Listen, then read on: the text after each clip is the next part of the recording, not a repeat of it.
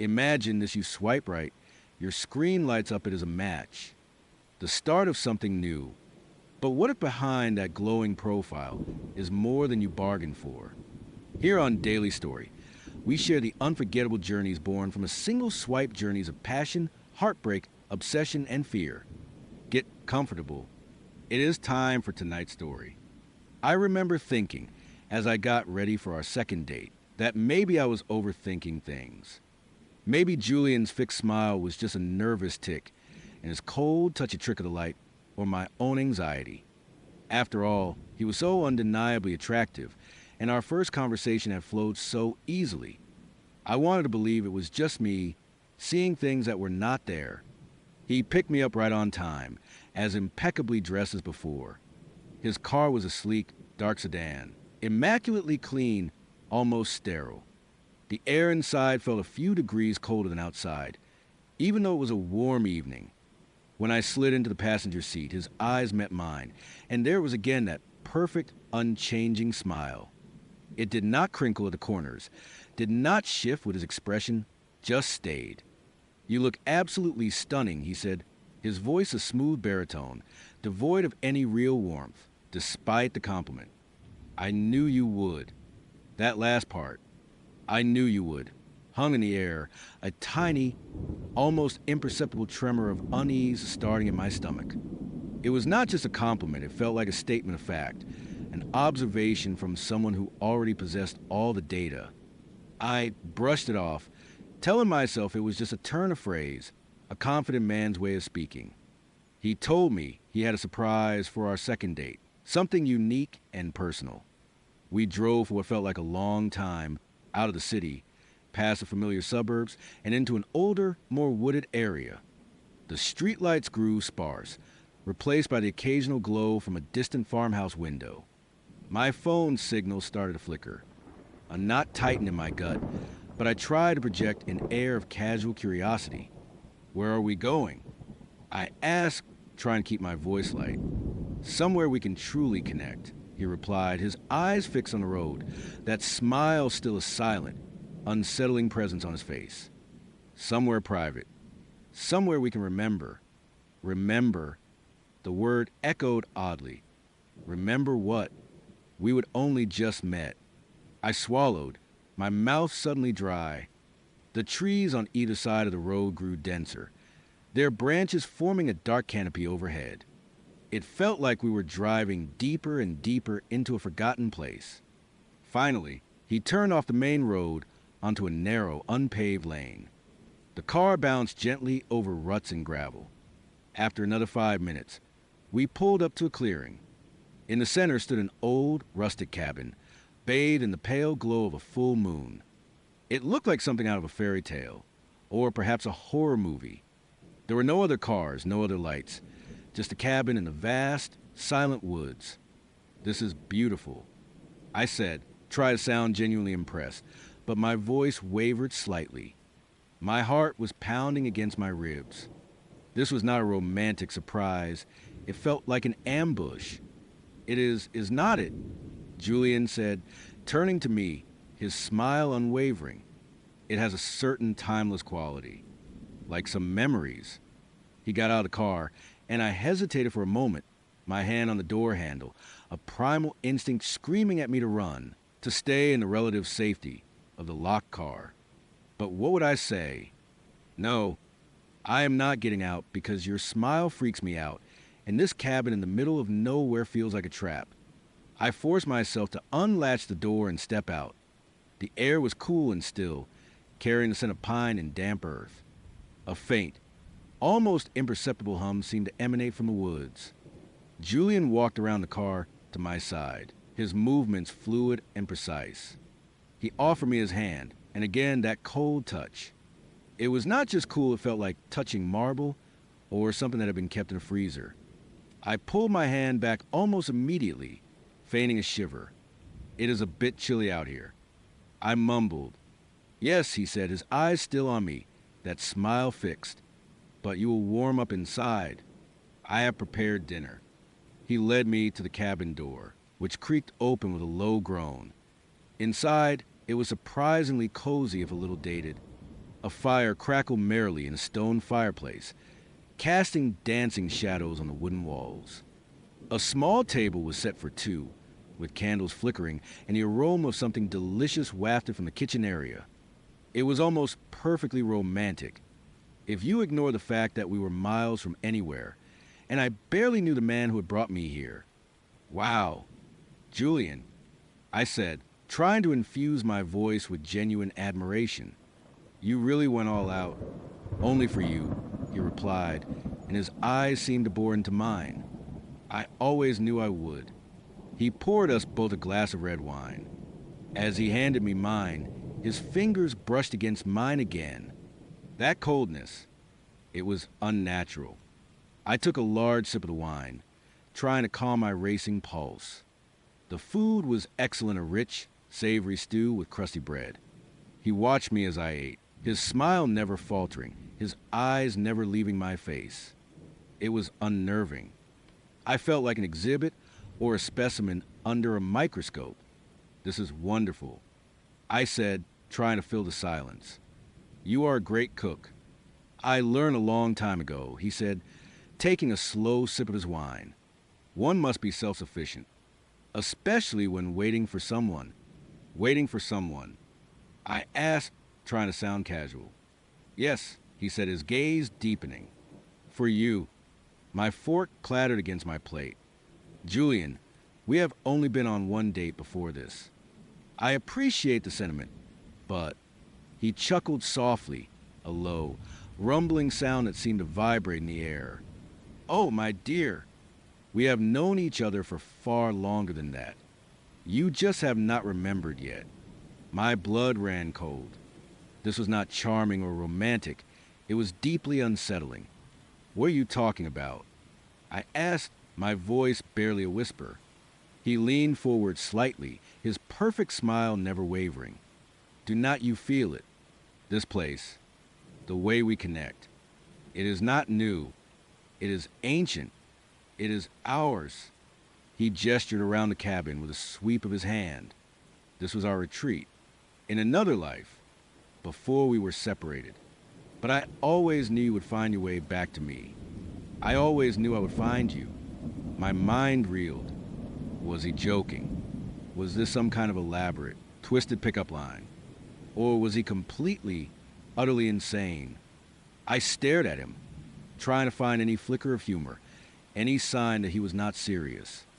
There was none, only that fixed, perfect smile and the unwavering intensity in his eyes. Julian, I said, trying to keep my voice steady, I think you might be mistaken. I have never been here before, and I certainly do not remember any past life with you. His smile seemed to widen, if that were possible, though the corners of his eyes did not move. Ah, the veil of forgetfulness. It is a cruel trick, is not it? But it is thin, very thin. I see glimpses of it in your eyes. Sometimes, the way you tilt your head, the exact shade of your hair, just as I remember it. Even your beautiful smile, it is the same. He reached across the table, and before I could react, his cold fingers closed around my wrist. A jolt of pure dread shot through me. It felt like a hey, everyone. I have got another one for you, a story that still ties my stomach in knots whenever I think about it. It is one of those experiences that makes you question everything you thought you knew about yourself, about reality, and about the strange, unsettling depths of human obsession. This happened a few years back, and even now, the memory makes my skin prickle. I am Alex, a freelance graphic designer, and back then, I was pushing 30, feeling the weight of endless deadlines and the general grind of city life. I needed a break, a proper reset. So, I packed up my old beat-up sedan, threw in a tent, and decided to go off-grid for a week. My plan was simple: drive north, find some quiet state park, hike, camp, and just breathe some fresh air. No phone, no internet, just me and the wilderness. Sounded idyllic, right? I was heading through this particularly remote stretch of Pennsylvania, a place where the trees grew thick and tall, swallowing the sunlight, and the roads narrowed into winding ribbons of cracked asphalt. It was beautiful in a wild, untamed kind of way, but also eerily quiet. I had not seen another car for miles, and the small towns I would pass through felt like ghostly communities, with boarded up storefronts and empty streets. Then it happened, a sharp thump from the front right wheel, a violent shudder, and my car began to pull hard to the side. I wrestled the steering wheel, managing to bring the old gal to a sputtering halt on the shoulder. I knew instantly what was a flat, a really, really bad flat. I got out, heart sinking, and sure enough, the tire was shredded. Not just a puncture, but completely torn to pieces. And of course, my spare was as flat as a pancake itself. I would have been meaning to get it fixed for months. Procrastination, my old friend, had finally caught up to me. I pulled out my phone. No signal. Not a single bar. I was not surprised, but a wave of genuine dread washed over me. It was getting late. The sun was starting to dip below the horizon, painting the sky in hues of orange and purple that were beautiful, but also felt ominous. I was miles from anywhere, completely stranded. I had two choices: spend the night in my car, which felt like a recipe for disaster in such a remote area, or start walking. I chose to walk. I grabbed my backpack, a bottle of water, and started trudging down the road, hoping to find anything. A gas station, a farm, just a house with a working phone. I walked for what felt like hours, the twilight deepening into a proper night. The air grew cold, and the sounds of the forest, of rustling leaves, the distant hoot of an owl, the unseen critters scurrying in the undergrowth started to sound less peaceful and more menacing. Just as I was about to give up hope and resign myself to a cold, uncomfortable night on the side of the road, I saw it, through a break in the trees, a faint glow. Lights. A house. Relief flooded through me so intensely, I almost cried. I picked up my pace, scrambling through a patch of overgrown weeds, and then I saw it clearly. It was not just a house, it was a sprawling, old Victorian mansion. 3 stories tall, with intricate gingerbread trim, a wraparound porch, and a widow's walk on the roof. It looked like something straight out of a Gothic novel, imposing and a little spooky, but at that moment, it was a beacon. I made my way up the long, gravel driveway, the crunch of my boots echoing in the stillness. The house was well maintained, despite its age, with neatly trimmed hedges and a meticulously kept garden. As I got closer, I could see warm light spilling from several windows. Maybe someone was home. I climbed the steps to the heavy oak front door and knocked. The sound was surprisingly loud, reverberating through the quiet evening. I waited, listening. After a moment, I heard footsteps approaching from inside, slow and deliberate. The door creaked open, revealing an older woman. She must have been in her late 70s, maybe early 80s, with silver hair pulled back into a neat bun and sharp, intelligent eyes that were a striking shade of blue. She was wearing a simple but elegant dark dress. Her face, though lined with age, held a certain grace. "Hello." I began, feeling a bit awkward. "My name's Alex. My car broke down a few miles back, and I was wondering if you might have a phone I could use, or if you know anyone who could tow me." The woman's eyes widened and a slow, radiant smile spread across her face. It was not just a polite smile. It was one of pure, unadulterated joy, a smile that seemed to light up her entire being. She reached out a hand, her fingers surprisingly strong as they gripped my arm. "Jonathan," she whispered, her voice thick with emotion. "Jonathan, is that truly you? Oh, my dearest boy you have returned. At last. We have been waiting for you." I blinked, completely taken aback. "I think you have me mistaken," I said gently, trying to pull my arm free. "My name is Alex. Alex Miller." Her smile did not falter. In fact, it seemed to deepen, though now there was a touch of something else in her eyes, a strange, almost pitying look. "Nonsense, dear boy. It has been so long. I understand you might be a little disoriented. But it is me. Eleanor. Your Aunt Eleanor. Come in. Come in, you must be exhausted. Before I could protest further, she tugged me inside, closing the heavy door behind me with a soft thud that echoed to the grand foyer. The air inside was warm, smelling faintly of old wood dust and something sweet, like dry potpourri, but with underlying mustiness. The foyer was dimly lit by a crystal chandelier, casting long, dancing shadows on the walls adorned with old portraits. Arthur, Sarah, Thomas, Lily. Eleanor called out, her voice surprisingly strong. He is here. Jonathan has come home. From deeper within the house. I heard a flurry of footsteps, and then, one by one, other people emerged. First, an older man, stout and quiet, with kind eyes that seemed to hold a deep sadness. He was Arthur, Eleanor's husband. I presumed. He just stared at me for a long moment, a slow smile mirroring Eleanor's spreading across his face. Then, a younger couple, probably in their late 30s or early 40s. The woman, Sarah, had hair the color of corn silk and a gentle demeanor. The man, Thomas, was tall and lanky, with a nervous energy about him. They both looked at me with the same mixture of surprise, relief, and overwhelming joy. And finally, a little girl, no older than 5 or 6, with wide, curious eyes and a mop of brown curls. She ran straight to me, wrapping her small arms around my legs. Daddy Jonathan. She squealed, burying her face against my jeans. My jaw practically hit the floor. Wait a minute. I stammered, trying to untangle myself from the child's embrace. There's a serious misunderstanding here. I am not Jonathan. I am Alex. I have never met any of you before. Eleanor patted my arm, her smile unwavering. Oh, Jonathan, you always were one for a practical joke, even as a boy. But this is too much. You've been gone for so long. We were starting to lose hope. She turned to the others. He is just a little confused, that is all. The shock of returning. We must make him comfortable. Arthur nodded, his gaze unwavering. Sarah reached out, her hand hovering as if she wanted to touch my face but thought better of it. Thomas, however, looked a little pale, and he cleared his throat. It has been a long journey. Jonathan, you should rest.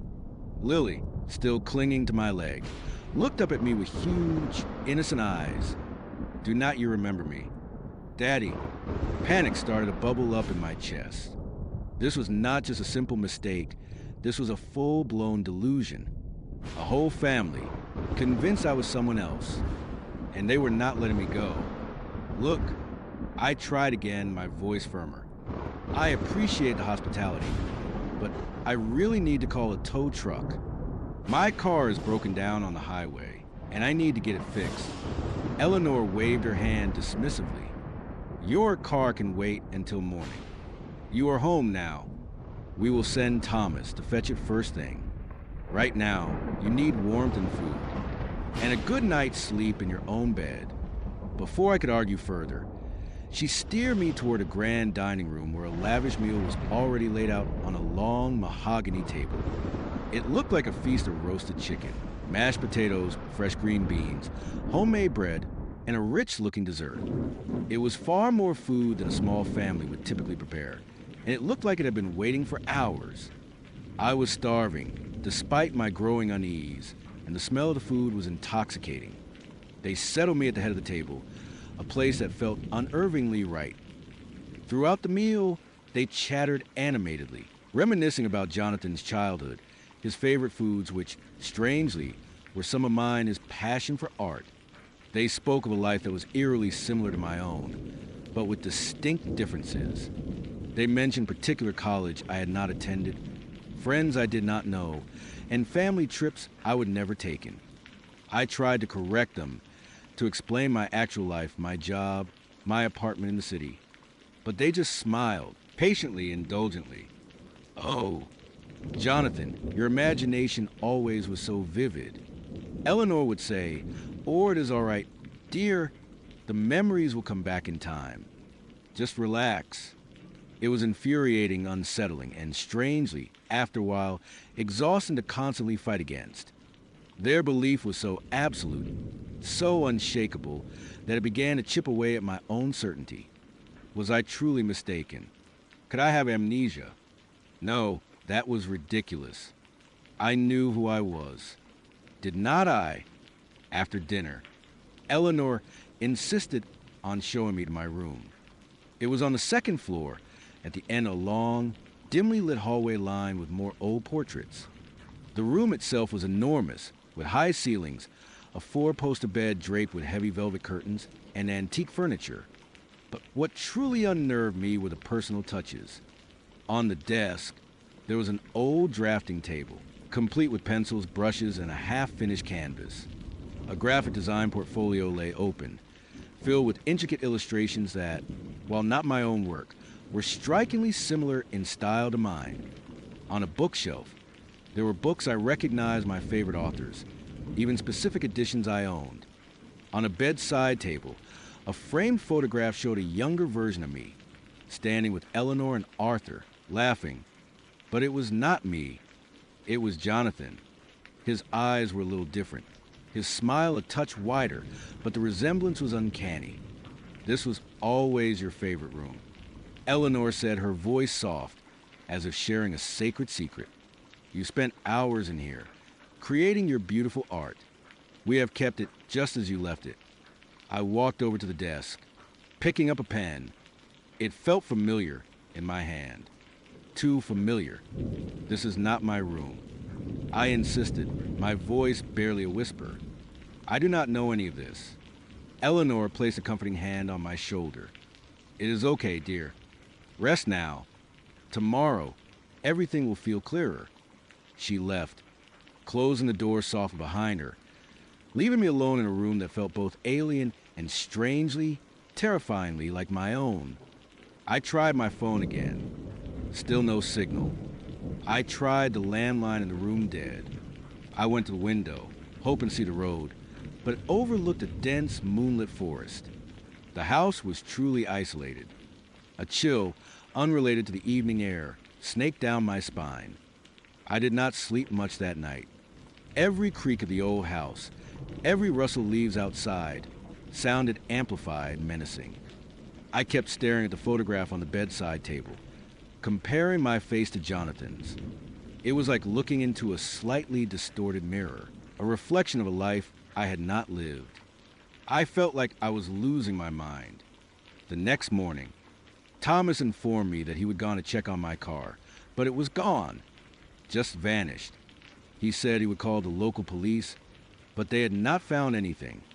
I knew he was lying. My car could not just disappear. They had done something. From that point on, my stay at the mansion became a waking nightmare. They treated me with relentless kindness, but it was a suffocating, almost suffocating kindness.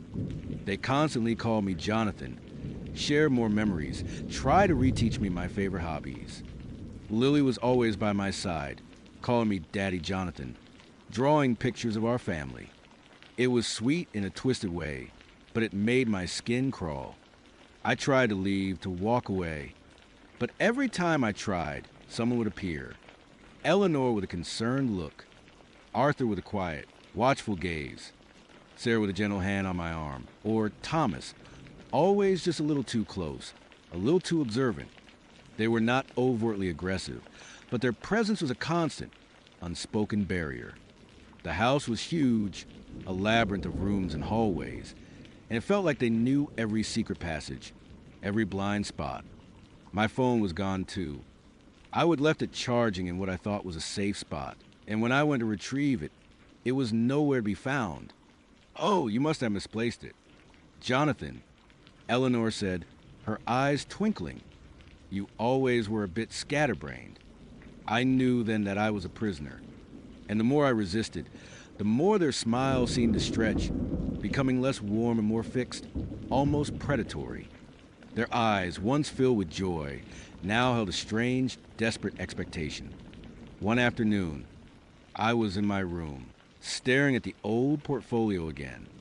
One of the illustrations caught my eye. It was a detailed drawing of the mansion, but with an extra wing, a tall, Gothic tower that was not there now. It looked like it had been torn down. I traced the outline of the missing structure, a strange sense of déjà vu washing over me. Later that day, while the family was busy in the kitchen preparing dinner, I decided to do some serious investigating.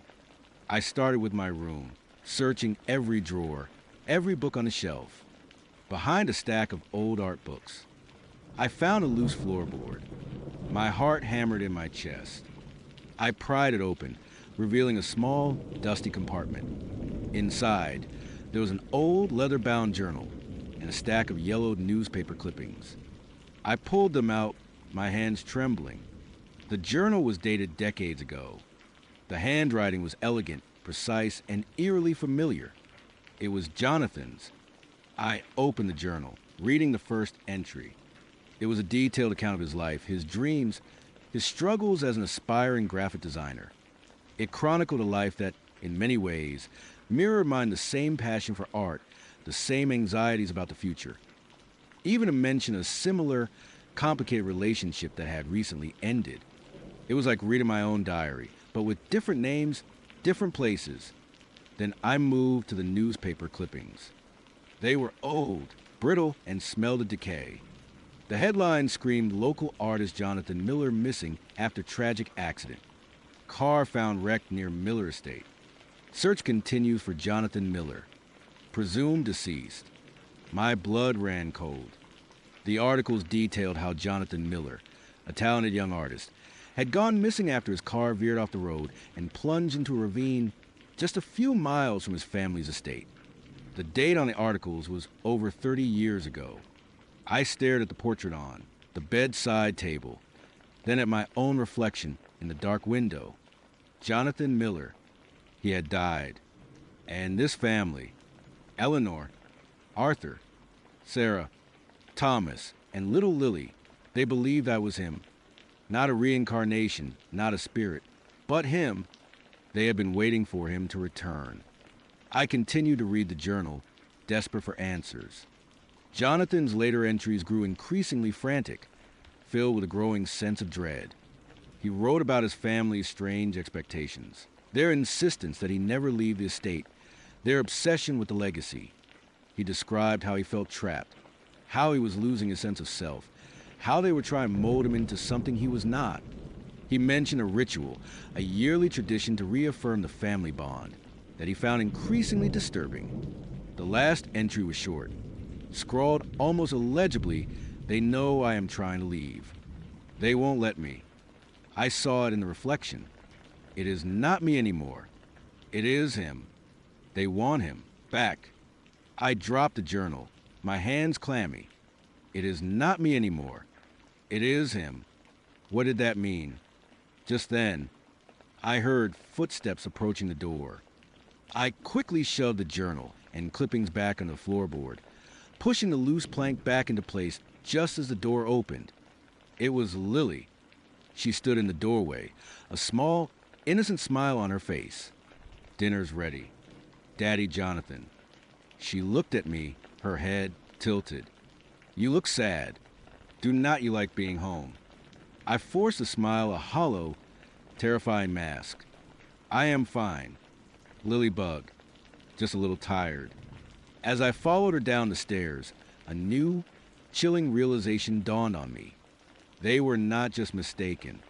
They were not just delusional. They were actively trying to replace me. They wanted Jonathan back so badly that they were willing to erase my identity and force me into his. And the ritual Jonathan mentioned, what was it for? To complete the transformation, to fully bring him back, perhaps by transferring his essence into my body. That night, during dinner, the atmosphere felt different. Their smiles were wider, their eyes more intense. They talked about Jonathan's return with an almost feverish excitement. Eleanor raised a glass of wine. To Jonathan, finally home where he belongs. May his memories be fully restored, and his spirit find peace with us, forever. I took a sip of the wine they would poured me. It tasted strangely sweet, almost syrupy, and I felt a sudden wave of dizziness wash over me. My head started to swim. I tried to stand, but my legs felt like lead. Feeling a little tired, dear, Eleanor asked, her blue eyes sparkling with a malicious glee that sent shivers down my spine. Do not worry. It is just a little something to help you relax. To help you remember. The room started to spin. I could hear their voices, distant and muffled, chanting something. Not words I understood, but a low, guttural hum that vibrated through my bones. Lily was staring at me, her innocent face now contorted into a strange, knowing smirk. I stumbled out of my chair, desperate to escape. I pushed past Thomas, who made no move to stop me, only watched with a fixed, unnerving grin. I staggered through the dining room, my vision blurring, trying to find the front door. I could hear them following me, their footsteps slow and deliberate, like predators stalking their prey. I reached the foyer, my hand fumbling for the doorknob. It would not turn. Locked. Of course. I heard Eleanor's voice, closer now, behind me. You can't leave. Jonathan, you tried once before. It did not work then, and it won't work now. You belong here. With us. You are us. I turned, my back pressed against the door. They were all there, standing in a semicircle, their faces illuminated by the dim chandelier, their eyes burning with an unholy light. Eleanor, Arthur, Sarah, Thomas, and Lily. Their faces were no longer kind or even just unnerving, they were grotesque, twisted by an ancient, hungry madness. I am Alex. I screamed, my voice hoarse, tears streaming down my face. My name is Alex. Let me go. Eleanor stepped forward, her hand reaching out. Her fingernails looked longer, sharper in the dim light. No, dear. You have been Alex for long enough. It is time to be Jonathan again. It is time to come home. Jonathan's spirit has been restless, waiting for the right vessel. And you, dear boy, you are perfect. As her hand came closer, I saw it. In the polished surface of the antique mirror behind them, my reflection stared back. But it was not just my face. Superimposed over it, a faint, translucent image shimmered an older, sadder face, with eyes that held a profound sorrow. Jonathan. And for a fleeting, horrifying second, Jonathan's face smiled a slow, malevolent grin, and then my own reflection shifted, mirroring that same chilling expression. A primal scream tore from my throat. I did not know where the strength came from, but I lunged, not at them, but towards a heavy, ornate vase on a nearby pedestal. I grabbed it, feeling the cold ceramic in my hand, and hurled it with all my might at the large, stained glass window that overlooked the front garden. The glass shattered with a deafening crash, sending shards flying. The cold night air rushed in, a blast of freedom. I did not wait. I scrambled to the broken window, cutting my hands and arms on the jagged edges, but I did not feel the pain. All I felt was the desperate need to escape. I hit the ground, rolling, then scrambled to my feet. I could hear their enraged shouts from inside the house, the sound of their heavy footsteps. I did not look back. I ran. I ran through the garden, through the hedges, into the dense, dark woods beyond. Branches whipped in my face, thorns tore at my clothes, but I kept running, fueled by pure, unadulterated terror. I ran until my lungs burned, until my legs ached, until I collapsed, gasping for air in a tangled thicket of bushes. I lay there for what felt like an eternity, listening, expecting to hear their footsteps, their voices. But there was nothing, only the sounds of the night, the rustling leaves, the distant hoot of an owl. Eventually, I managed to crawl out of the woods, stumbling onto a dirt road that, miraculously, led to a small, isolated gas station several miles away. The attendant, a grizzled old man, took one look at my bloodied, disheveled state and called for help. His skin seemed to recede. He let out a choked, guttural gasp, a sound that was less human and more like something ancient dying in the light. It was not just a wince, it was a violent, full body spasm, like he had been electrocuted. His eyes, those deep, dark pools that had once seemed so captivating, now dilated wildly, reflecting the dappled sunlight like a predator caught in a sudden flash. He brought a hand up, not to shield his eyes, but to cover his face, almost as if trying to reform it.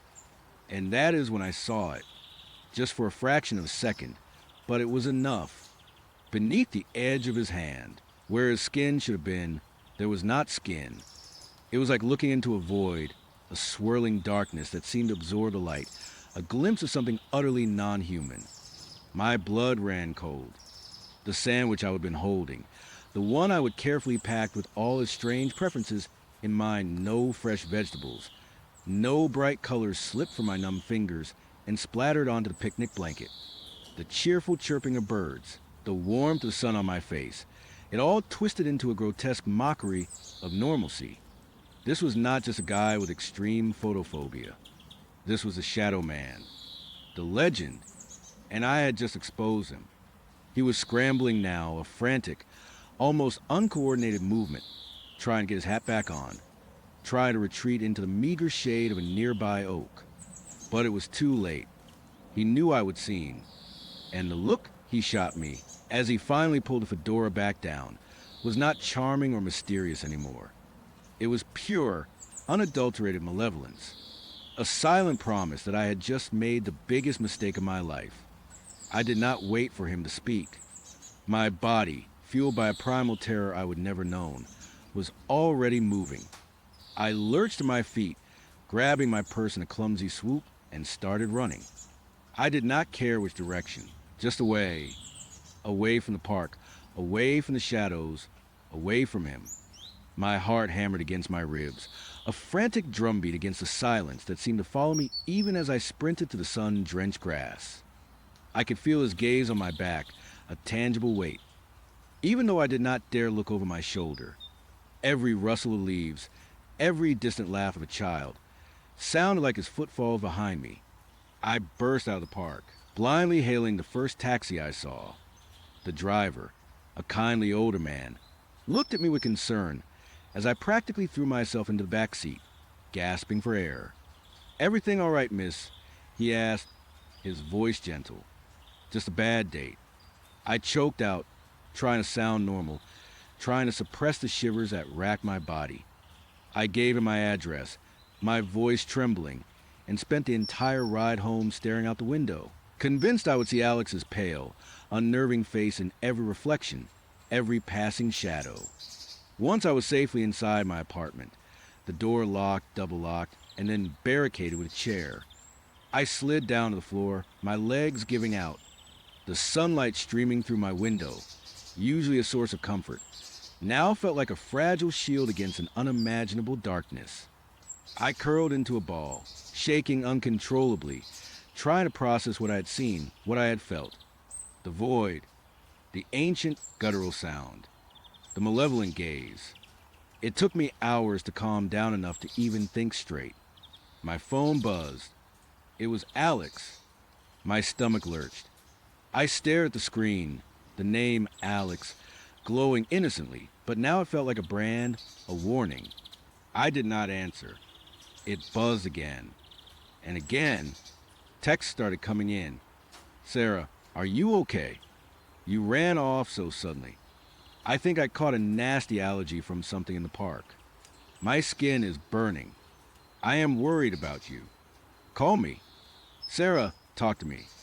What happened back there? Do not make me come looking for you."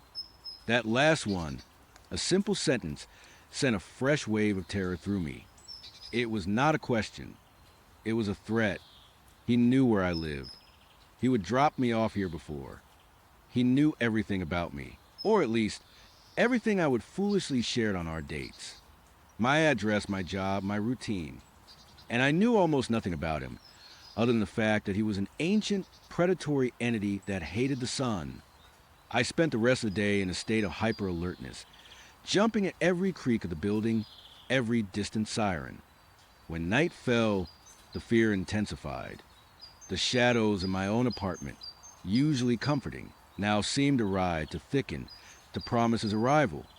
I pulled all my blinds down, turned on every light, and huddled under a blanket, my laptop open to the search bar. Shadow Man legend. I typed, my fingers trembling. The local articles I had found before were just the tip of the iceberg. Now, with the chilling confirmation of what Alex was, I dug deeper, much deeper. I started finding obscure forums, old folklore archives, even some incredibly disturbing, grainy videos that claimed to show sightings. The legend was not just local. It was ancient, spanning cultures, always with similar characteristics: a creature of pure shadow, an aversion to light so extreme it caused physical agony, unnerving silence, unnatural pallor, and a distinct lack of needing sustenance in any conventional sense. They were said to feed on something else. Not blood, not flesh, but something more insidious. Energy, life force, fear.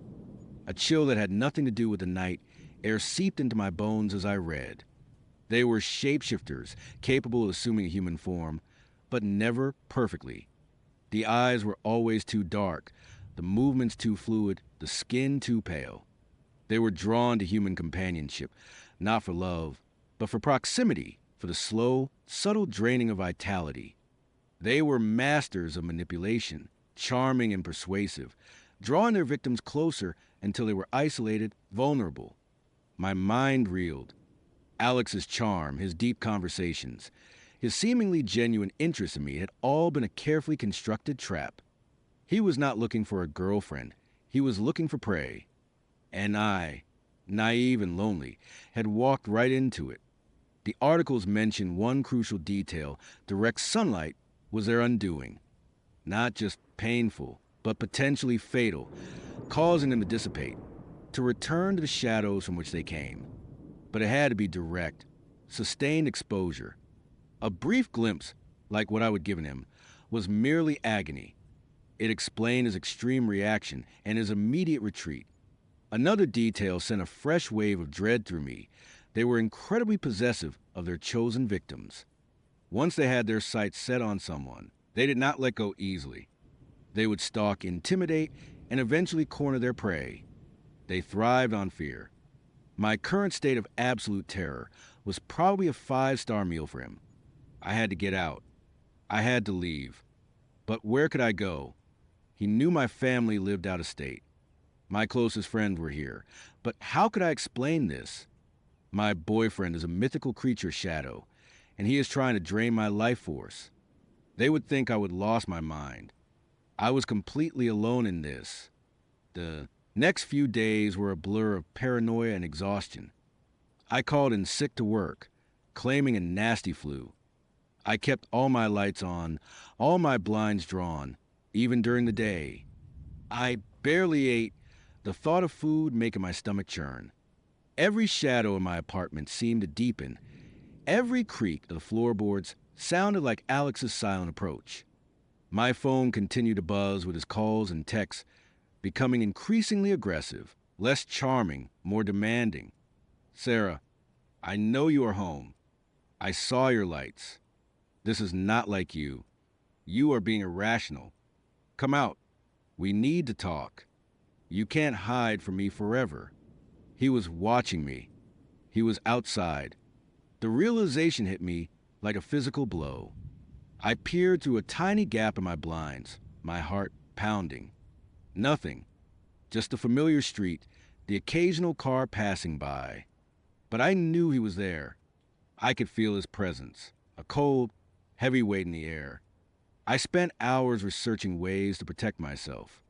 Salt, holy water, silver. These were for vampires, for demons. The Shadow Man legend mentioned nothing of the sort. Only light. But how could I use light against something so powerful, something that could move like smoke? Then I found it, an obscure, ancient text digitized and uploaded by a forgotten academic. It spoke of a specific ritual, not for destroying them, but for banishing them, for severing their connection to a specific place, a specific person.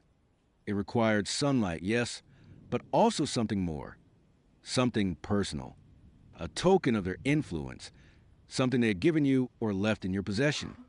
And most chillingly, a direct confrontation, an act of defiance under specific conditions. I racked my brain. What had Alex given me? He would never given me gifts, never left anything at my place. He was always so careful, so self-contained. Then I remembered the dark, polished stone he would once admired in my apartment, turning it over in his unnaturally pale fingers. He would say it reminded him of home. And then, one day, it was gone. I had not noticed its absence until now, consumed by other fears. He had not given me anything. He had taken something. A piece of my home, a piece of my space. A token of his presence, not mine. This was going to be harder than I thought. I did not have a token of his influence to use against him. All I had was a memory of his touch, the lingering chill in the air when he was near. The relentless pressure from Alex intensified. One night, I heard a faint scratching at my door. I froze, my breath catching in my throat. It was not a human sound. It was like long, dry fingernails dragging across the wood. Then a whisper, so low I almost convinced myself I imagined it, right outside my peephole. "Sarah, let me in. We need to talk about what you saw." His voice, usually so smooth and calming, was now laced with an icy edge that promised pain. I did not move, did not breathe. The scratching continued for what felt like an eternity, then stopped. Silence. But I knew he was still there. I spent the entire night huddled in my living room, a kitchen knife clutched in my hand, staring at the front door. I could not live like this. I was becoming a ghost in my own home, wasting away from fear and lack of sleep. I had to do something. I had to confront him. But how? And where? He was a creature of darkness. I needed light. A lot of it. That is when an idea, terrifying and desperate, began to form in my mind. My apartment building had a rooftop access. It was rarely used, mostly for maintenance, but offered an unobstructed view of the sky. And during the day, it was bathed in direct sunlight. My apartment was on the top floor. If I could lure him up there, but how to lure him? He would not just show up for a casual chat after what happened at the park. He knew I was terrified. He knew I knew. The only way he would come is if he thought he had the advantage, if he thought he was cornering me. I decided to play his game. I picked up my phone, my hand shaking, and drafted a text. "Alex, I am tired of running. I want to talk. Meet me on the rooftop of my building tomorrow at noon. Just us. Do not try anything or I will scream. And the sun will be out." I hit send, my heart pounding. It was a bluff, an act of pure desperation. I was hoping to mention the sun would make him hesitant, but the "I will scream" part might appeal to his predatory nature. He would think I was scared, easy prey. He would think he could manipulate me one last time, perhaps even try to silence me permanently. His reply was almost instantaneous. "Sarah, finally, see you then." No threats, no anger, just a chilling calm. He was confident. He thought he had me. I spent the rest of the night preparing. I did not sleep a wink. I researched the rooftop layout, the best spots for maximum sun exposure. I found an old, heavy-duty flashlight, the kind construction workers used, and charged it fully. It was a pathetic weapon against a creature's shadow, but it was all I had.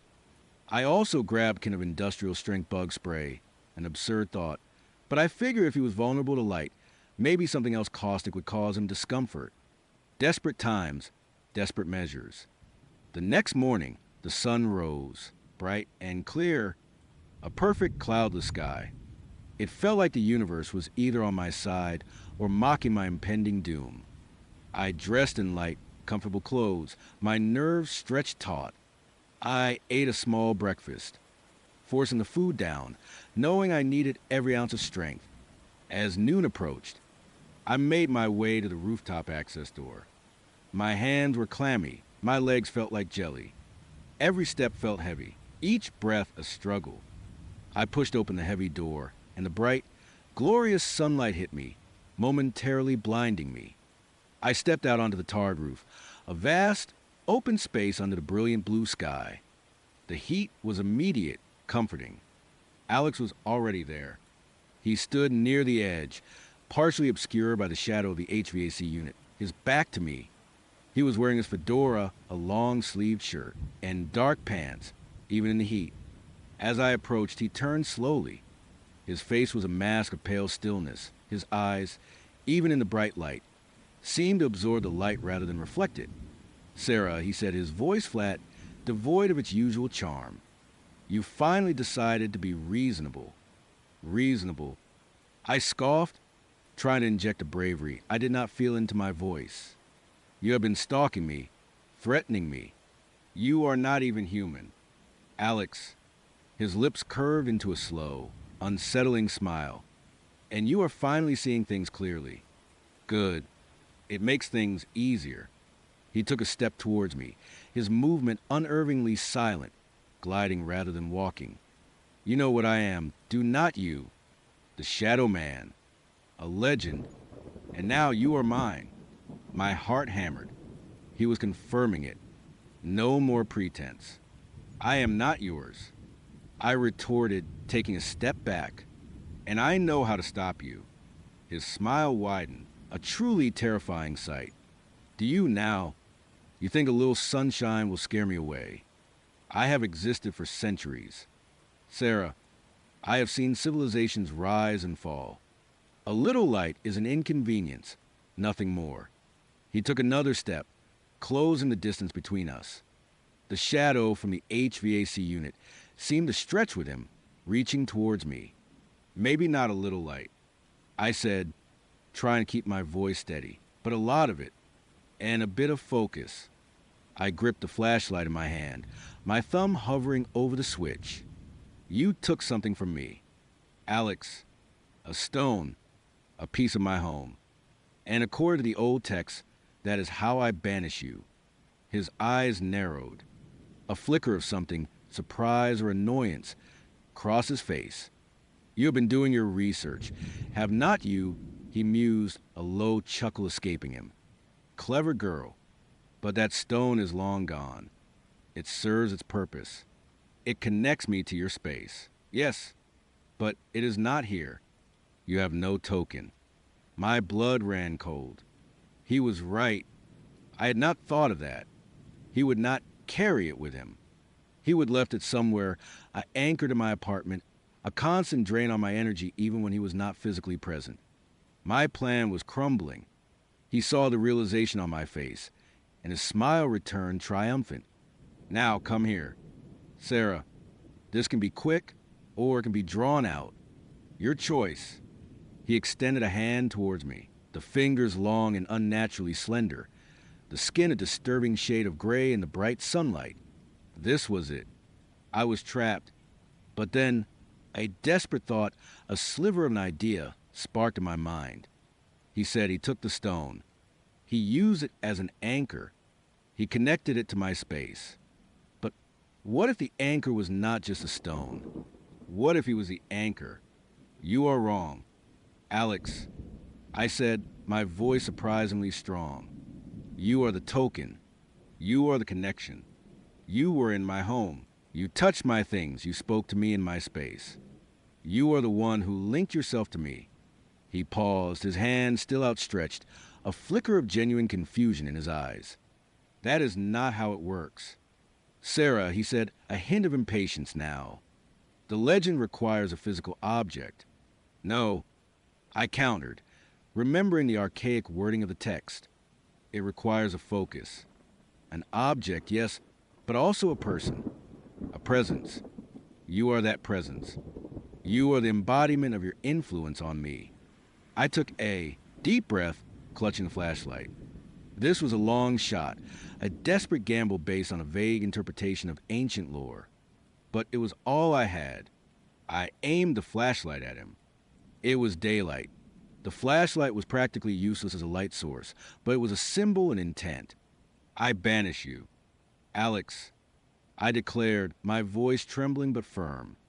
I sever your connection to me, to my home, to my life, by the power of the sun, and by the right of my own will. I cast you out. And then, I did the most insane thing I could think of. I threw the can of bug spray at him. It was a reflex, a desperate, irrational act. It hit him squarely in the chest, and the impact, combined with a sudden, jarring motion, made him stumble back. He let out another one of those choked, guttural gasps, a sound of pure agony. But it was not the impact that did it. As he stumbled, he moved out from the shadow of the HVAC unit, fully into direct, unadulterated sunlight, and it was like he was made of smoke. His form began to waver, to shimmer. The edges of his body seemed to blur, to fray. The pale skin stretched, thinned, and then impossibly began to dissipate, like dust motes caught in a strong breeze. He let out a shriek, a sound of absolute, unholy torment, a sound that seemed to tear at the very fabric of the air. He clawed at his face, at his chest, as if trying to hold himself together, but it was no use. The sunlight was relentless, pouring over him, dissolving him. His fedora fell to the ground, a dark circle on the bright tar. His clothes, strangely, seemed to remain for a moment, an empty shell, as the darkness within them, the true Alex, was consumed. His eyes, those terrifying, abyssal eyes, were the last to go. They widened in a silent scream of pure, unending agony before they, too, dissolved into nothingness. The air around me grew cold, then warm again, as if a great, oppressive weight had been lifted. Then there was nothing. No Alex, no shadow, just the empty space where he had stood, the sun beating down on the tarred roof and the gentle breeze rustling my hair. I stood there, gasping, my body trembling so violently I thought I would collapse. The silence was deafening, broken only by the distant sounds of the city, sounds that now seemed normal, comforting. It was over. He was gone. I do not know how long I stood there, staring at the empty spot. Minutes, hours. Eventually, the reality of what had just happened began to sink in. I had faced a creature of legend, a being of pure darkness, and I had somehow defeated it. Slowly, carefully, I walked to the edge of the roof, looking down at the city below. People walked by, oblivious, living their mundane lives, unaware of the ancient horror that had just been banished from their midst. I was one of them again, but I was also forever changed. I went back down to my apartment, the silence inside now feeling different. Not oppressive, but empty. A void that was once filled with dread, now just space. I pulled up my blinds, letting the sunlight flood in, chasing away every last shadow. I cleaned my apartment meticulously, scrubbing every surface, as if trying to erase the lingering chill of his presence. The nightmares still come, sometimes. The image of his dissolving form, the sound of his final, unearthly shriek, the feeling of his malevolent gaze. I still jump at shadows, and I am hyper-aware of the light in every room. Dating apps. Forget about it. The thought of letting someone new into my life, into my space, fills me with an instinctive dread. I never told anyone what happened. Who would believe me? They would think I would have had a psychotic break, a really bad experience with a toxic ex. And maybe in a way it was, but it was also so much more. It was a confrontation with something ancient, something that should not exist. I still live in that apartment. I have installed extra lighting, even motion sensor lights in every dark corner. I keep my blinds open during the day, letting in as much sunlight as possible. And every now and then, when a shadow seems to linger a little too long, or a sudden chill permeates the air, I find myself reaching for the nearest light switch, my heart pounding, just in case. Because even though he is gone, even though I banish him, a part of me will always wonder if the shadows can truly ever be completely cleared away. And if, somewhere out there, another Alex is waiting, charming some other lonely soul, drawing them into the darkness. The mirror shards rained down, glittering like malevolent ice against the tile. It was not a clean break, not a simple crack. It was an explosion of glass, a violent eruption that left the frame twisted and gaping, a black void where my reflection used to be. But Eliza was no longer confined to the glass. She was here, her form solidified from the chaos, shimmering like heat haze off asphalt, then settling into something far more substantial, far more terrifying than the woman I would known. Her skin, once so smooth and inviting, now had a translucent quality, like stretched membrane over shifting bone. Her eyes, those beautiful, intelligent eyes, were now pools of liquid mercury, reflecting nothing but my own frantic terror. And her smile, God, that smile. It was not just predatory, anymore it was a chasm, a hungry maw lined with teeth that were too long, too sharp, too numerous. A chorus of whispers, like dry leaves skittering across pavement in a gale, emanated from her, and I realized it was not just her voice. It was them, the mirror dimension, all of them, speaking through her, claiming me. You are tethered. Arthur, she hissed, her voice a symphony of rustling sounds and the faint clink of falling glass. The shards on the floor began to move, ever so slightly, drawn to her as if by an invisible current. Your amnesia was a canvas, a fresh, clean slate, and now it is time to paint. Panic seized me, a cold, suffocating hand around my throat. I stumbled backward, my bare feet crunching on the glittering debris, each step a jolt of pain that barely registered against the overwhelming dread. My apartment, my sanctuary, had become a cage. She was here, in my bathroom, and the shattered mirror was not a barrier but a gateway, flung wide open. No, I choked out, the word weak, pathetic. I wanted to scream, to run, but my legs felt like lead. The air in the bathroom grew heavy, thick with the smell of ozone and something else, something metallic and ancient, like stagnant blood. Eliza took a step forward, and the floor beneath her seemed to ripple, the shattered glass swirling around her ankles as if in a miniature vortex. Oh, but yes, Arthur, you are mine. You always have been. From the moment you burst forth a raw, screaming thing into the side of the veil, you were marked. A gift delivered right to our waiting hands. My head spun. What are you talking about? I do not understand. Of course you do not, she purred, her voice a lullaby of horror. That is the beauty of it. You were born without memory, a blank slate. We simply needed to guide you, to nurture you, to ensure you were ready. Ready for the grand unveiling. She gestured with a long, slender hand, and the remaining mirror shards on the floor lifted, shimmering, before snapping back into the twisted frame, forming a new, grotesque reflection. It was not a mirror anymore. It was a window into a churning, chaotic void, a realm of shifting shadows and eyes that blinked from the darkness. I finally found my voice, a ragged scream that tore from my throat. I turned and bolted, not caring about the glass digging into my soles. I burst out of the bathroom, into the hallway, my heart hammering against my ribs. I had to get out. I had to escape this nightmare. The front door. That was my only thought. But as I reached the living room, a chill permeated the air, a cold that bit deep into my bones. The windows, normally offering a view of the city, now reflected the swirling vortex I would seen in Eliza's wake.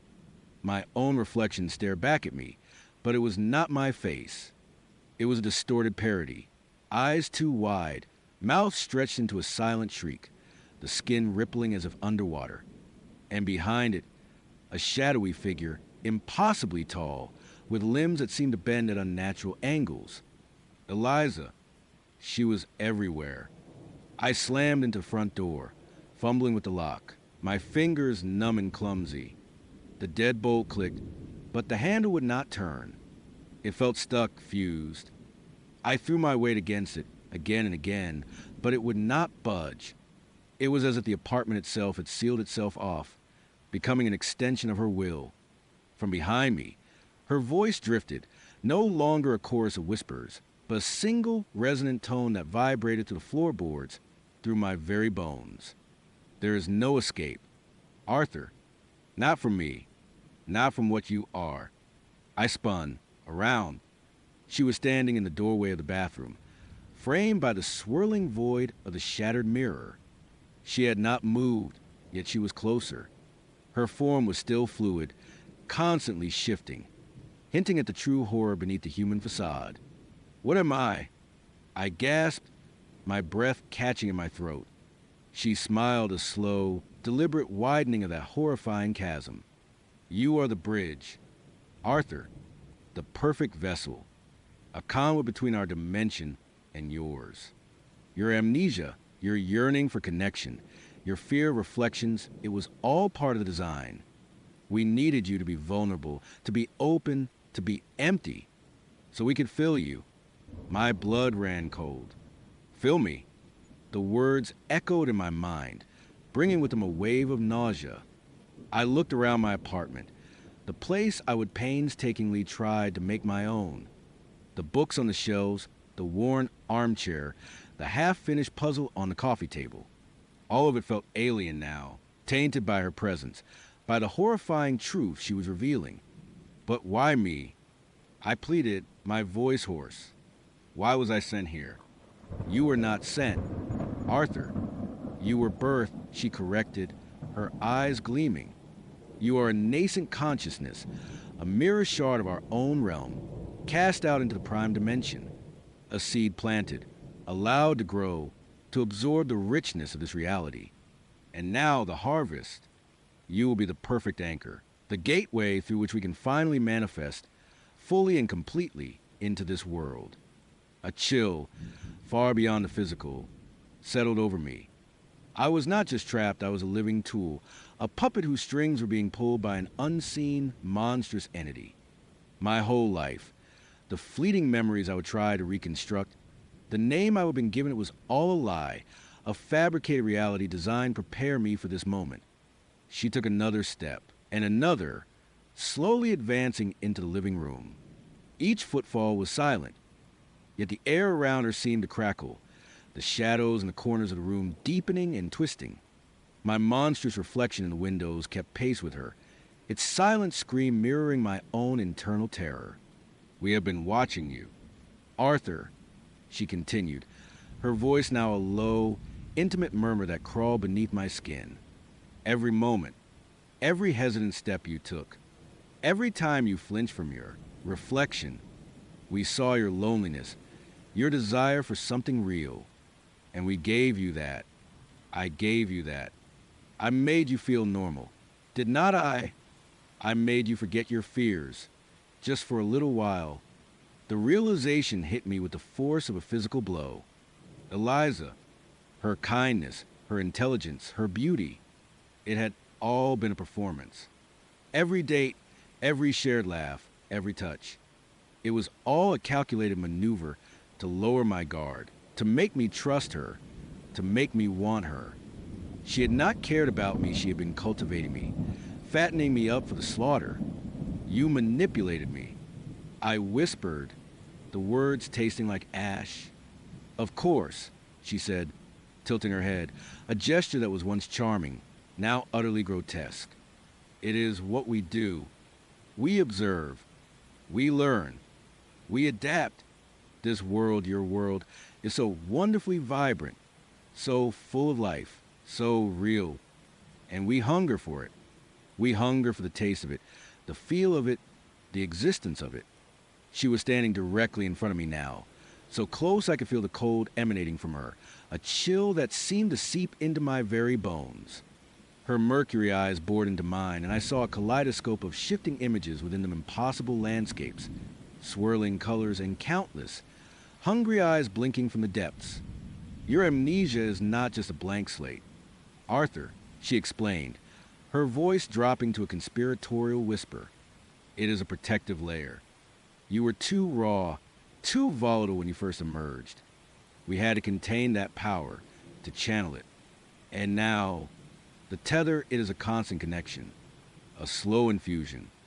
You see, the more you fear, The more you resist, the stronger connection becomes. The more of us you absorb. A horrifying thought solidified in my mind. The monstrous reflections. The feeling of not being alone. It was not just a psychological torment. It was literally happening. I was slowly being infused, taken over.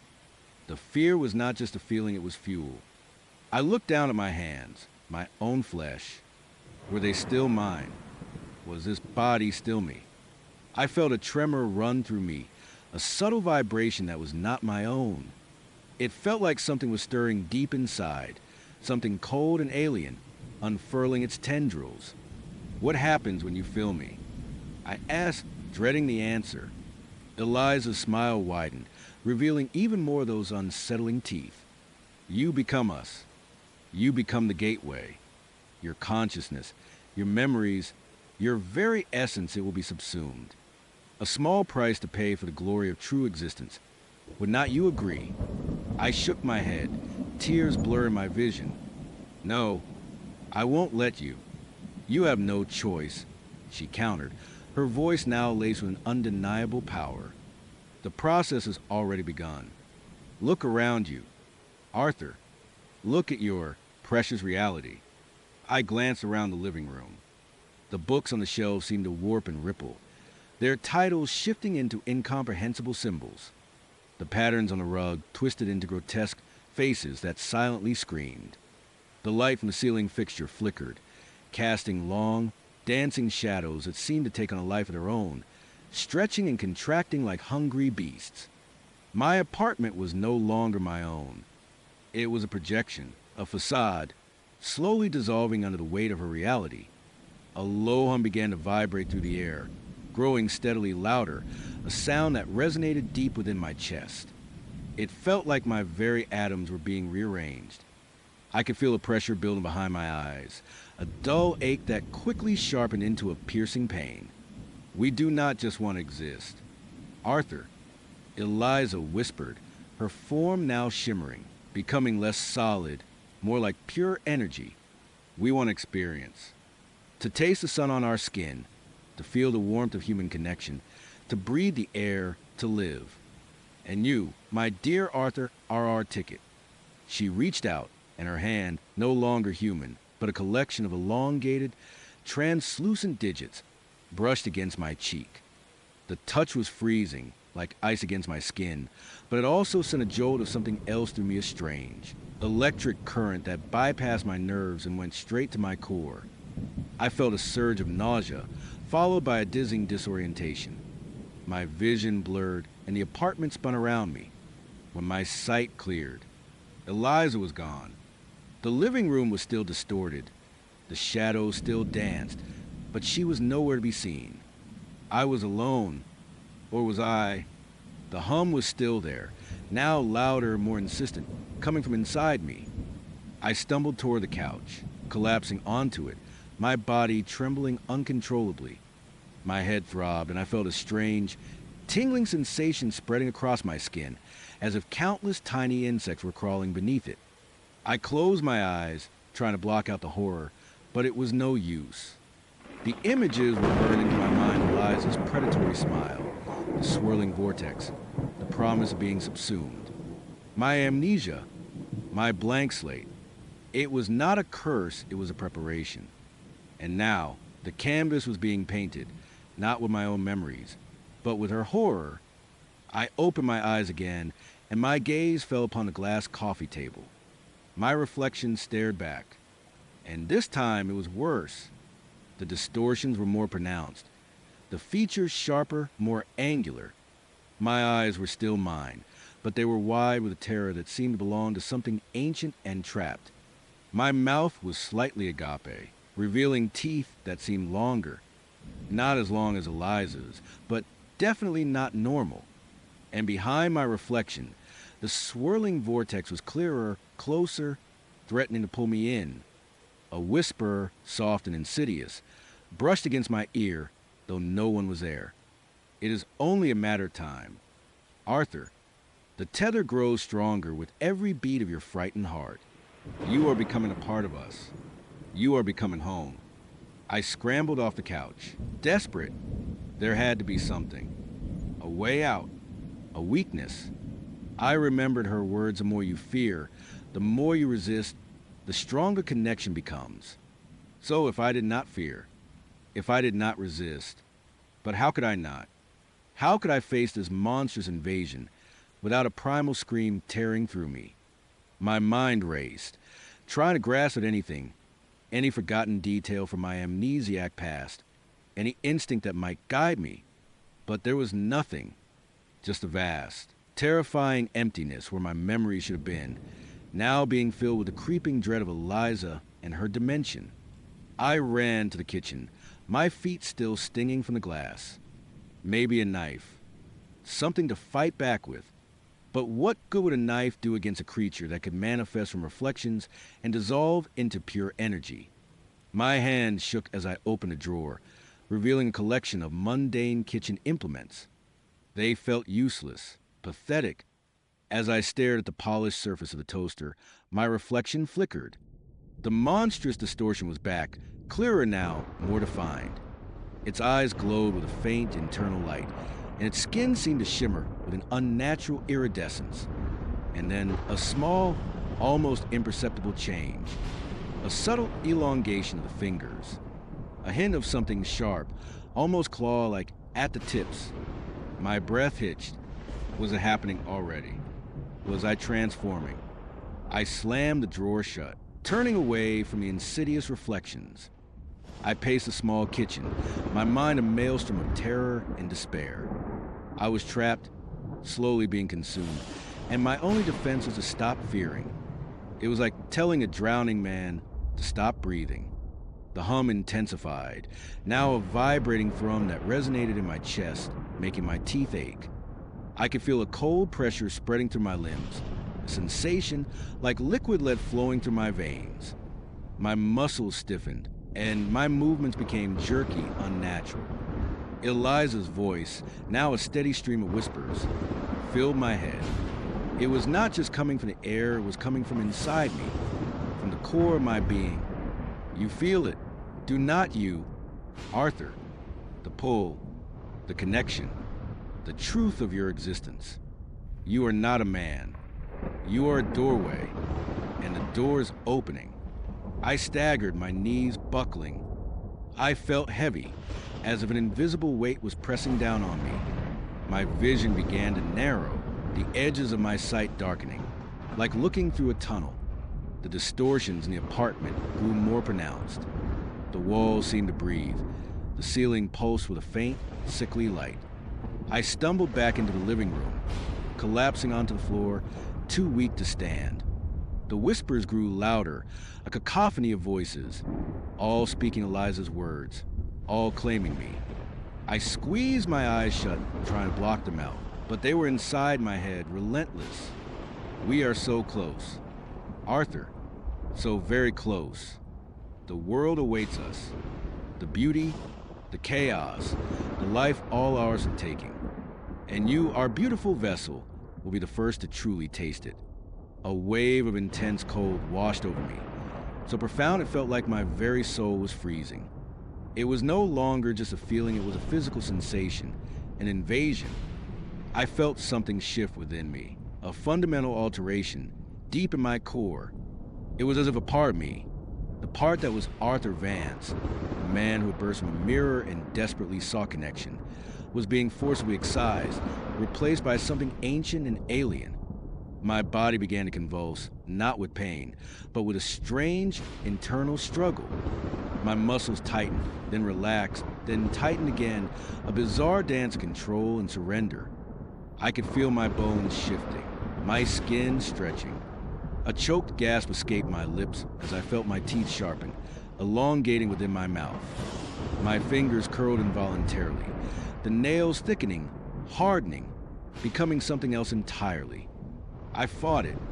I truly did. I screamed, a silent, internal scream that tore through my fading consciousness. I tried to push back against the invasion, to reclaim my body, my mind, but the force was overwhelming, relentless. It was like trying to stop a tidal wave with my bare hands. Eliza's voice, now clearer than ever, resonated through my very being. Do not fight it. Arthur, embrace it. This is your destiny. This is what you were made for. To be the bridge. To be the gateway. To be us. My eyes snapped open. I looked at my hands, splayed out on the distorted rug. They were no longer human. The skin was translucent, almost iridescent, reflecting the pulsing light from the ceiling. My fingers were elongated, tipped with sharp, obsidian claws that glinted wickedly. The transformation was almost complete. I lifted my head, my neck feeling stiff, strangely powerful. My gaze fell upon the nearest window, where my reflection stared back. It was no longer a distorted parody. It was her, or rather, it was us. The face was angular, sharp, with eyes of liquid mercury that glowed with an unsettling intelligence. The mouth was a thin line, but I knew what lay behind it. The chorus of whispers was no longer just in my head, it was coming from my own throat, a low, guttural hum that vibrated through the room.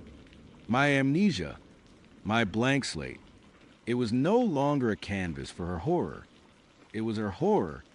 I was the horror, the last vestiges of Arthur Vance, the man who yearned for human connection, who feared his own reflection, flickered and died. There was no more fear, no more resistance, only a cold, crystalline understanding. The world was vibrant. It was real, and now it was ours. The front door, which had been fused shut, now shimmered, its lock dissolving into shimmering motes of light. The apartment, once a cage, was now merely a shell. And I, the new being, the gateway, stood up.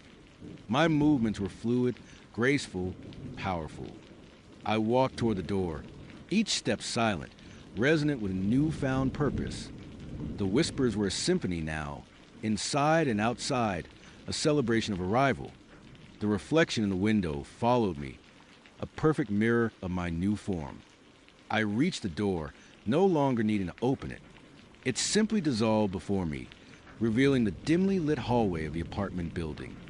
The air outside was cool, crisp, filled with the promise of the city, the world. And I, or rather, we, stepped out. The hunt had just begun. Pure dread shot through me, a cold, sharp blade twisting in my gut. Julian's fingers, impossibly cold despite the warmth of the roaring fire, were clamped around my wrist. It was not a gentle caress or a reassuring touch. It was a possessive grip that felt like a manacle. His smile, that perfect, unchanging rictus, remained fixed, but his eyes were like twin black holes, absorbing all light, all hope. You just have not remembered yet, he murmured, his voice a silken thread, unervingly calm. But you will. I have waited so long for you to come back to me, to us. My heart hammered against my ribs, a trapped bird desperate for flight. Julian, I managed, my voice a thin, reedy whisper, barely recognizable as my own. Let go of me. This is not funny. What are you talking about? We met on Tinder a week ago. He chuckled, a low, rumbling sound that seemed to vibrate through the very floorboards of the cabin. Tinder, he scoffed, shaking his head slightly, that smile never wavering. Such a modern construct. A convenient way for the universe to guide you back to me. Would not you say? A little push, a little nudge to remind you of what you have forgotten. His grip tightened not painfully, but with an unsettling certainty that made my skin crawl. This cabin, my love, our retreat. Remember the nights we spent here. The whispers under the full moon, just like tonight. The promises we made. He gestured vaguely around the room with his free hand, his movements fluid, almost too graceful. The fire crackled merrily, casting dancing shadows on the rustic walls, highlighting the taxidermy deer head above the mantelpiece, its glass eyes glinting malevolently. The dinner, still half eaten on the table, suddenly looked like a prop in a macabre play. Every fiber of my being screamed that this was not romantic, was not quirky, was not even just creepy. This was wrong. Deeply, terrifyingly wrong. I yanked my arm, a surge of adrenaline momentarily overcoming paralysis of fear. Julian, stop it. You are scaring me. His smile widened, if that was even possible, showing a flash of perfectly white teeth that looked more like fangs in the firelight. Scaring you. My dearest, I would never. I merely wish to help you remember. It will come back to you. The warmth, the joy, the connection. His thumb began to trace slow, deliberate circles on my wrist, each touch sending shivers down my spine that had nothing to do with cold and everything to do with revulsion. It is just buried deep, under layers of forgetfulness. But I am here to unearth it, to bring you home. Home. The word hung in the air, a chilling echo. This was not home. This was a trap. I eyed the door, then the windows. They seemed impossibly far away, and Julian was between me and any exit. The thought of running into the dense, moonlit woods, with him potentially pursuing me, was almost as terrifying as staying. Almost. I need to go, I said, my voice trembling, but firmer this time. It is getting late. My friends will wonder where I am. A pathetic lie. No one knew I was here. My phone was dead, or at least out of signal, miles from civilization. Julian tilted his head, his gaze unwavering, dissecting me. Friends. You speak of friends as if they matter. Your only true connection is here, with me. It always has been. It always will be. He released my wrist, and for a fleeting second, I thought he might let me go. But then his hand moved effortlessly to cup my cheek, his cold fingers brushing my temple. His touch was like ice, sending a jolt of alarm through every nerve ending. You have such beautiful eyes, he whispered, his voice dropping to a low, intimate register that made my skin crawl. They used to sparkle with such recognition when you looked at me. They will again. I flinched away, batting his hand from my face. Do not touch me. The words burst out, fueled by a sudden surge of desperate defiance. His smile finally, subtly, shifted. Not gone, but a touch of something else entered his eyes, a flicker of annoyance, perhaps, or deep, ancient patience wearing thin. Such resistance, he sighed, almost mournfully. It breaks my heart that you do not remember. But that is all right. We have all the time in the world. And this cabin has seen us through many such initial hesitations. He pushed himself away from the table, rising to his full height. He was taller than I remembered, his frame seeming to expand to fill the rustic space. The firelight caught the angles of his impeccably tailored suit, making him look less like a man and more like a perfectly sculpted statue, cold, unyielding, and utterly devoid of genuine warmth. Perhaps a change of scenery will help, he suggested, his gaze sweeping around the small living area. There is a lovely view from the porch. The moon is magnificent tonight. It always was. For us, he moved towards a door I had not noticed before, tucked away in a corner, presumably leading to a back porch. My eyes darted to the main exit again. This was my chance. If he went out, I could make a break for it. But something held me back. The sheer, overwhelming fear of what he might do if I failed, if he caught me, and the chilling thought that even if I made it out, where would I go? As he reached the door, he paused, his back mostly to me. His shadow, elongated and distorted by the firelight, stretched across the rough-hewn floorboards and up the opposite wall, a monstrous, silent sentinel. And then he opened the door and stepped out, the cool night air instantly invading the cabin, carrying the scent of pine and damp earth. But his shadow, did not quite follow. It wavered, a dark, amorphous stain clinging to the wall for a beat too long. It seemed to ripple, almost breathe, before finally, slowly, reluctantly, it began to shrink, retracting as if pulled by an invisible string, until it vanished through the open doorway after him. My breath hitched. I stared at the spot where it had been, my mind struggling to process what I had just seen. It was too dark, too quick, too impossible. It must have been the firelight, a trick of the eye, a distortion. My fear was making me see things. I squeezed my eyes shut, then opened them again, trying to clear my vision, to rationalize. But the image was seared into my brain, that shadow, lingering, a separate entity, a dark echo of the man who cast it. Come, my love. Julian's voice drifted back from the porch, softer now, almost coaxing. The air is crisp and the stars are spectacular, just as they always were. I had to move. I had to get out. But the lingering image of that shadow had paralyzed me anew. It was not just him, it was something else. Something tethered to him. Or perhaps something he was tethered to. My eyes darted around the cabin again, searching for anything, a weapon, a key, a hidden escape route. There was nothing but rustic furniture, a stone fireplace, and the unsettling silence that followed Julian's departure. The only sound was the crackle of the fire, which suddenly seemed less cozy and more like a hungry beast. I took a tentative step toward the main door, my heart thumping so hard I thought it would burst. My hand reached for the doorknob, cold metal under my trembling fingers. It was unlocked. Hope, a fragile, dangerous thing, flickered within me. Are you not joining me? Julian's voice, closer now, made me jump. My hand, recoiling from the life, had a way of flattening out. Did not it? 5 years ago, when Sarah disappeared, it was not just my sister I lost. It was the color, the vibrancy, the very texture of my world. Everything became a muted gray, a perpetual drizzle of grief that seeped into my bones. I went through the motions, a ghost in my own life, convinced that happiness was a foreign concept, a language I had forgotten how to speak.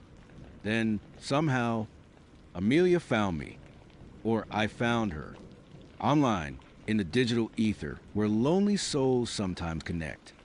She was a beacon, a splash of color in my monochrome existence. Intelligent, understanding, with eyes that seemed to see straight into the depths of my sorrow without flinching.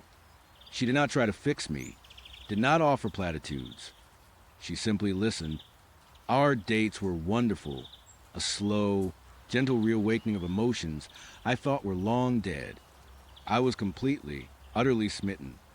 I remember that autumn night, the air crisp and carrying the scent of decaying leaves, when she invited me to her house. It was a sprawling, Gothic Victorian, the kind you see in old movies, all turrets and dark wood, nestled back from a winding country road. Inside it was just as grand, but with a lived-in warmth that surprised me. We talked for hours, sitting by a crackling fireplace, the flames dancing in her eyes. I felt safe, truly safe, for the first time in years. But then I saw it, a thick, heavy, locked basement door, almost hidden behind a tapestry depicting a medieval hunt. It was an odd detail, out of place in the cozy elegance. As we talked, a faint, rhythmic tapping started from below. I paused, my brow furrowed. Amelia just smiled, dismissing it as the old house settling, the quirks of an ancient structure. But then I heard it again, a distinct, off-key hum. My blood ran cold. It was Sarah's hum, the lullaby she used to sing to herself, slightly off-key when she was nervous or deep in thought. Then came her unmistakable giggle, a sound that used to fill my childhood with joy, now laced with an unbearable terror, followed by her whisper, so faint I almost convinced myself I imagined it helped me.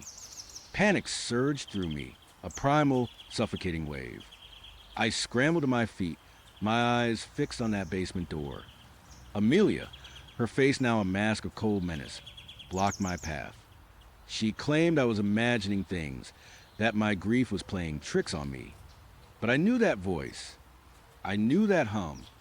The transformation was chilling.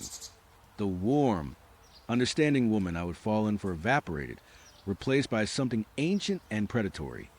She confessed, her voice devoid of emotion, that she was a collector of life essences. And Sarah, my sweet, lost Sarah, was her masterpiece, preserved in the basement to fuel her machine. I do not remember much of what happened next, only a blur of frantic movement, a desperate, futile struggle. I found Sarah, exactly as Amelia described, encased in a transparent cylinder, pale and unblinking, tubes connecting her to a bizarre, humming contraption. Her eyes were open, fixed on nothing, her lips slightly parted, as if perpetually about to sing that off-key lullaby. It was a macabre, horrifying tableau, a monument to a stolen life. Amelia, with a strength that defied her elegant frame, overpowered me. She dragged me toward the machine, her words echoing in my ears, explaining that my grief and love would be a perfect complement to Sarah's story. My story, my life, a needle, cold and sharp, plunged into my arm. I felt a draining sensation, a profound emptiness spreading through me. My vision blurred, the world tilting on its axis. Through the haze, I saw a new cylinder, waiting for me. My story, my life, was now part of Amelia's eternal, horrifying collection alongside my sister. The last thing I remember seeing was Sarah's unblinking eyes, and then the world went black. Waking up was a slow, agonizing process.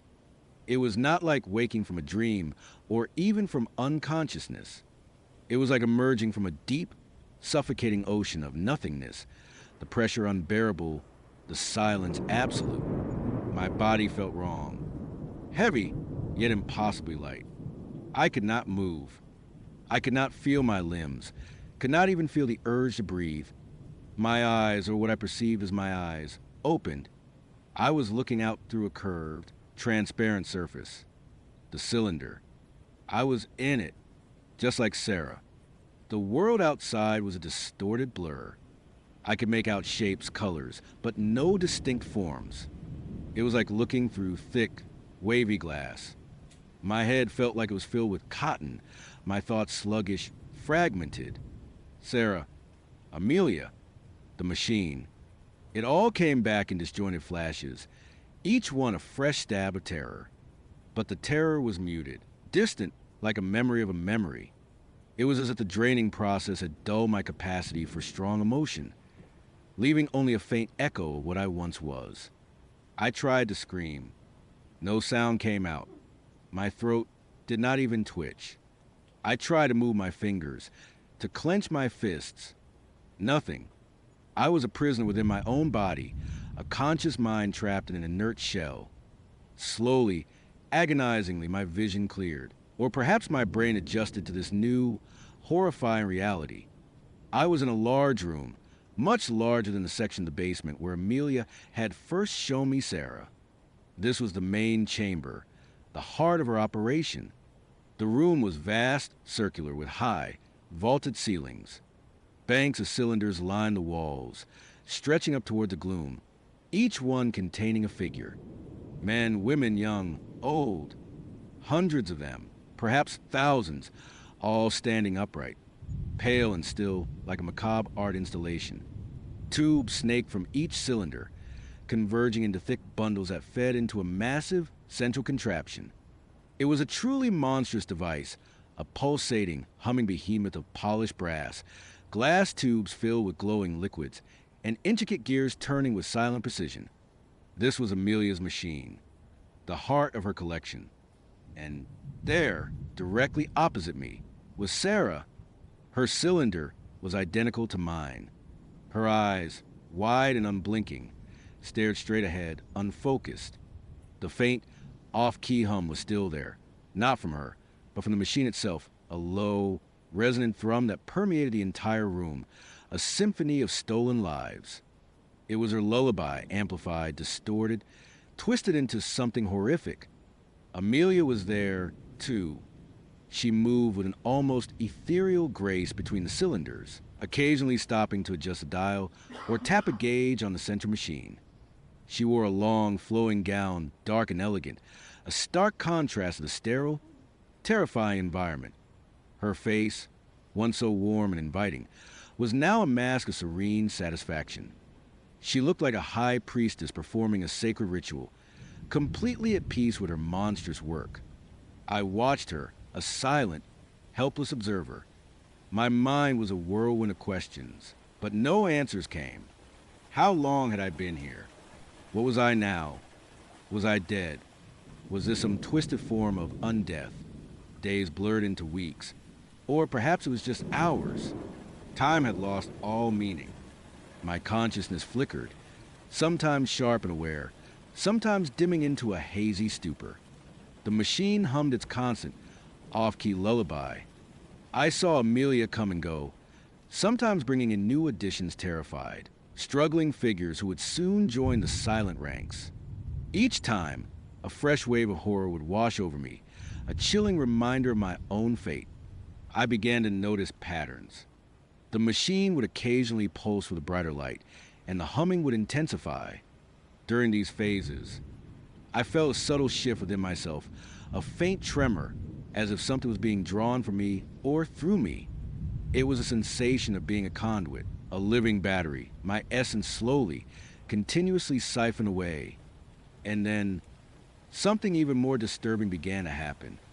I started to perceive things that were not directly in front of me. At first, it was just flashes, fragmented images. A sunny field, a child laughing, the scent of rain. Then it became more coherent.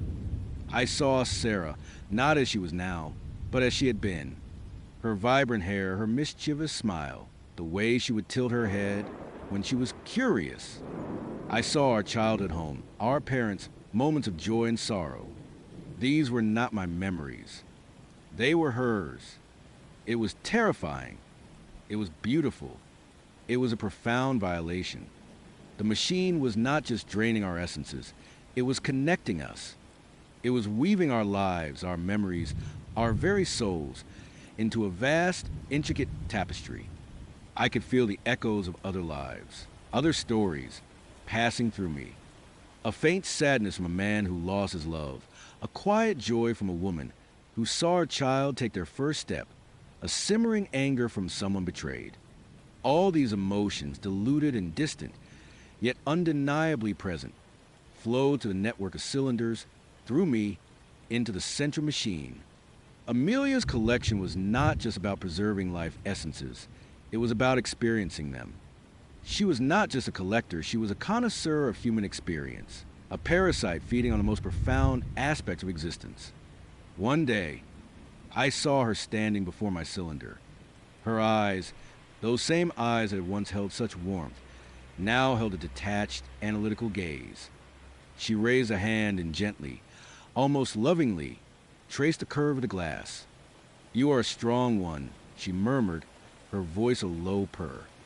"So much love, so much grief, a perfect blend, and your sister, her innocence, her pure joy exquisite. Together, you form a truly magnificent resonance." She was not speaking to me. Not really. She was speaking about me, as if I were an exhibit in a museum, a specimen. Then, she did something that shattered the last vestiges of my emotional numbness. She pressed her palm against the glass of my cylinder, and I felt it, a sensation, faint but undeniable, like a whisper against my skin. It was not physical touch, but something deeper, a direct connection to her mind, to her experience. And through that connection, I saw what she saw. Not just a room, but the world through her eyes. The vibrant colors, the crisp details, the sheer aliveness of it all. I saw her walking through a bustling city street. The faces of strangers, the sound of traffic, the smell of coffee and exhaust fumes. I felt the warmth of the sun on her skin, the cool breeze against her hair. And then, I saw me, not the me trapped in the cylinder, but the me from before. My life, my memories, playing out like a film reel. My first date with Amelia, my laughter, my hopes, my grief for Sarah, raw and visceral. It was all there, vivid and immediate, filtered through Amelia's perception. She was not just draining my essence, she was living my life, experiencing my past, my emotions, as if they were her own. She was tasting my joy, savoring my sorrow, experiencing the full spectrum of my existence. And she was doing it to all of us, to Sarah, to everyone in those cylinders. The realization was a fresh wave of horror, more profound than any physical pain. We were not just batteries, we were her personal library of experiences, her endless buffet of emotions. We were the fuel, the content, the very fabric of her existence. Our stolen lives were her life. The connection broke as she moved away, but the echo of what I had seen, what I had felt through her, remained. My mind, previously sluggish, now raced with a terrifying clarity. I was not just a prisoner, I was a source. A wellspring from which she drew her own vitality, her own twisted joy. The off-key hum of Sarah's lullaby, which I had initially heard as a symbol of her imprisonment, now took on a new, more sinister meaning. It was the background music to Amelia's eternal feast. It was the song of her consumption. I tried to focus, to find any remaining spark of my former self, any shred of defiance. But it was hard. The draining was constant. The connection to the collective consciousness of the machine was overwhelming. I was a single drop in an ocean of stolen lives, my individuality slowly dissolving into the whole. But somewhere, deep within, a tiny ember still glowed.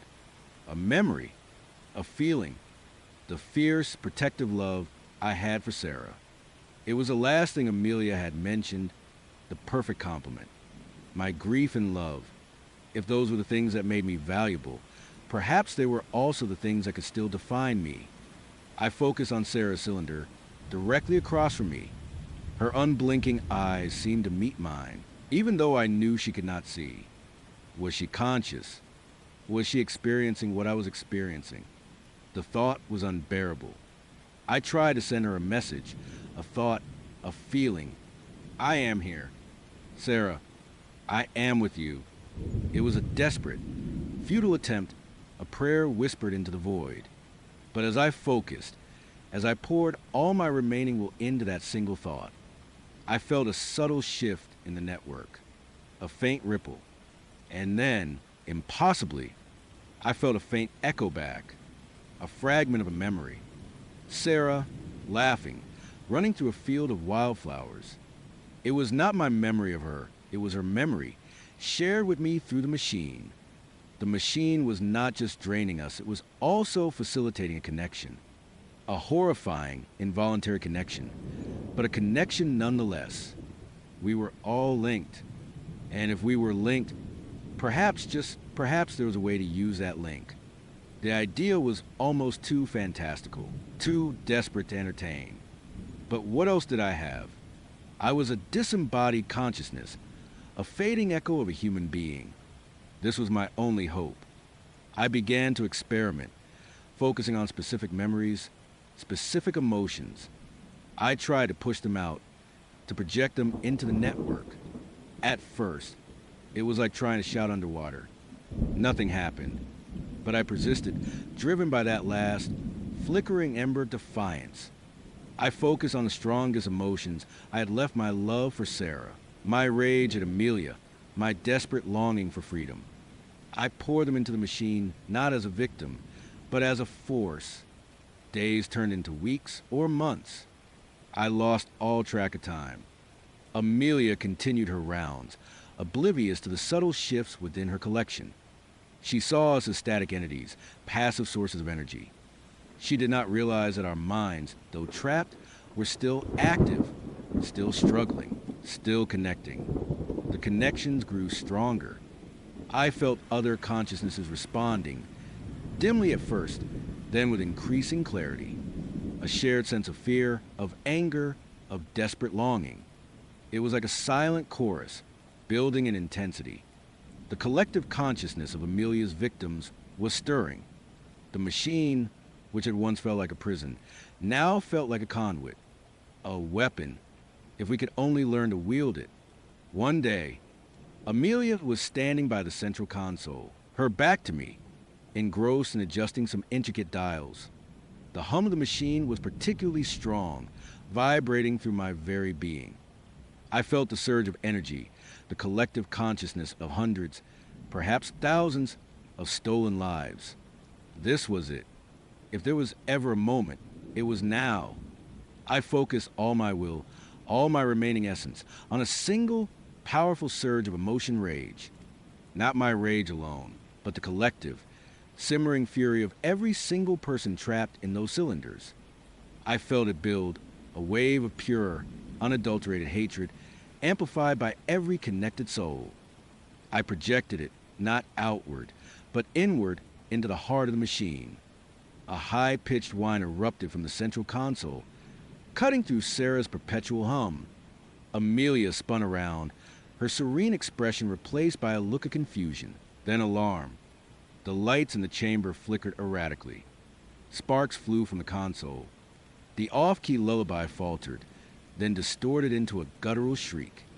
Amelia rushed to the console, her fingers flying over the controls, trying to stabilize the surging energy. But it was too late. The collective consciousness, the ocean of stolen lives, was rebelling. The glass tubes within the central machine began to crack, thin fissures spreading like spiderwebs. The glowing liquids inside them boiled and frothed. The gears, which had turned with silent precision, now ground against each other, emitting a horrible metallic screech. Amelia's eyes widened in terror. She looked at the cylinders at us, as if seeing us the first time, not as passive objects, but as a unified, conscious force. "No," she shrieked, her voice raw with desperation. "My masterpiece. My collection." But the surge was unstoppable. The rage, the sorrow, the love, the fear, all the emotions she had so greedily consumed were now being thrown back at her, amplified 1,000-fold. I felt a violent tremor run through my cylinder. The transparent surface began to crack, just like the tubes in the machine. I saw Sarah's cylinder doing the same. All around the chamber, the glass prisons of Amelia's collection began to shatter. The central machine exploded, not with a bang, but with a horrifying implosion, sucking in air, light, and sound. A blinding flash engulfed the chamber, followed by a deafening roar. The force of it ripped through me, the sensation of being torn apart piece by piece. And then silence. Absolute, profound silence. When my consciousness flickered back, I was no longer in the cylinder. I was lying on a cold, stone floor, my body aching, my head throbbing. I could feel the rough texture of the ground against my skin. I could feel the cold air on my face. I could move. My eyes fluttered open. I was in the same chamber, but it was a scene of utter devastation. The central machine was a twisted, smoking ruin. The cylinders were shattered, shards of glass scattered everywhere, reflecting the dim, emergency lights that now flickered overhead. And Amelia was gone. There was no trace of her, only a lingering scent of ozone and something metallic. I pushed myself up, my muscles screaming in protest. My body felt weak, emaciated, but it was mine. I looked around, my gaze falling on the spot where Sarah's cylinder had been. It was shattered, just like the others. My heart pounded with a mix of fear and desperate hope. Was she free? I stumbled through the debris, my eyes scanning the room. Other figures, pale and gaunt, were beginning to stir, rising from the shattered remnants of their prisons. They looked disoriented, confused, like refugees from a nightmare. And then I saw her, lying amidst the broken glass, her body as frail and translucent as a ghost. "Sarah, Sarah." My voice was a hoarse whisper, raw and unused. I crawled to her, my hands trembling as I reached out. She was so still, so pale. I could not feel a pulse. Her eyes were closed, peaceful now, no longer wide and unblinking. A fresh wave of grief, sharp and raw, unlike the muted sorrow I had felt in the cylinder, washed over me. She was free, but she was gone, truly gone. The machine had taken too much. My hand brushed against her cheek, and a faint, ethereal glow emanated from her. It was the last remnant of her essence, her life force, flickering like a dying ember. Then something shifted. The faint glow intensified, and a ripple passed through her body. Her eyes fluttered open. They were unfocused at first, hazy and confused. Then, slowly they found mine. "Big sister." Her voice was a mere breath, a fragile whisper. Tears streamed down my face, hot and real. "Sarah." "Oh." "Sarah." I pulled her into a weak embrace, holding her fragile form close. She felt impossibly light, like a wisp of smoke. "I heard you," she murmured, her head resting against my shoulder. "Your voice, it was so strong." She meant the projection, the collective consciousness, the rebellion. She had heard it. She had been part of it. We clung to each other. Two ghosts returned from the brink, survivors of an unimaginable horror. Around us, others were slowly coming back to life, their movements hesitant, their faces etched with the lingering trauma of what they had endured. Amelia was gone. Her machine was destroyed. But the scars she left would last a lifetime, and beyond. We were free, but we were forever changed. Our lives, our essences, had been woven into a tapestry of horror, and then violently unraveled. The world outside would be blindingly bright, vibrant, and terrifyingly real after the monochrome existence in Amelia's collection. But we would face it together. My sister and I, two survivors, bound by shared trauma and an unbreakable love, ready to reclaim the colors of our world, one agonizing step at a time.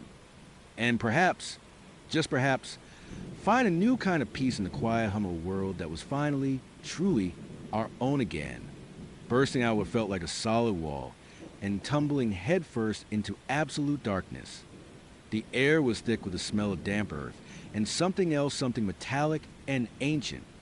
I scrabbled with my hands, feeling rough, uneven surfaces, and realized I was in some kind of tunnel. Not a crawl space in a cabin, but a genuine tunnel, cold and claustrophobic. Panic, raw and animalistic, clawed at my throat. I could not tell up from down, front from back. The mirror cabin had been a nightmare, but at least it had been a place. This was nowhere. I pushed forward, blindly, scraping my knees and elbows on the rough ground. Every breath tasted like dust and decay. I do not know how long I crawled, but it felt like an eternity. My mind a fractured mess of whispering reflections and skeletal hands. Just when I thought the darkness would consume me entirely, a faint, sickly yellow light appeared in the distance. Hope, fragile and desperate, spurred me on. I pushed harder, ignoring the pain, the gnawing terror that this was just another trick, another illusion. The light grew, and soon I could make out a rough opening. With one last surge of adrenaline, I squeezed through, falling onto cold, grimy asphalt. The world outside was a cacophony of sound and light. Car horns blared, distant sirens wailed, and neon signs pulsed with blinding intensity. I was in an alleyway, reeking of stale garbage and urine, behind what looked like a bustling restaurant. People walked past, oblivious, their faces illuminated by the passing headlights. It was a city, a real city, but not my city. I had no idea where I was. I lay there for a long time, shivering, my body aching, my mind struggling to process the abrupt shift from an infinite mirrored hell to a grimy urban alley. A homeless man, his face weathered and kind, found me eventually. He thought I was just another junkie passed out. But when he saw the wild terror in my eyes, the way I flinched from every reflection in the nearby storefronts, he knew something was deeply wrong. The next few weeks were a blur of hospitals, police interviews, and endless questions I could not answer. I had no ID, no memory of my name or where I came from. The doctors called it dissociative amnesia, a trauma response. They did not believe my story about the mirrors, of course. They just saw a disoriented, malnourished man babbling about reflections and whispering faces. They gave me a temporary name, John Doe, and tried to help me piece together a life. It was impossible. Every reflective surface was a trigger.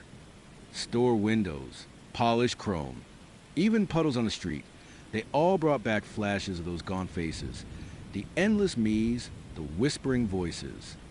I saw them in my peripheral vision, just out of focus, always there, watching. Sleep was still a luxury I rarely afforded myself. When I did drift off, the dreams were a kaleidoscope of impossible geometry and skeletal hands. I got a job washing dishes, then stocking shelves at a late-night grocery store. It was mindless work, the kind that kept my hands busy and my mind from wandering too far into the abyss. I rented a tiny apartment, making sure to cover every mirror with old sheets and blankets. The loneliness was a crushing weight. I was a ghost in my own life, a man without a past, haunted by a present that no one else could see. After about 6 months, a friend from work, a kind, elderly woman named Martha, who saw past my quiet demeanor to the deep sadness underneath, suggested I try to meet new people. You can't live like a hermit forever. John, she would say, her voice soft but firm, you need to find some connection. The idea terrified me. How could I explain myself? How could I possibly form a genuine connection when I was constantly battling the urge to smash every reflective surface in sight? But Martha was persistent, and the loneliness was a powerful motivator.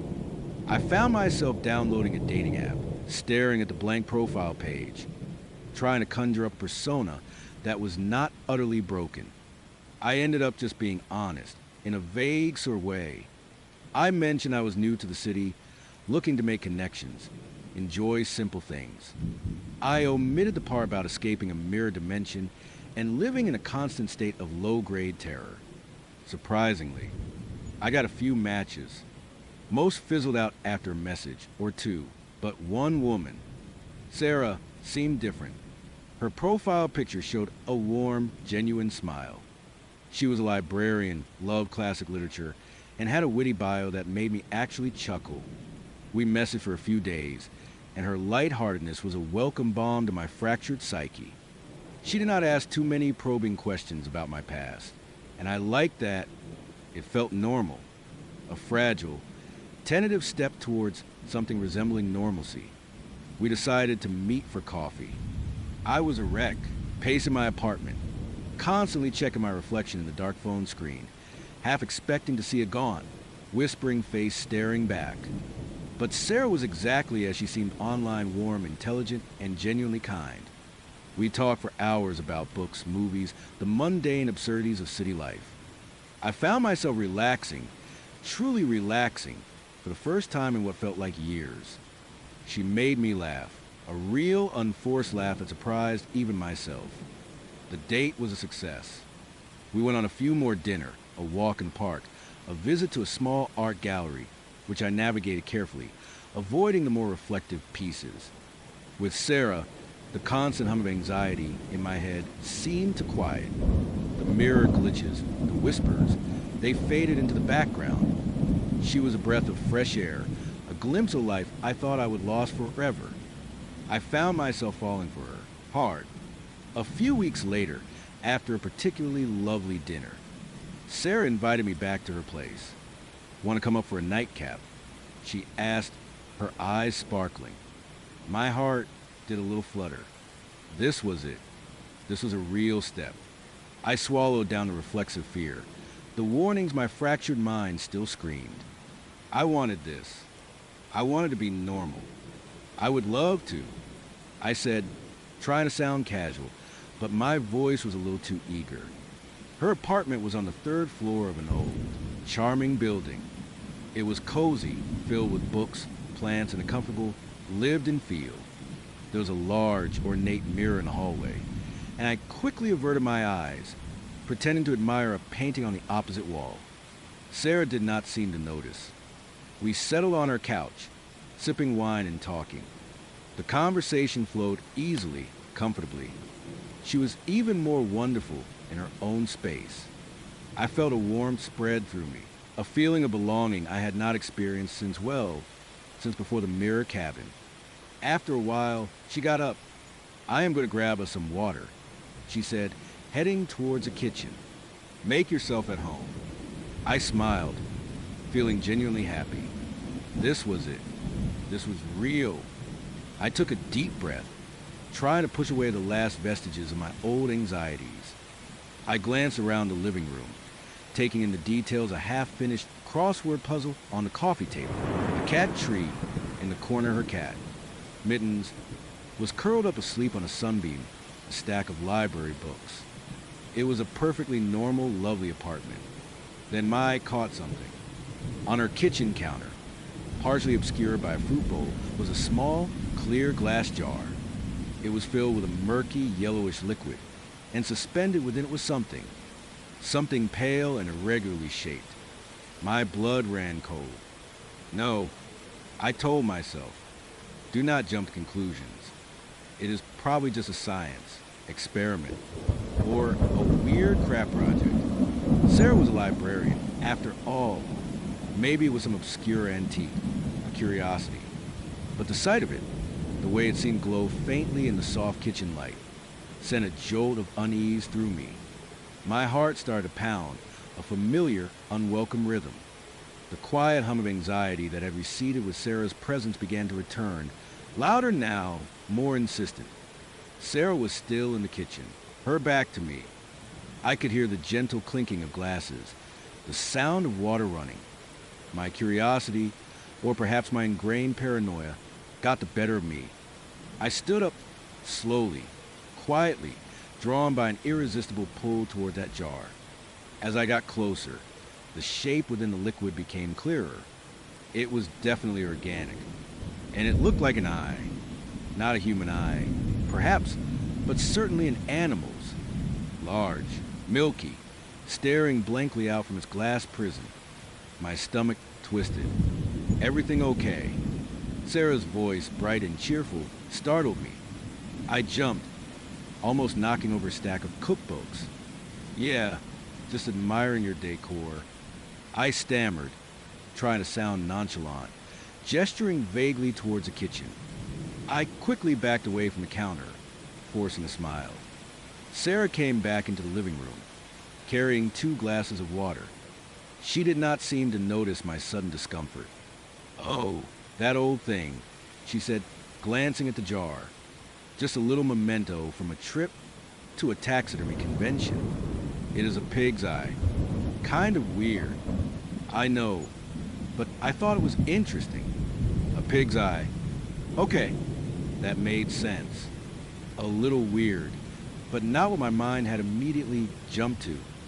I took a deep breath, trying to calm my racing heart. See, I was being paranoid.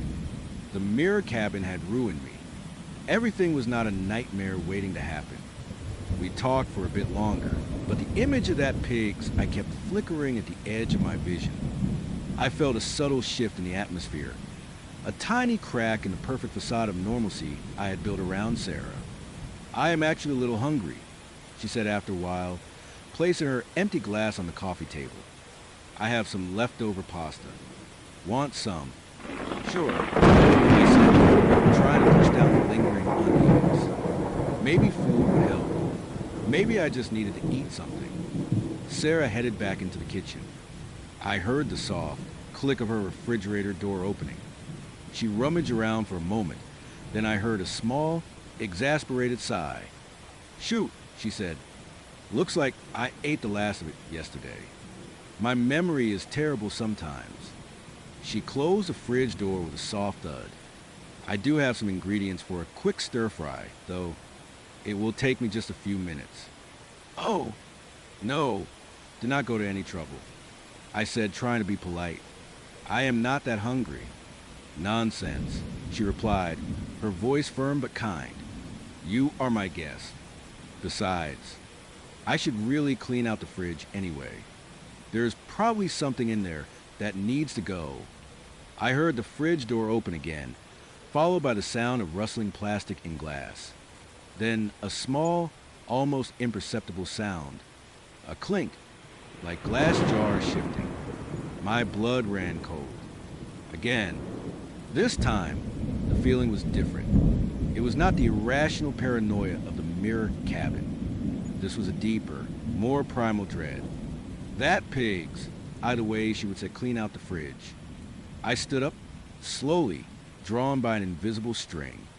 My feet moved on their own, silent on the plush carpet.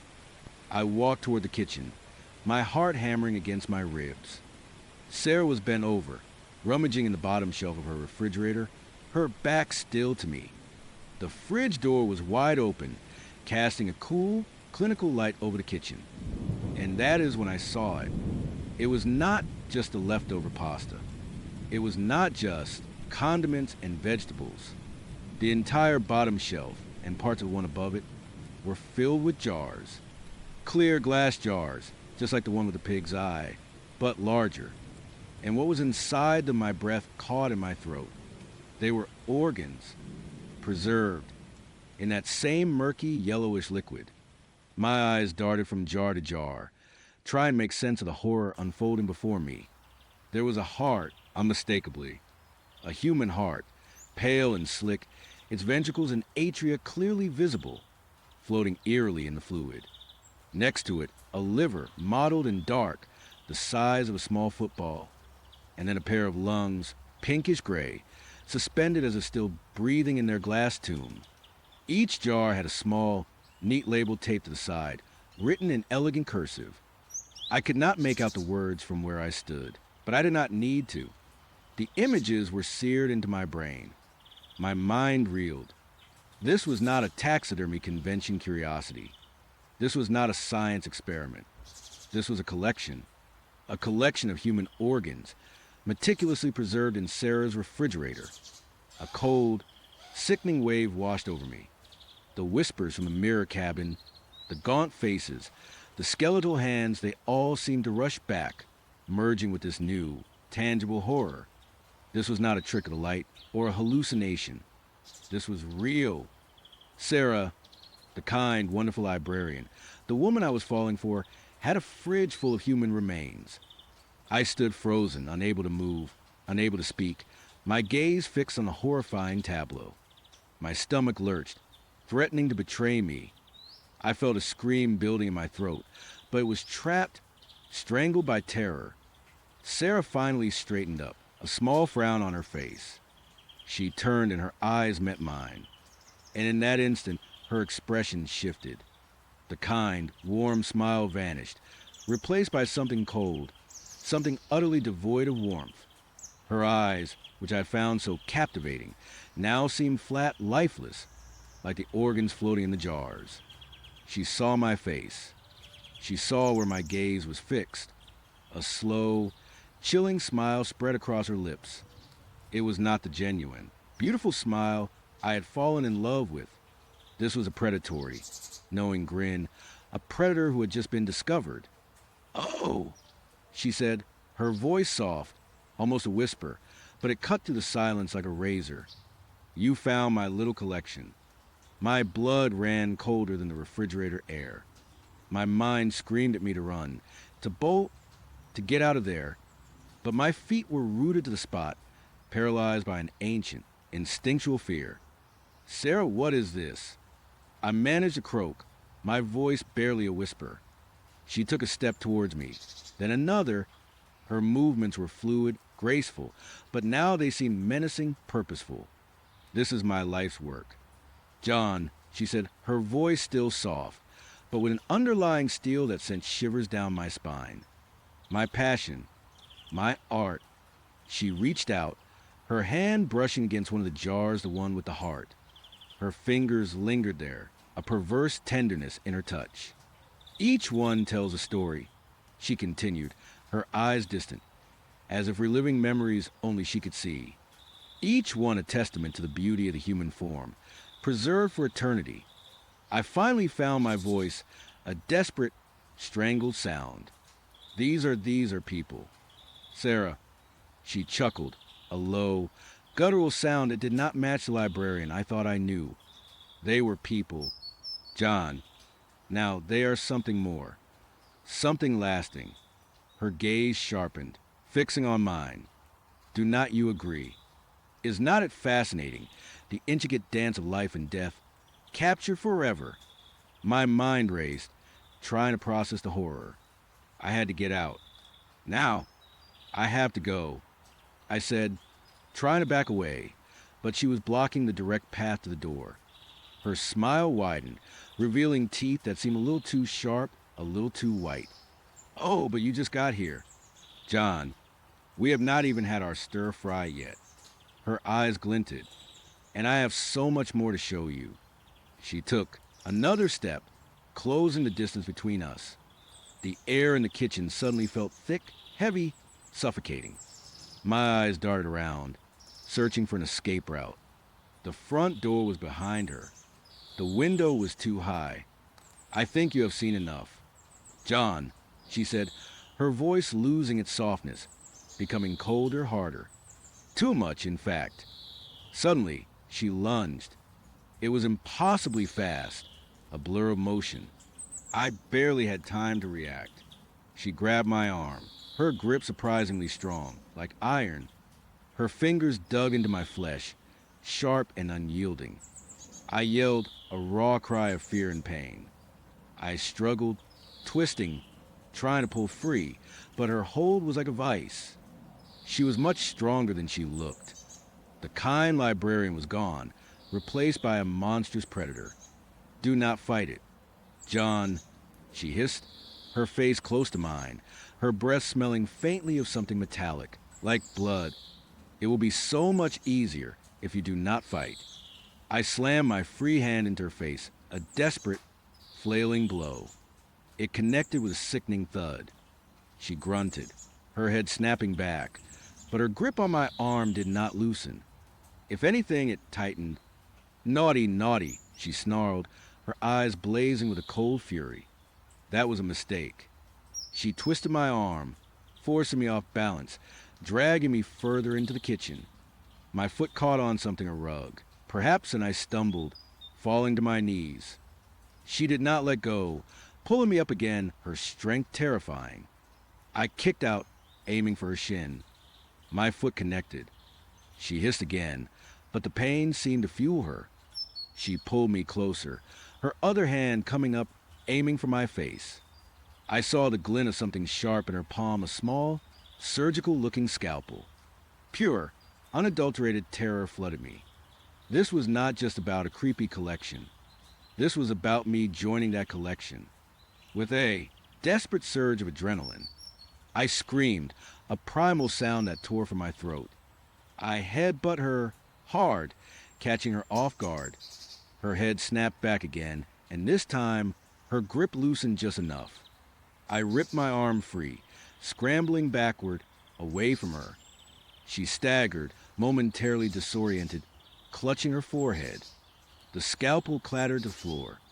"You won't get away," she shrieked, her voice no longer soft, but a guttural, enraged roar. I did not wait. I turned and bolted, sprinting towards the living room, towards the front door. My heart hammered, a frantic drum against my ribs. Every instinct screamed at me to run, to escape this nightmare. I heard her behind me, her footsteps heavy and fast. She was coming. I reached the front door, fumbling with the lock, my hand shaking so violently I could barely grasp the doorknob. The deadbolt was stiff. "Do not you dare," she screamed from behind me. I heard the thud of her feet getting closer, closer. My fingers finally found the lock, twisting it with a desperate wrench. It clicked open. I pulled the door open, just as her hand slammed onto my shoulder. Her nails dug in like claws. I cried out in pain, but I did not stop. I threw myself forward, through the doorway, down the short flight of stairs to the building's main hallway. "Get back here." "John," she roared, her voice echoing through the stairwell. I did not look back. I flew down the stairs, taking them two at a time, my lungs burning, my legs screaming. I could hear her heavy footsteps thudding behind me, closer than I wanted. The ground floor, the main exit. I burst through the front door of the apartment building, out into the cool night air. I did not stop to look left or right. I ran, down the street, around the corner, not knowing where I was going, just running. I ran until my lungs felt like they would explode, until my legs gave out, until I collapsed in a gasping, sobbing heap in an unfamiliar park, hidden by the shadows of ancient trees. I lay there for a long time, shaking, tears streaming down my face. The mirror cabin had been a horrifying, surreal nightmare, but this was real. This was a flesh and blood monster, hiding in plain sight, behind a warm smile and a collection of stolen lives. I never went back to my apartment. I could not. The thought of my few belongings, my meager attempt at a normal life, being so close to her, was unbearable. I called Martha the next morning, my voice still trembling, making up some frantic story about an emergency that forced me to leave town immediately. She sounded worried, but wished me well. I left the city that day, buying a bus ticket to the farthest place I could afford. I tried to erase Sarah from my mind, to forget the sight of those jars, her predatory smile. But the image is burned into my memory, a new layer of horror on top of the old. Now, every time I open a refrigerator, even my own, I feel a jolt of ice-cold dread. And every reflection I see, every glimmer in a shop window or puddle, still holds a potential for those whispering faces, those gaunt figures. But now, they are joined by another image Sarah's cold, dead eyes and the horrifying contents of her fridge. I used to think I was a grounded guy, but I am not. I am just a man running from one nightmare, only to stumble headfirst into another. And I have a terrible, creeping suspicion that no matter how far I run, I will never truly escape the darkness that seems to follow me. It is out there, and sometimes it is closer than you think. Pure dread had seized me, gripping me tighter than Julian's impossibly cold fingers had clamped onto my wrist just moments before. His fixed smile, those black hole eyes, they were burned into my mind. He would murmur that I just had not remembered us yet, and my pathetic protest about meeting on Tinder a week ago had been scoffed at. The app, he would claim, was merely the universe guiding me back to our cabin, our retreat. He would spoken of forgotten nights and promises, his grip tightening with unsettling certainty. My heart was a frantic drum against my ribs. This was not romantic, it was deeply, terrifyingly wrong.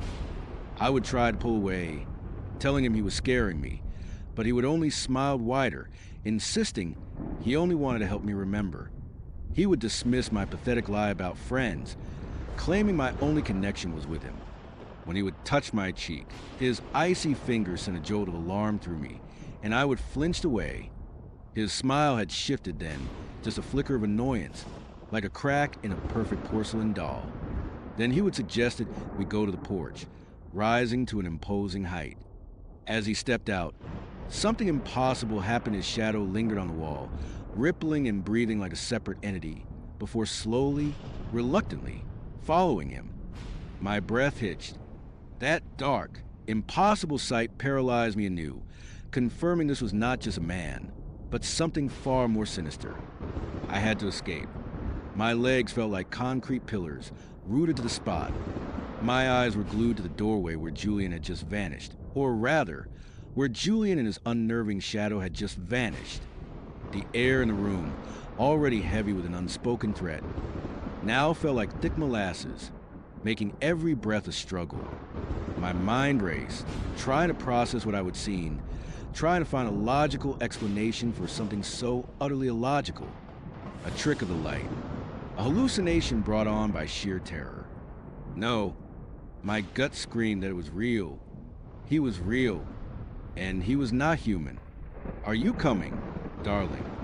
Julian's voice drifted back from the porch, smooth and unhurried, yet laced with an expectation that chilled me to the bone. It was the voice of someone who knew, without a shadow of a doubt, that you had no choice but to obey. My eyes darted around the small, rustic living room. The only door was the one Julian had just exited. There were no windows visible from where I stood, just rough-hewn log walls adorned with faded, vaguely unsettling landscape paintings. The room was sparse, almost sterile, despite its rustic charm, as if no one truly lived here, or perhaps, as if its true inhabitants had been replaced.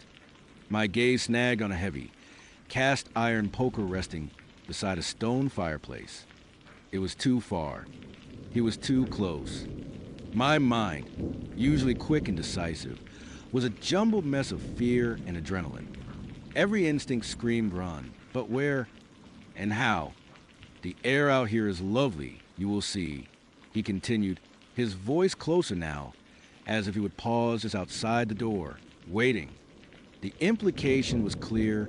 He was not going to come back in for me. He expected me to choose to follow him. That was his game. Make me feel like I had a choice, even when I clearly did not.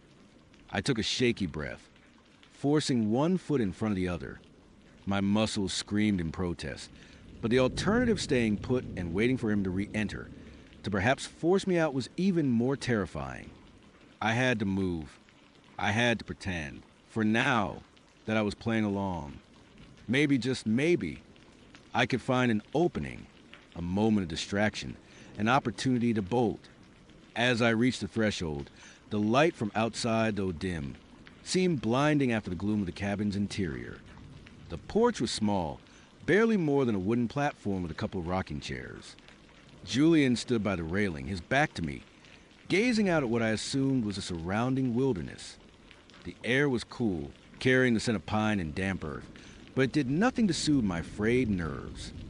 If anything, the vastness of the forest beyond only amplified my sense of isolation.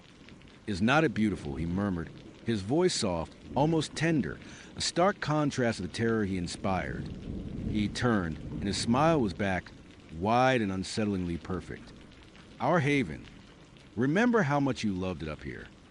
I swallowed hard, my throat dry. "I do not remember this place." "Julian," I tried to keep my voice steady, to project an air of confused politeness rather than outright terror. It was a futile effort. My hands were trembling, and I could feel the cold sweat trickling down my back. His eyes, those bottomless black pools, held mine. "You will," he promised, his voice taking on that unnerving certainty again. "It just takes time. And proximity." He gestured vaguely towards the cabin with one hand, his fingers unnaturally long and pale. "Come, let us go inside. It is getting a little chilly out here for you." My blood ran cold. Go inside. I would just barely escape the suffocating dread of the living room. The thought of re-entering that place, especially with him, filled me with a fresh wave of panic. But his gaze was unwavering, and there was a subtle shift in his expression, a tightening around his eyes that warned me against any further protest. I was a lamb being led to slaughter, and he was the shepherd. I nodded, unable to speak, and forced myself to walk past him, back through the doorway. The moment I stepped over the threshold, a tangible sense of oppression settled over me.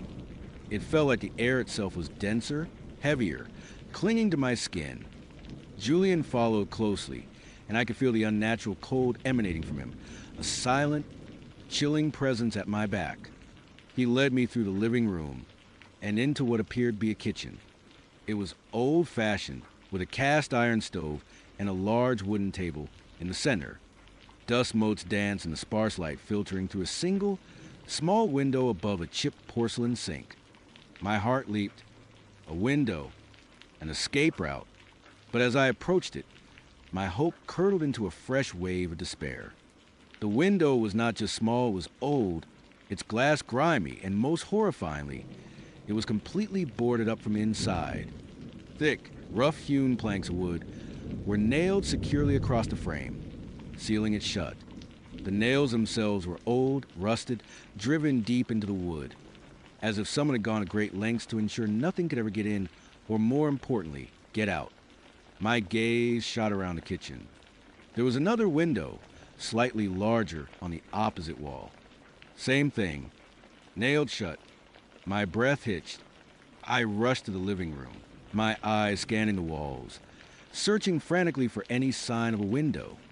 Nothing, just the dark, oppressive log walls. Then I remembered the small, high window I would seen earlier, above a bookshelf. I ran to it, my fingers scraping against the rough wood.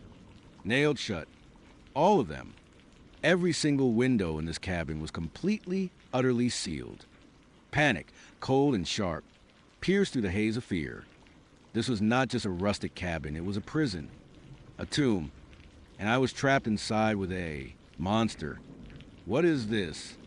I choked out, my voice barely a whisper, turning to face Julian.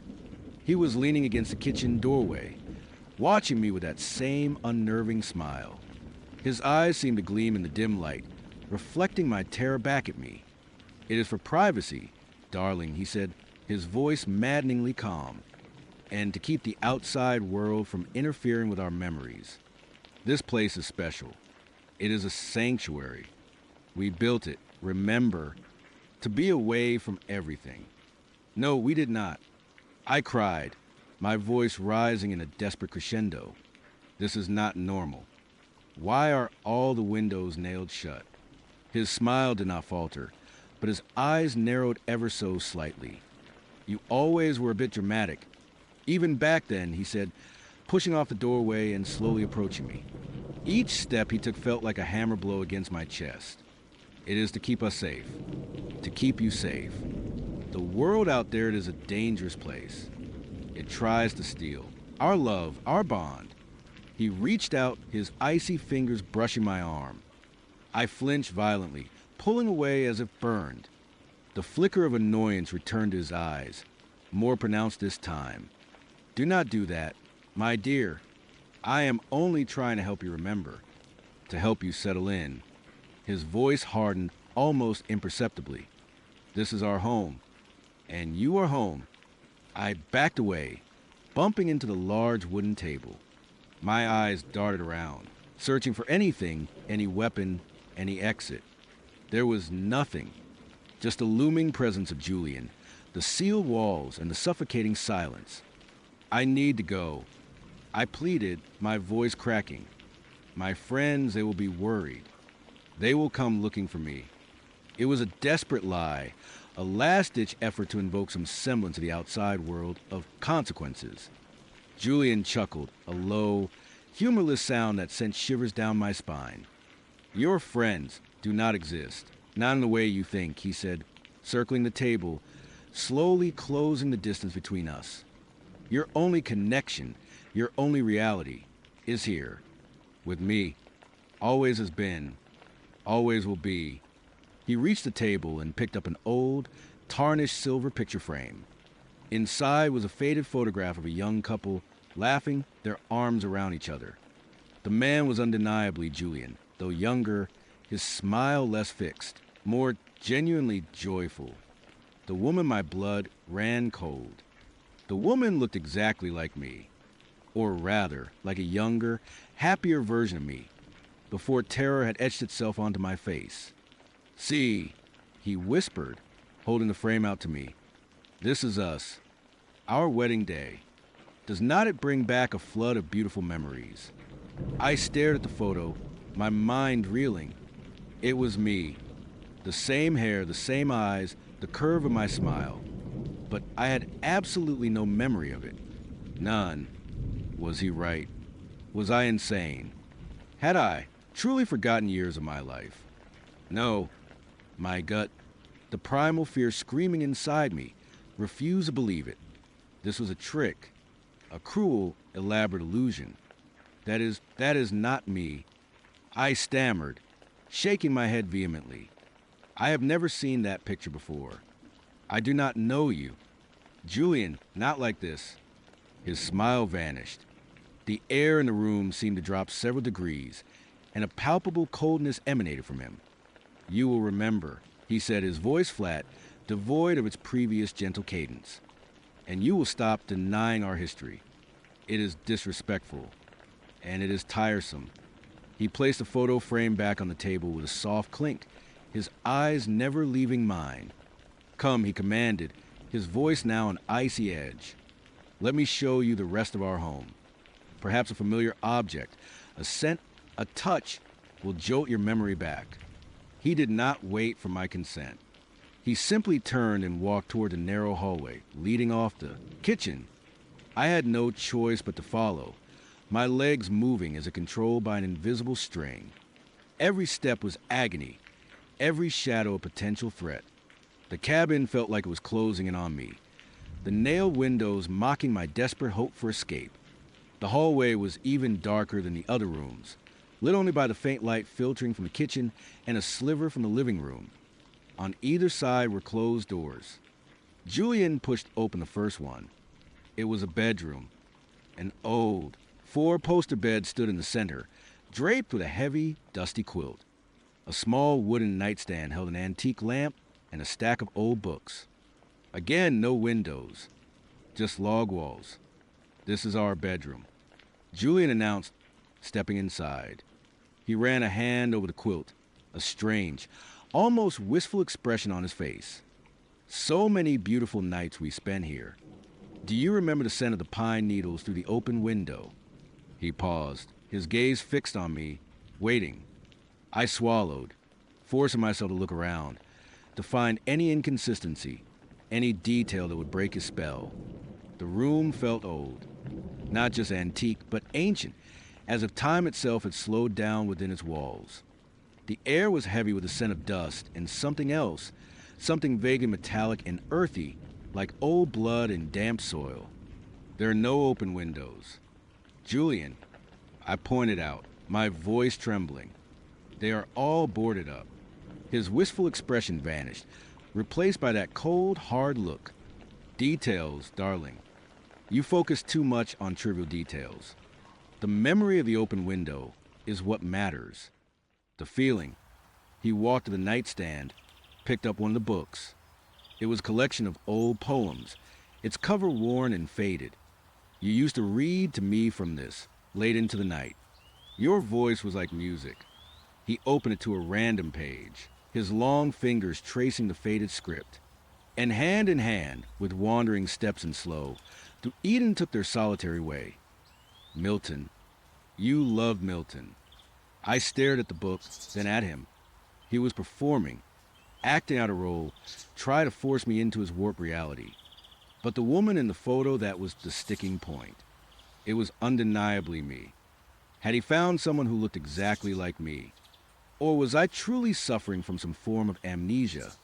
The latter seemed less likely, but the former was terrifying in its implications. I do not know Milton. I said, my voice firmer now, fueled by a surge of defiance.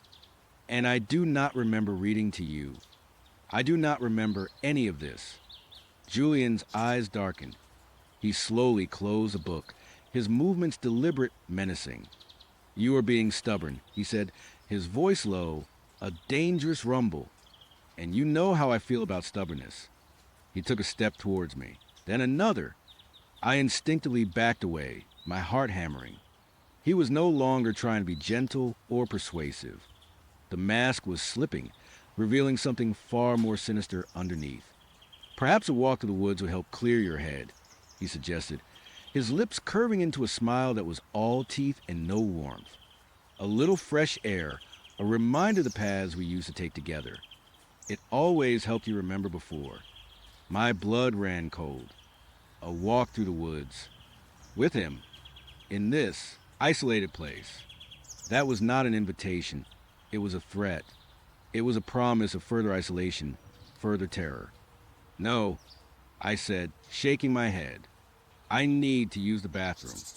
It was a desperate plea, a transparent excuse, but it was all I could think of. He paused, his smile tightening. The bathroom is through here, he said, gesturing to another door in the hallway.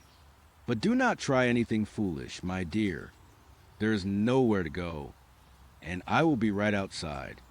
The warning was clear. He knew what I was thinking. Every move I made, every thought, he seemed to anticipate. The feeling of being watched, of being completely transparent to him, was almost as terrifying as his physical presence. I hurried into the bathroom, slamming the door shut behind me. It was a small, cramped space with an old clawfoot tub and a pedestal sink, and predictably no windows. I leaned against the door, my chest heaving, trying to catch my breath. My reflection in the grimy mirror stared back at me, wide-eyed and terrified. I barely recognized myself. My mind raced, frantically searching for an escape. The door was old but sturdy. No lock on the inside. I tried the handle, twisting it, but it was stiff, almost rusted shut. I pushed against it, but it barely budged, even if I could get it open. Julian was right outside. I looked around the tiny room. Nothing. No vents, no hidden panels, just the cold, hard walls. My gaze fell on a small, rusted razor sitting on the edge of the tub. It was old, probably dull, but it was something. A flicker of a desperate plan formed in my mind. It was insane, but what other choice did I have? I grabbed a razor, its cold metal a shocking contrast to my clammy skin. My hands were shaking so badly I almost dropped it. This was not a weapon I could use against him, not directly, but perhaps it could be a tool. I heard a soft tap on the door. "Are you all right in there, my love?" Julian's voice, smooth and falsely concerned, sent a fresh wave of terror through me. "You are taking a long time. Just a minute." I called back, my voice strained. I pressed my ear against the door, listening. I could hear his slow, measured breathing on the other side. He was not going anywhere. My eyes scanned the room again, desperation fueling my search. The sink, the pipes, old, rusty, but perhaps I knelt down, peering underneath. The pipe connecting the sink to the wall looked fragile, corroded. If I could somehow detach it, maybe create a loud noise, a distraction, I tried twisting the pipe with my bare hands, but it was stuck fast. The razor, it was flimsy, but perhaps I could wedge it in and pry. As I was about to try, another thought struck me, chilling me to the bone. The water.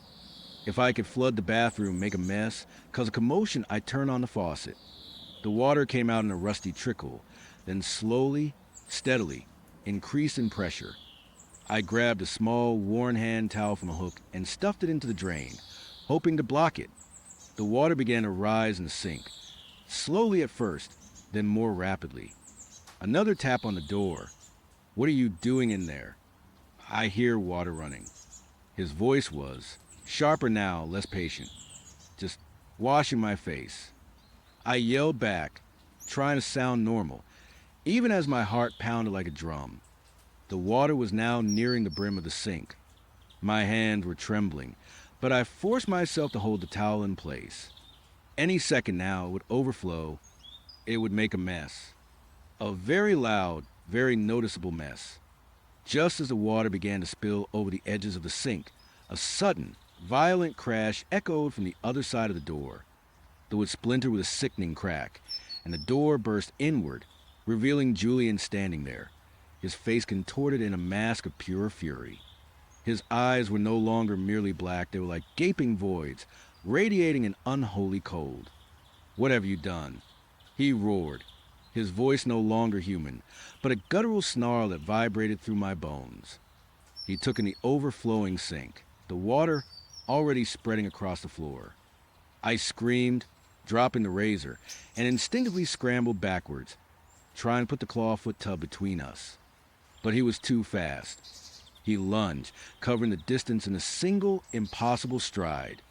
His hand shot out, grabbing my wrist with a crushing force that made me cry out in pain. "You tried to defy me," he hissed, his face inches from mine, his breath like ice. "You tried to destroy our home, our sanctuary." He dragged me across the wet floor, his grip like iron. I kicked and struggled, but it was useless. He was impossibly strong, his movements fluid and precise.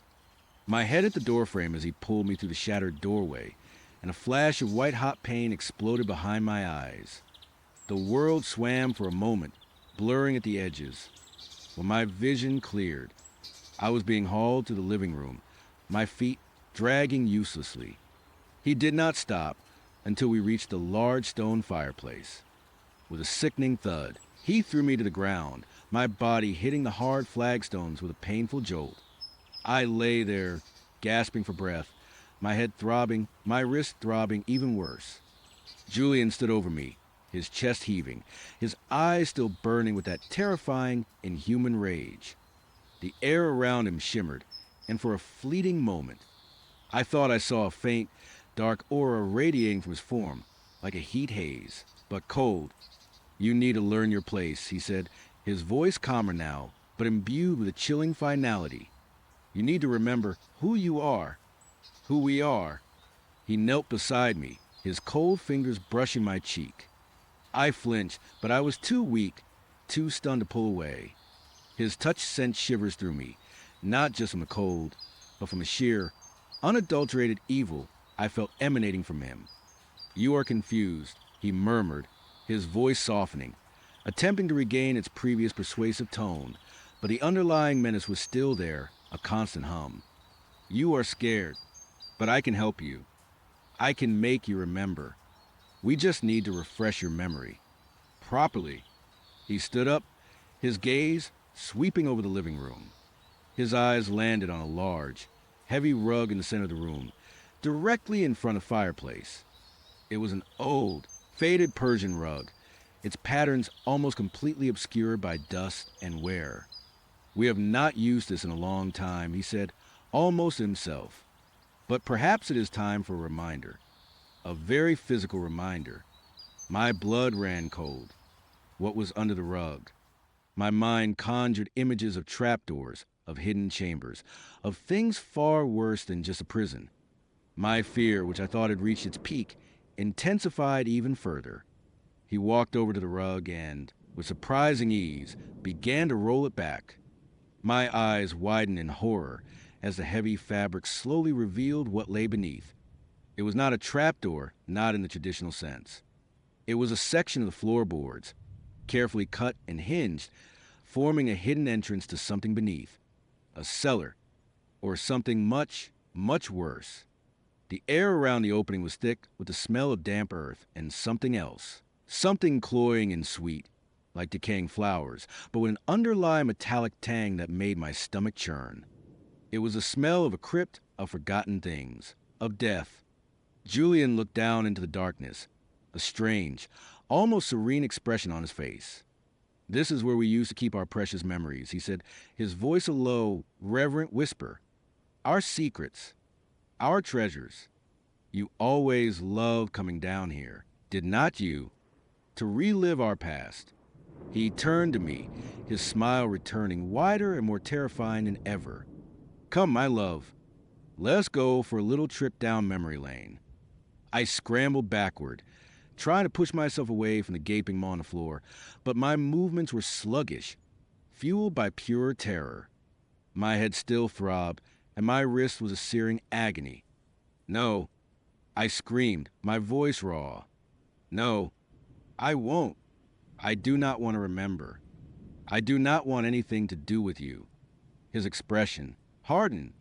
The smile remained, but it was now a cruel, predatory grimace. You do not have a choice, my dear, he said, and in a single swift motion, he grabbed me by my injured wrist, wrenching me upright. A scream tore from my throat as white-hot pain shot up my arm. He dragged me toward the opening, towards a suffocating darkness that yawned beneath the floorboards. I clawed at his arm, kicked at his legs, but he was immovable, a force of nature, a nightmare made flesh. Let go of me, please. I begged, tears streaming down my face, mixing with the cold sweat. He ignored my pleas, his grip tightening. He lifted me effortlessly, despite my struggles, and inched me toward the edge of the opening. My heart pounded so hard, I thought it would burst through my chest. The smell from below grew stronger, more nauseating, filling my senses. Do not worry, he whispered, his lips brushing my ear, his breath like an icy dagger. We will be together again, just like old times. And this time, you won't forget. He pushed me forward, and I felt myself falling, tumbling into the suffocating darkness below. A scream ripped from my lungs, echoing the confined space as I plunged into the unknown, into the heart of Julian's terrifying, impossible reality. The last thing I saw before the darkness consumed me was Julian's fixed smile, illuminated by the faint light from the living room, a chilling promise of eternal captivity. The heavy thud of the floorboards closing above me was the last sound I heard before oblivion claimed me. But oblivion did not last. I woke up with a gasp, my body aching, my head throbbing. The air was thick, cold, and smelled of damp earth, and something else, something faintly sweet and sickening, like old potpourri mixed with a tang of rust. I was lying on a cold dirt floor in absolute darkness. My hands instinctively reached out, touching rough, uneven stone walls. This was not a cellar, it was a dungeon. Panic flared anew, sharp and immediate. I pushed myself up, my muscles screaming in protest. My head swam, and I had to brace myself against the wall to keep from falling. My eyes, accustomed to the dim light of the cabin, were useless here. It was a darkness, so profound it felt like a physical presence, pressing in on me from all sides. Julian, I whispered, my voice hoarse, a pathetic plea that sounded lost and small in the oppressive silence. No answer, only the echo of my own fear. I shuffled forward, one hand trailing along the cold, damp wall. The floor was uneven, littered with loose stones and dirt. My foot caught on something, and I stumbled, catching myself just before falling. My fingers brushed against something cold and metallic. I fumbled in the darkness, trying to identify it. It felt like a chain, a heavy, rusted chain. My blood ran cold. I moved away from it, my heart pounding. This was not just a place to remember. This was a place of confinement, a place where things were kept, perhaps for a very long time. As my eyes slowly, painfully, began to adjust to the almost non-existent light, I started to make out vague shapes. The space was larger than I initially thought, a low-ceilinged chamber that stretched out in all directions. And as my vision sharpened, the horror truly began. Against one wall, I saw what looked like a cot or perhaps a rough-hewn bed frame, and on it was a figure, a still, silent figure, covered by a thin, tattered sheet. My breath hitched. Was it Julian? No, it seemed too small, too still. I forced myself to move closer, my every instinct screaming at me to run, to hide, to do anything but approach the unknown. My feet shuffled through the dirt, each step a testament to my desperate courage. As I got closer, the sickeningly sweet smell intensified, almost overwhelming. I reached the cot, my hand hovering over the sheet. My fingers trembled as I slowly, hesitantly, pulled back the corner of the fabric. What I saw made a strangled scream catch in my throat. It was not Julian. It was a woman, or what was left of a woman. Her skin was a waxy, unnatural pale, almost translucent. Her eyes were sunken, hollow, staring blankly at the low ceiling. Her hair, long and dark, was matted and tangled. But the most horrifying detail was the faint, unnerving resemblance. She looked like me. Not exactly, but enough to send a cold spike of terror through my heart, like a distorted reflection, a forgotten ancestor. And around her wrist, barely visible beneath the tattered sleeve, was a thin, tarnished silver bracelet. It looked familiar. My mind, reeling from the shock, struggled to place it. Then, with a sickening jolt, I remembered. Julian had been wearing one just like it when we would met. He would said it was a family heirloom. My eyes darted around the chamber, now seeing the other shapes in the darkness with horrifying clarity. There were more cots, more figures, each one covered by a similar tattered sheet. And as I looked closer, I could make out other details, small, rusted cages and corners, filled with what looked like dried, shriveled plants, or perhaps something else. Empty jars, some with remnants of a dark, viscous liquid. A small, crude table with what looked like ancient tools.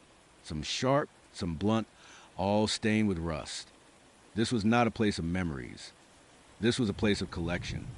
A place where Julian brought his loved ones to keep them, to preserve them, to make sure they never left him. The women in the photos, the women who looked like me, they were not just forgotten. They were kept. A cold, sickening realization dawned on me. The cabin, the retreat, the memories that, let me tell you, when I burst out of that mirror, tumbling through what felt like a cosmic drainpipe and landing in a grimy alley. I was not exactly in a good place. Disoriented does not even begin to cover it.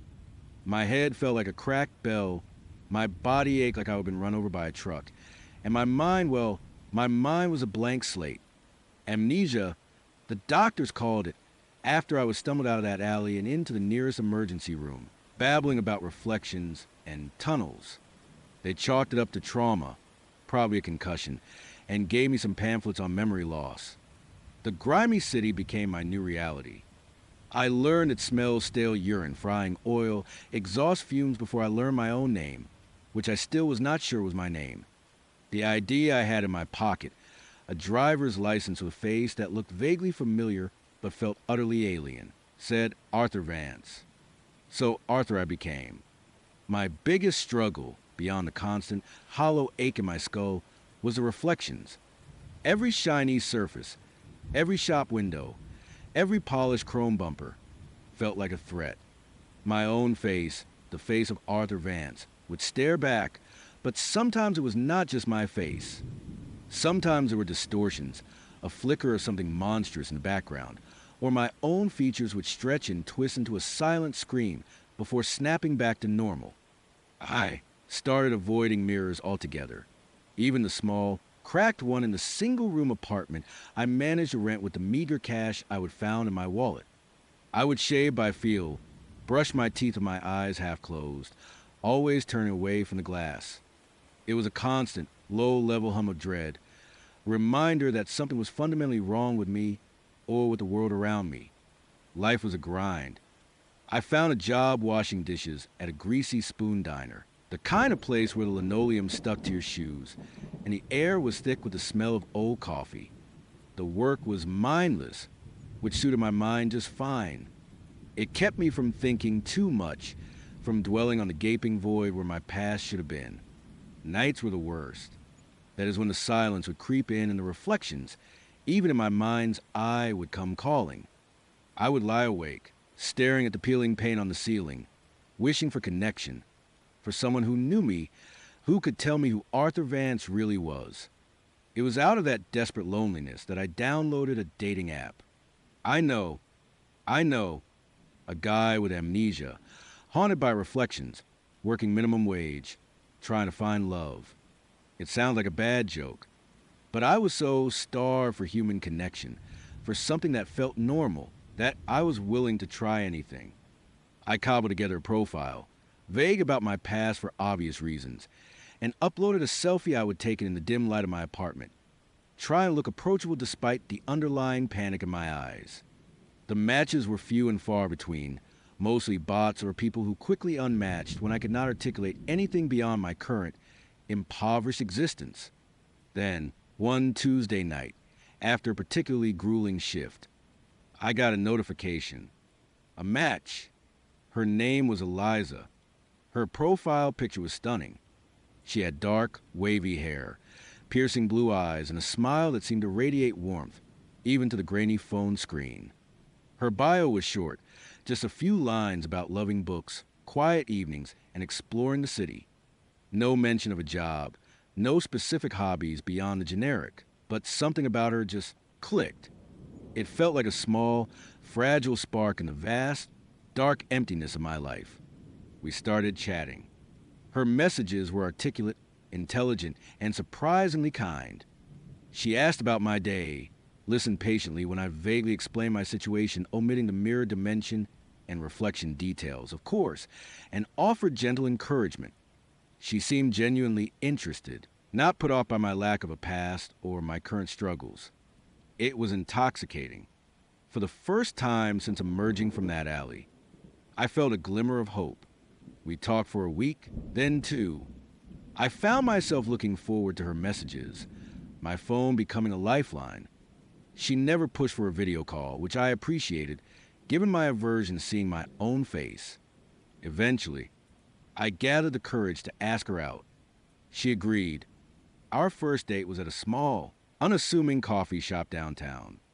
I arrived early, my heart hammering against my ribs. I kept glancing at my phone, checking her picture, trying to calm my nerves. When she walked in, I recognized her instantly. She was even more beautiful in person. Her smile was just as warm, her eyes just as captivating. She wore a simple, elegant dress and carried herself with a quiet grace. "Arthur," she asked, her voice soft, melodic. "Eliza." I managed, standing up, feeling clumsy and awkward. We talked for hours. It was effortless. She seemed to understand me in a way no one else had. She listened intently, her eyes never leaving mine, making me feel like the most interesting person in the world. She did not ask probing questions about my amnesia, just acknowledged it with a sympathetic nod. She talked about art, about philosophy, about the hidden corners of the city she loved to explore. She was fascinating, and I found myself completely captivated. We went on a second date, then a third. Each time, I fell a little deeper. She was everything I never knew I needed. She brought a lightness to my life, a sense of belonging that I had not felt since never, as far as I could remember. I started to forget about the reflections, about the gnawing fear in my gut. With Eliza, I felt almost normal, but as wonderful as she was, there was a subtle, almost imperceptible strangeness about her. It was not anything I could put my finger on at first, just little things. She rarely talked about her own past. When I would ask about her family, her work, her childhood, she would offer vague, almost poetic answers that sounded profound but revealed nothing concrete. My family is scattered, like dust motes in the sun, she would say, or my work is simply to be. It sounded deep, but after a while, it started to feel like evasion. She also seemed to know things about me that I had not told her. Small details, like my favorite kind of coffee, or a particular book I would mention only once in passing. When I would bring it up, she would just smile and say, "I am a very good listener." Arthur, it was charming at first, then it became a little unsettling. One evening, after a particularly lovely dinner, I walked her back to her apartment. She lived in a quiet, older building on the outskirts of downtown, tucked away on a tree-lined street. It felt peaceful, idyllic. We lingered at her doorstep, talking, until she finally leaned in and kissed me. It was soft, gentle, and utterly perfect. As I walked home, a giddy smile on my face, a thought occurred to me.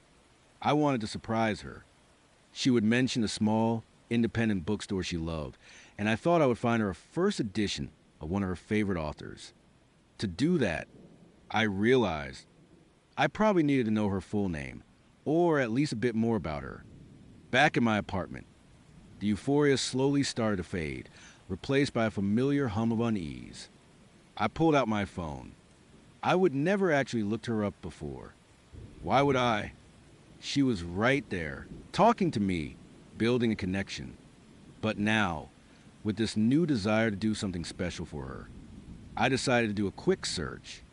Just her first name. Eliza, and maybe the city. Nothing. Too broad.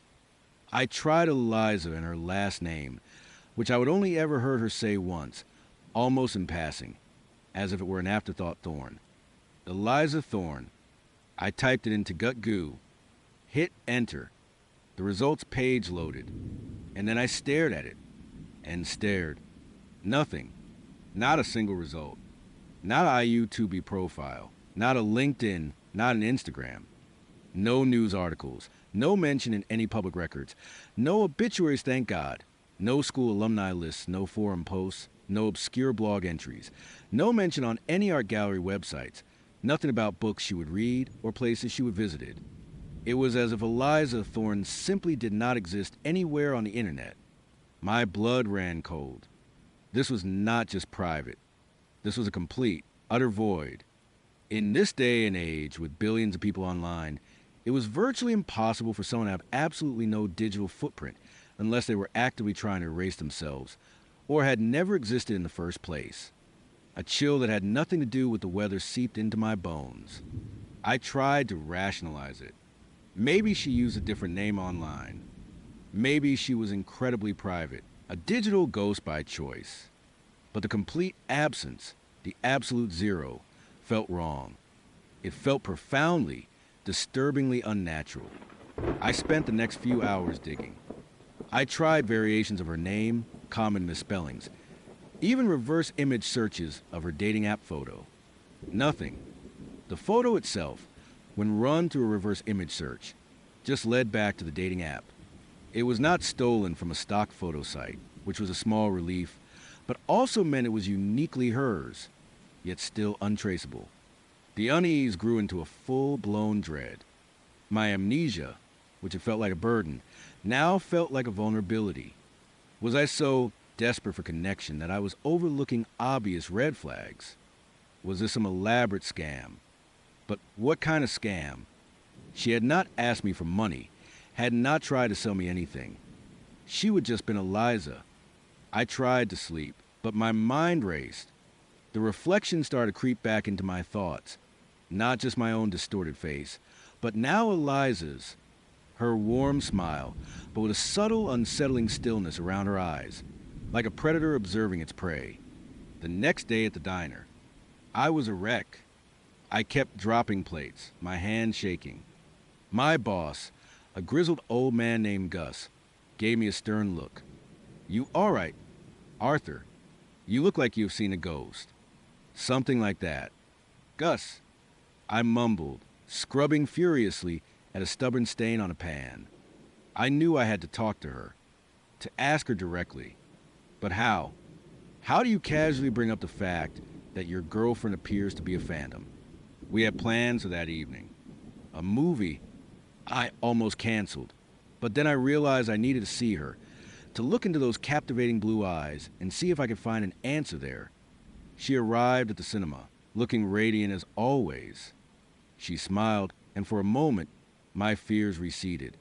Maybe I was just being paranoid. Maybe it was the amnesia making me distrustful.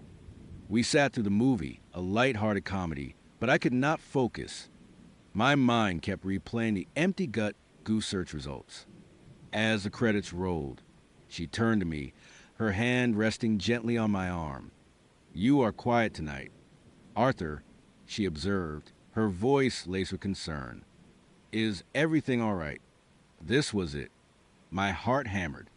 "Eliza," I began, trying to keep my voice steady. "There's something I need to ask you." She tilted her head, her expression unreadable. "Of course. Arthur, anything. I was trying to find that bookstore you mentioned to get you a gift." I lied clumsily, tried to make it sound natural. "And I realized I did not know much about you. So I tried looking you up online." Her smile did not falter, but a subtle shift, almost imperceptible, occurred in her eyes. A flicker of something cold, ancient. "Oh," she said, her voice still soft, but with an edge I had not heard before. "Yeah," I continued, feeling my palms sweat. "And I could not find anything. No social media, no records, nothing. It is like you do not exist." The silence that followed was heavy, suffocating.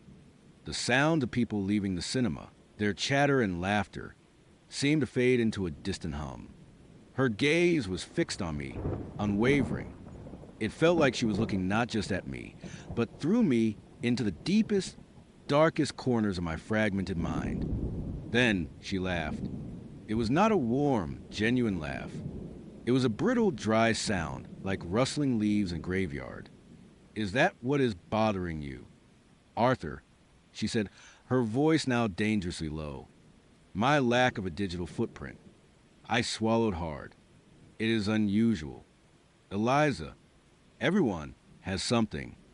She leaned closer, her eyes glittering in the dim light. "Not everyone, Arthur. Some of us prefer to live unbound, untethered by the trivialities of the digital world." "But why?" I pressed, a frantic desperation rising in my chest. "Where are you from? What do you do? Who are your friends, your family?"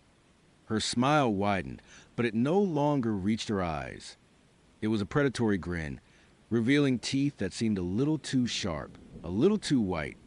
"My dear Arthur," she purred, her voice a silken whisper that sent shivers down my spine. "You, of all people, should understand the allure of a blank slate, the freedom of having no past to define you. My amnesia," she was using my own vulnerability against me. A cold dread settled in my stomach. "That is different." I insisted, though my voice wavered. "I lost my past. You seem to have deliberately shed yours." Her eyes narrowed. and the warmth was completely gone, replaced by an ancient, fathomless cold.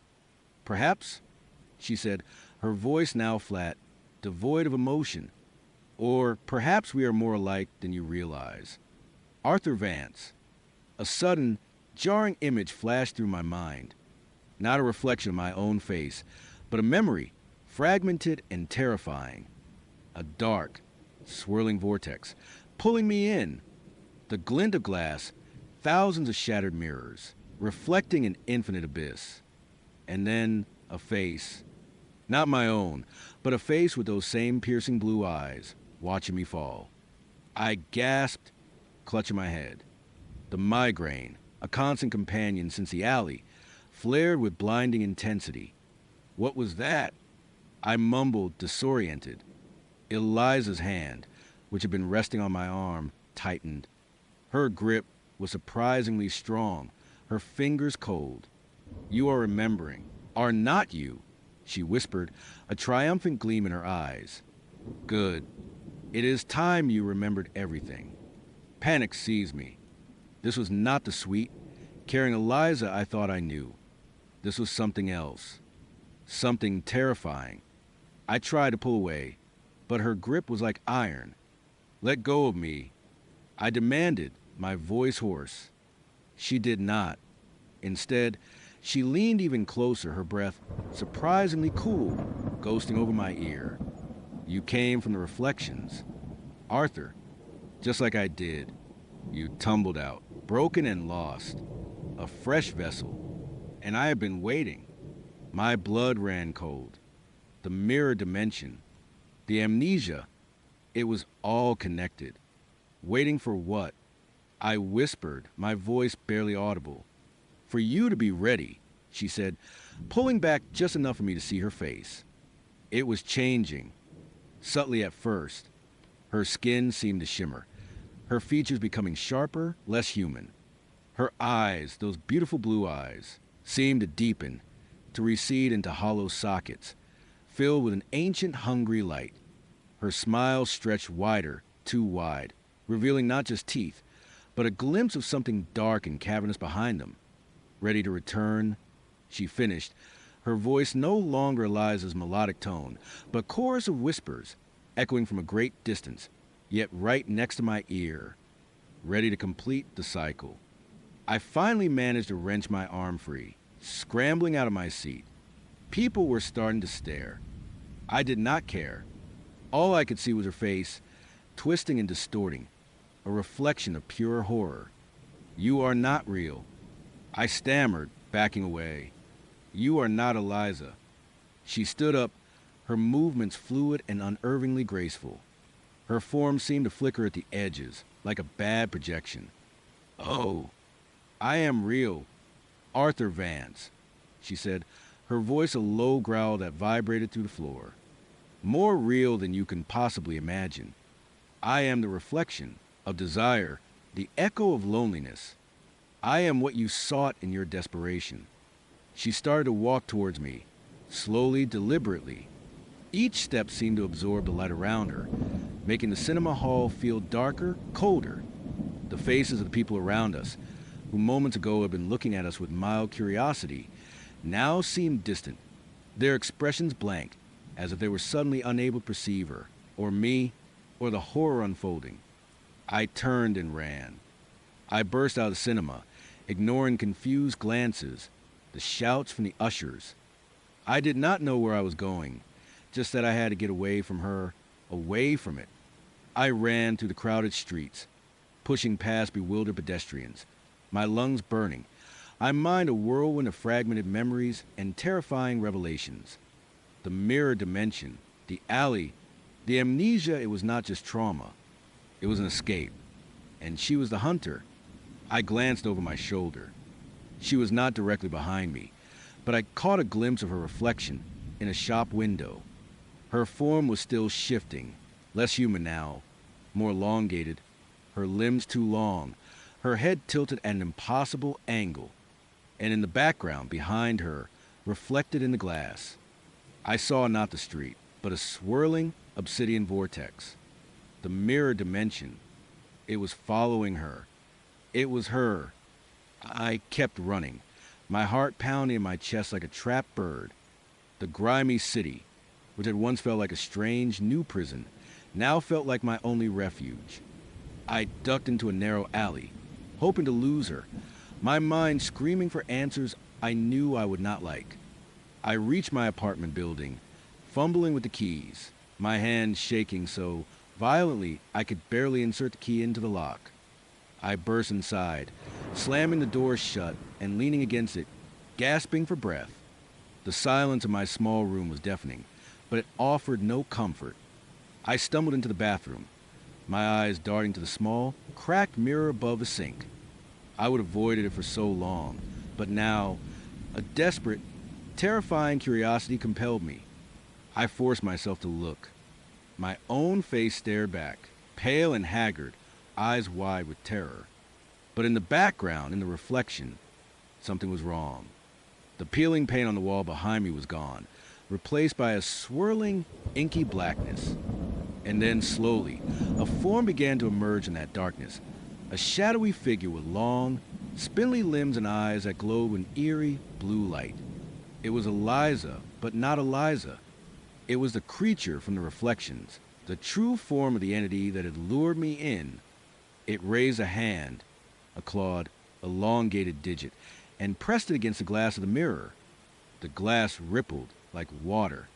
Then a voice, a chorus of whispers that seemed to emanate from everywhere and nowhere, echoed in my mind, not through my ears. You can't escape.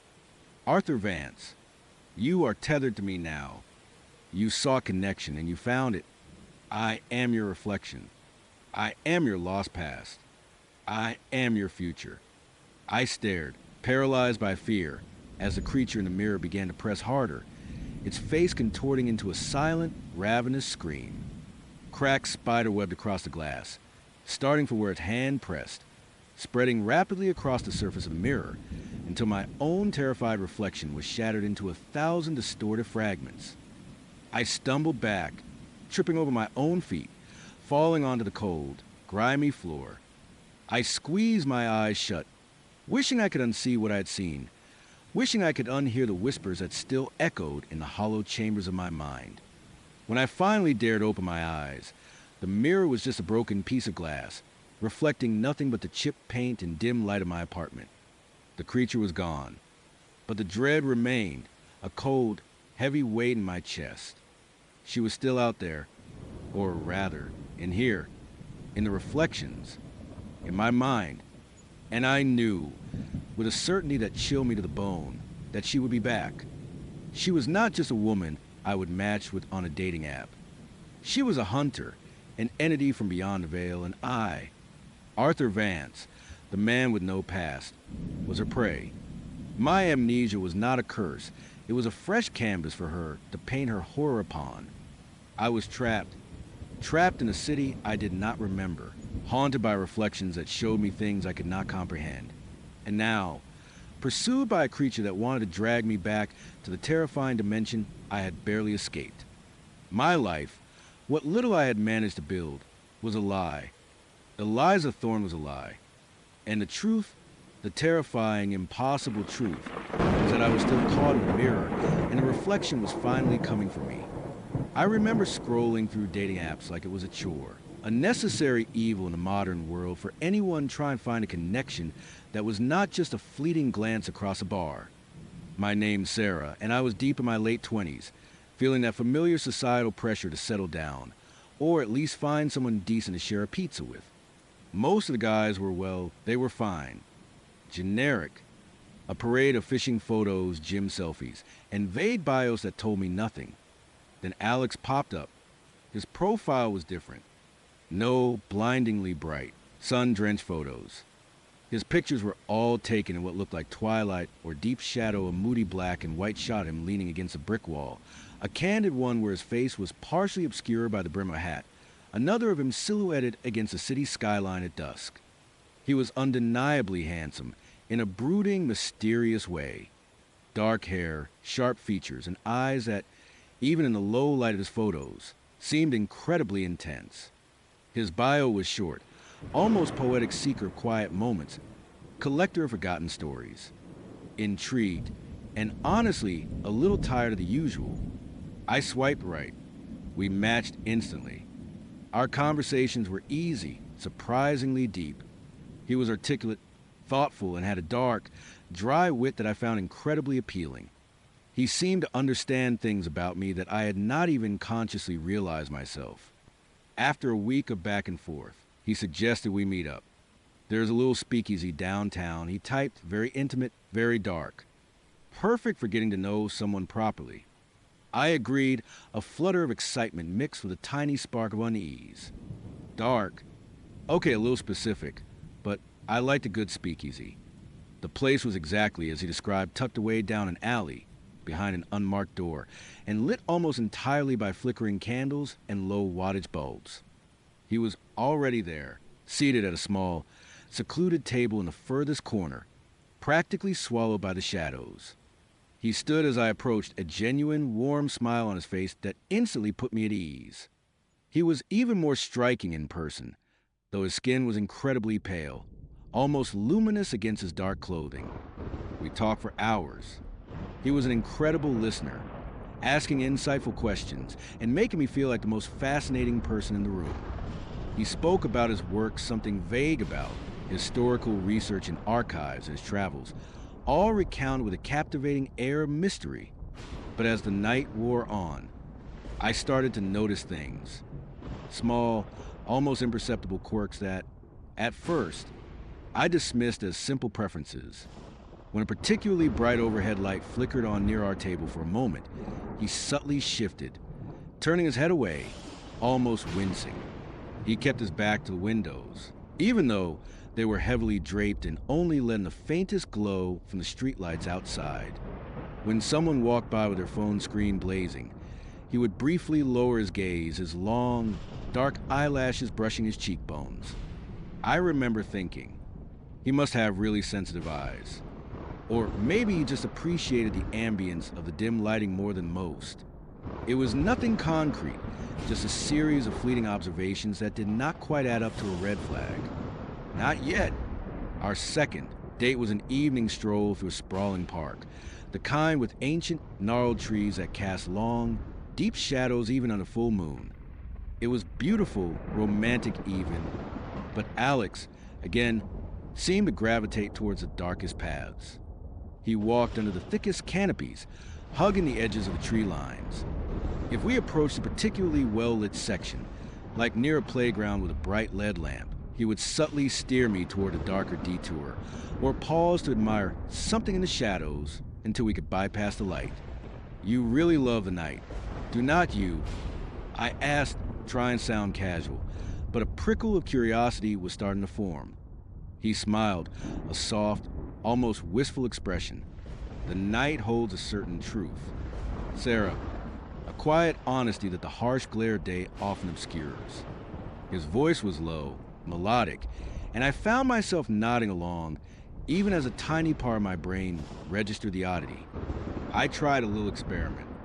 As we walked past a street lamp, I deliberately steered us closer to its glow, hoping to catch his face fully illuminated. He did not resist, but as we entered the pool of light, he quickly pulled his phone out, pretending to check a message, angling his head down, away from the direct light. The brief glimpse I got of his skin under the stark glow showed it to be almost translucent, veins faintly visible beneath the surface, and his eyes, usually so captivating, seemed to recede, becoming darker, deeper, like pools of ink. The moment passed, and he tucked his phone away, smiling. "Beautiful night. Is not it?" he said, as we entered the comforting gloom. By our third date, I was actively, if discreetly, observing him.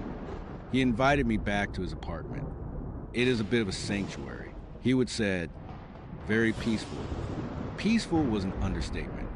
It was a cave. Every single window was covered by heavy, thick blackout curtains, drawn so tightly that not a sliver of daylight could penetrate.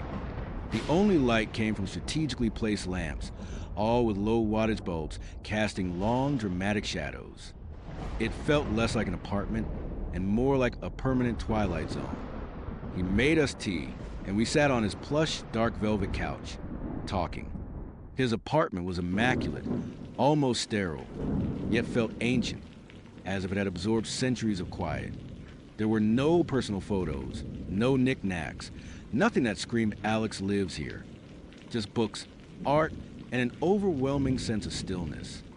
Wow, these curtains are serious. I commented, trying to sound lighthearted, as I gestured towards the thick fabric. You must really value your sleep. He chuckled, a low rumble in his chest. Something like that. I find the world outside too distracting sometimes. Too bright. He avoided my gaze for a moment, then quickly changed the subject. I noticed his hands were always cool, even when he held mine.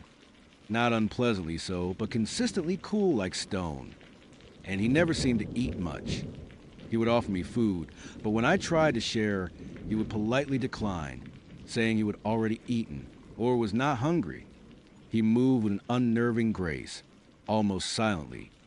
I swear I never heard his footsteps, no matter how quickly he moved from one room to another. He seemed to glide. The unease in my stomach was growing, a cold not tightening with each passing day. I tried to dismiss it. Everyone has quirks, right?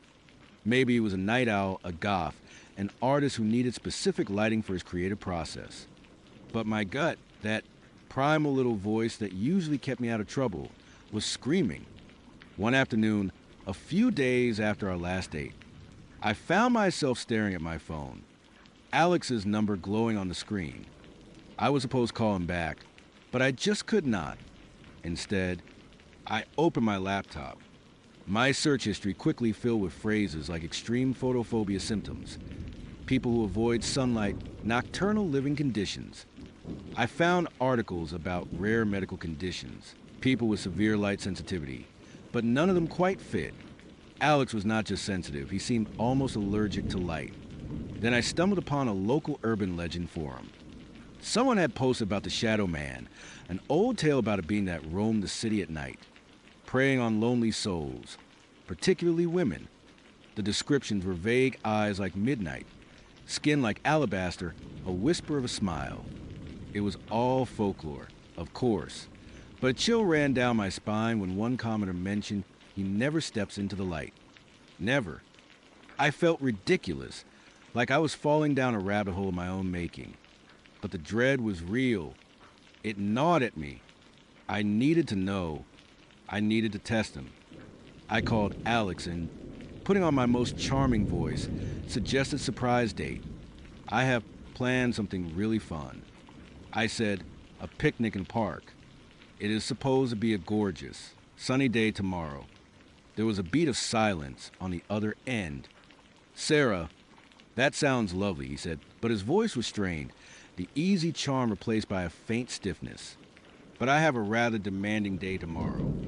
Some archives I need to visit, very time sensitive. Oh, come on. I pressed, forcing a laugh. Just for an hour. I will pack all your favorites. It will be so nice to get some fresh air, some sunshine. He sighed, a barely audible sound. Sarah, I truly appreciate the thought, but I really do not do well in direct sunlight.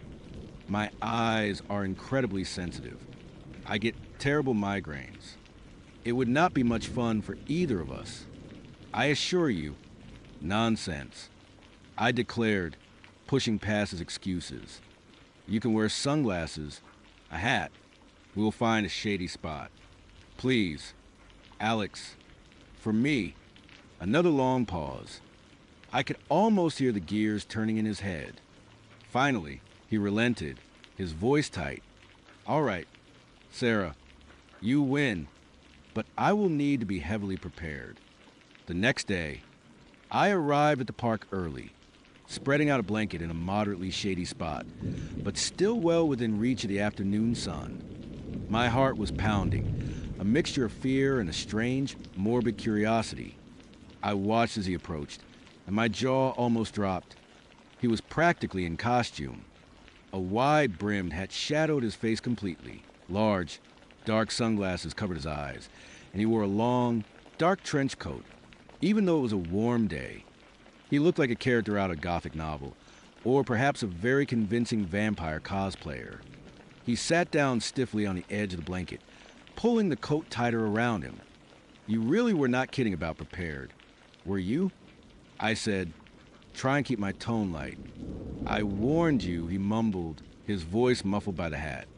He looked miserable, almost in pain, even in the dappled shade. His skin, what little I could see of it, seemed even paler than usual, almost translucent.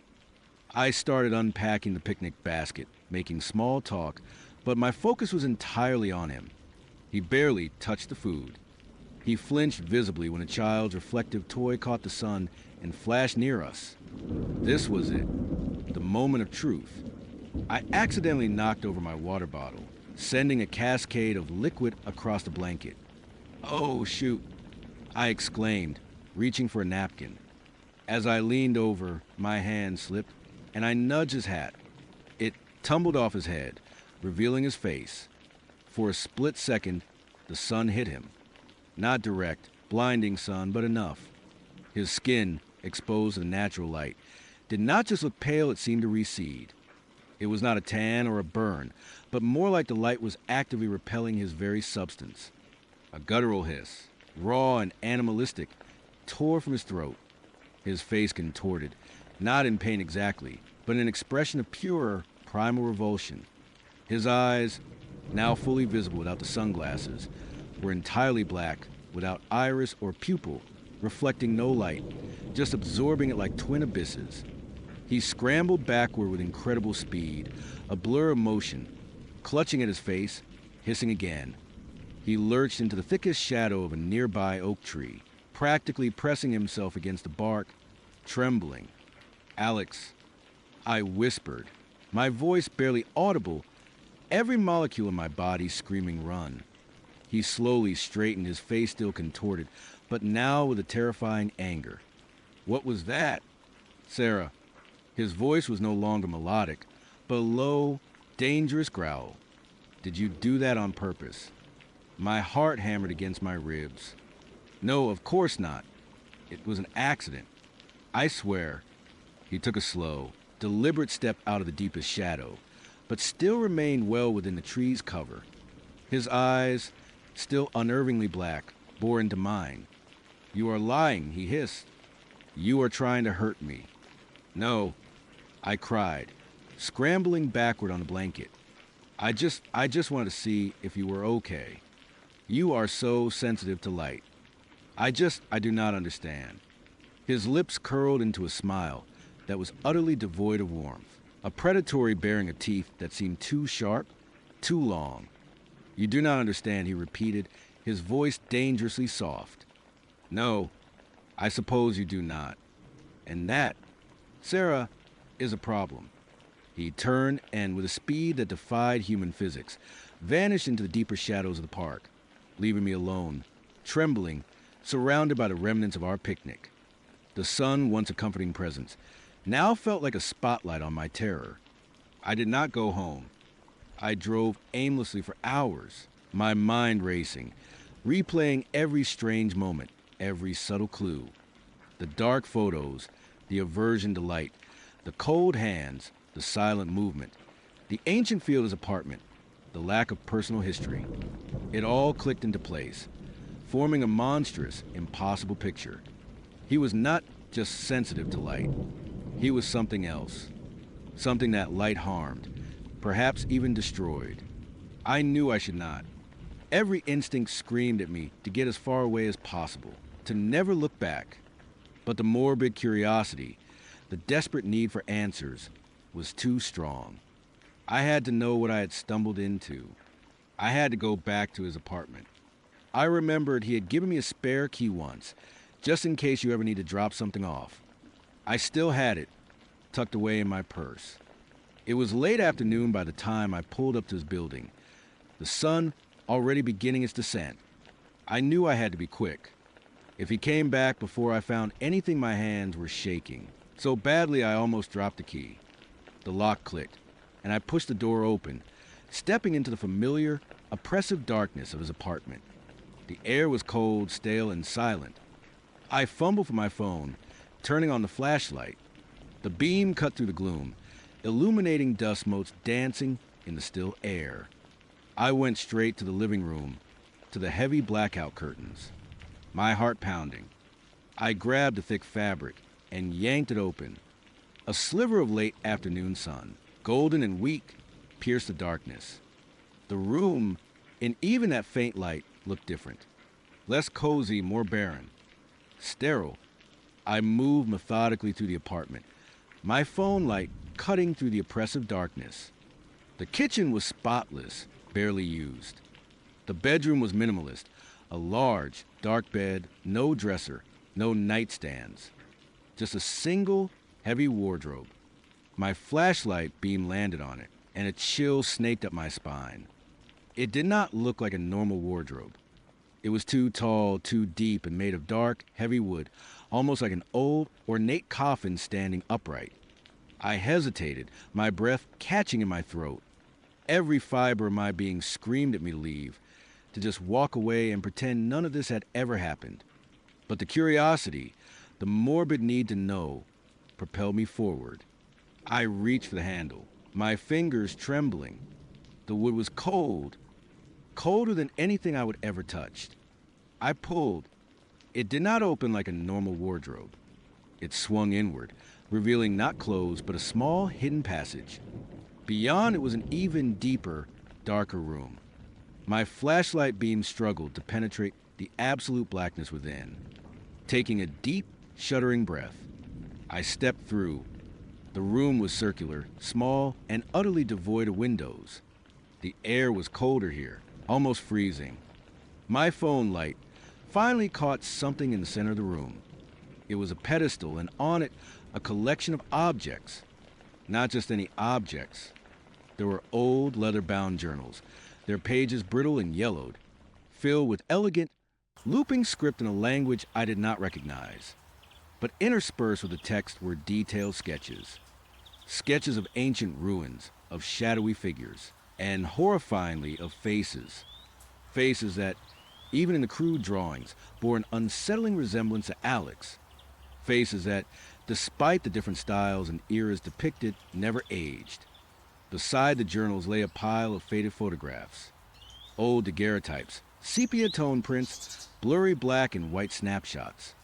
In each one, a figure stood, always in shadow, always partially obscured, but always unmistakably.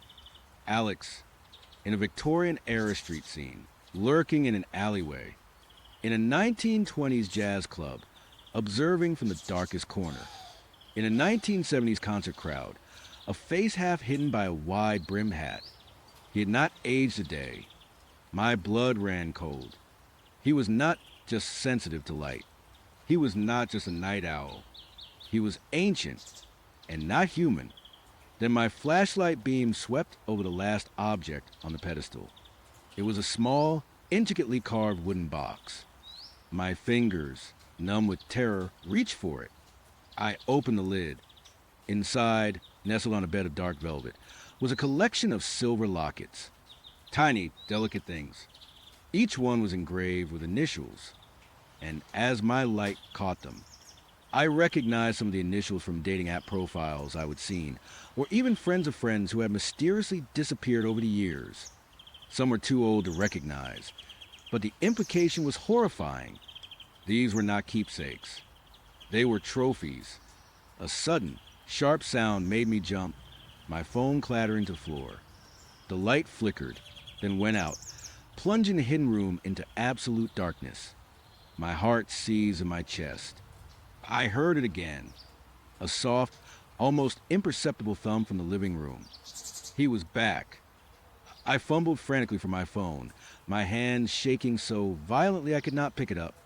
The darkness in the room felt alive, pressing in on me, colder now, like a living thing. A low, sibilant whisper slithered through the air, right next to my ear. You should not have come back. Sarah. I screamed a raw, terrified sound that tore from my throat. I stumbled backward, crashing into the wall. My eyes, useless in the pitch black, strained to see. I felt a presence, closer now, impossibly close. The air grew colder. The scent of dust and something ancient, something metallic, filled my nostrils. You were so curious. Alex's voice, devoid of all charm, now a chilling rasp, echoed around me, seeming to come from everywhere at once. So much like the others, always wanting to know, always pushing. I could feel him, though I could not see him. A cold, heavy pressure, like a shadow falling over me. I finally located my phone, my fingers closing around its cold metal. I fumbled for the power button, praying. The screen flickered to life, bathing the small, hidden room in a sudden, blinding white light. Alex was there, right in front of me, frozen in the sudden glare. He was not the handsome, charming man I would met.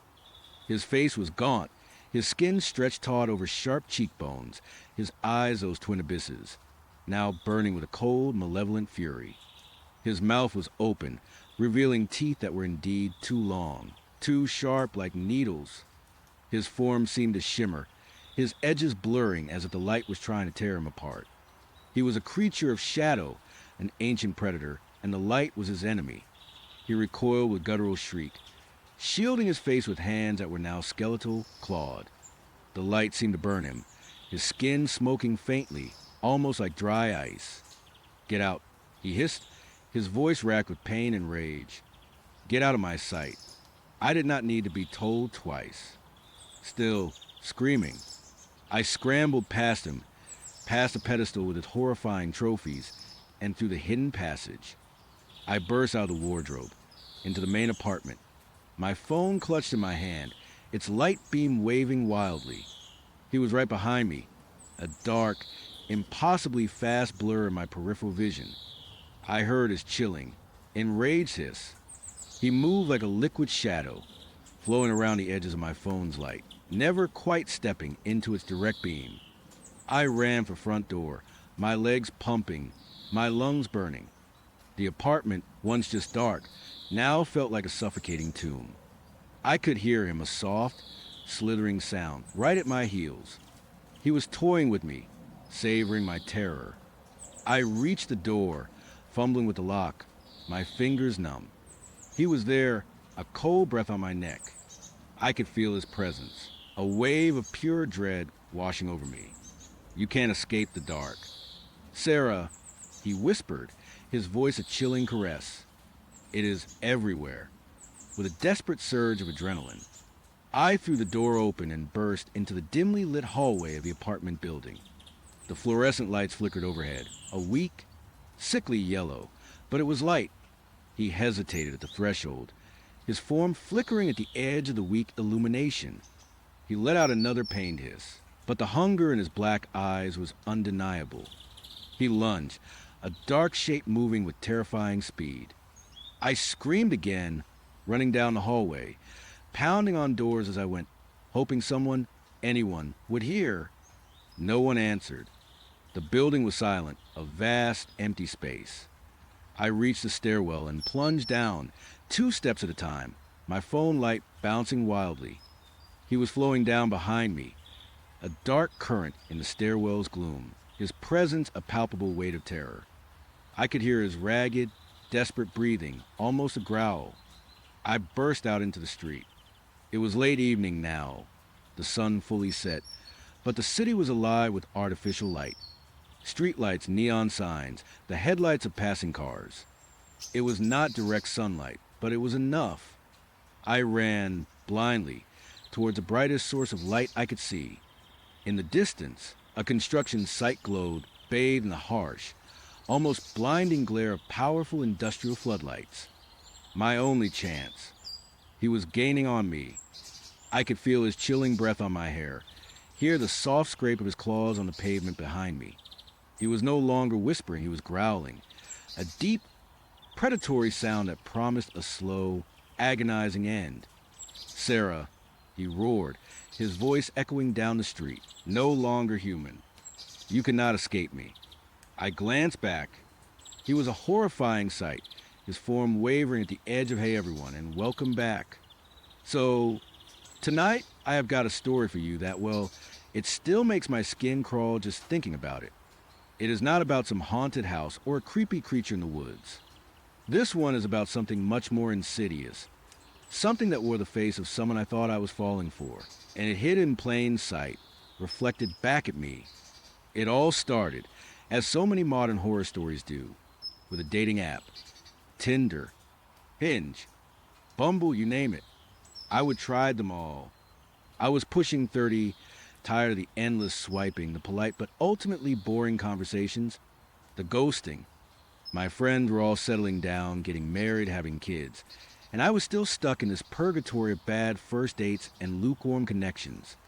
I was just about ready to throw in the towel, delete all the apps, and embrace my future as a crazy cat lady. Then, I matched with Mark. His profile picture showed a guy with kind eyes, a warm smile, and a slightly messy but charming head of dark hair. He was in his early 30s, worked in graphic design, loved hiking, and had a witty bio about his inability to keep houseplant alive. He seemed normal, and after a string of guys who were either too intense, too bland, or just plain weird, normal felt like a breath of fresh air. Our initial conversations were great. He was funny, engaging, and actually asked thoughtful questions instead of just talking about himself. We talked about everything: our favorite movies, our biggest pet peeves, our dreams for the future. It felt easy, effortless, like we would known each other for ages. After about a week of texting and a couple phone calls that stretched late into the night, we decided to meet up. We picked a cozy little coffee shop downtown, one of those places with mismatched furniture and the smell of roasted beans permanently etched into the walls. I got there a few minutes early, heart doing that nervous fluttery thing it does before a first date. When he walked in, I recognized him immediately. He looked exactly like his pictures, maybe even better. Taller than I expected, with an easy confidence that was not arrogant. He spotted me, smiled, and my stomach did another flip. "Sarah," he asked, his voice warm, just like it had been on the phone. "Mark." I replied, trying to sound cool and collected, which I definitely was not.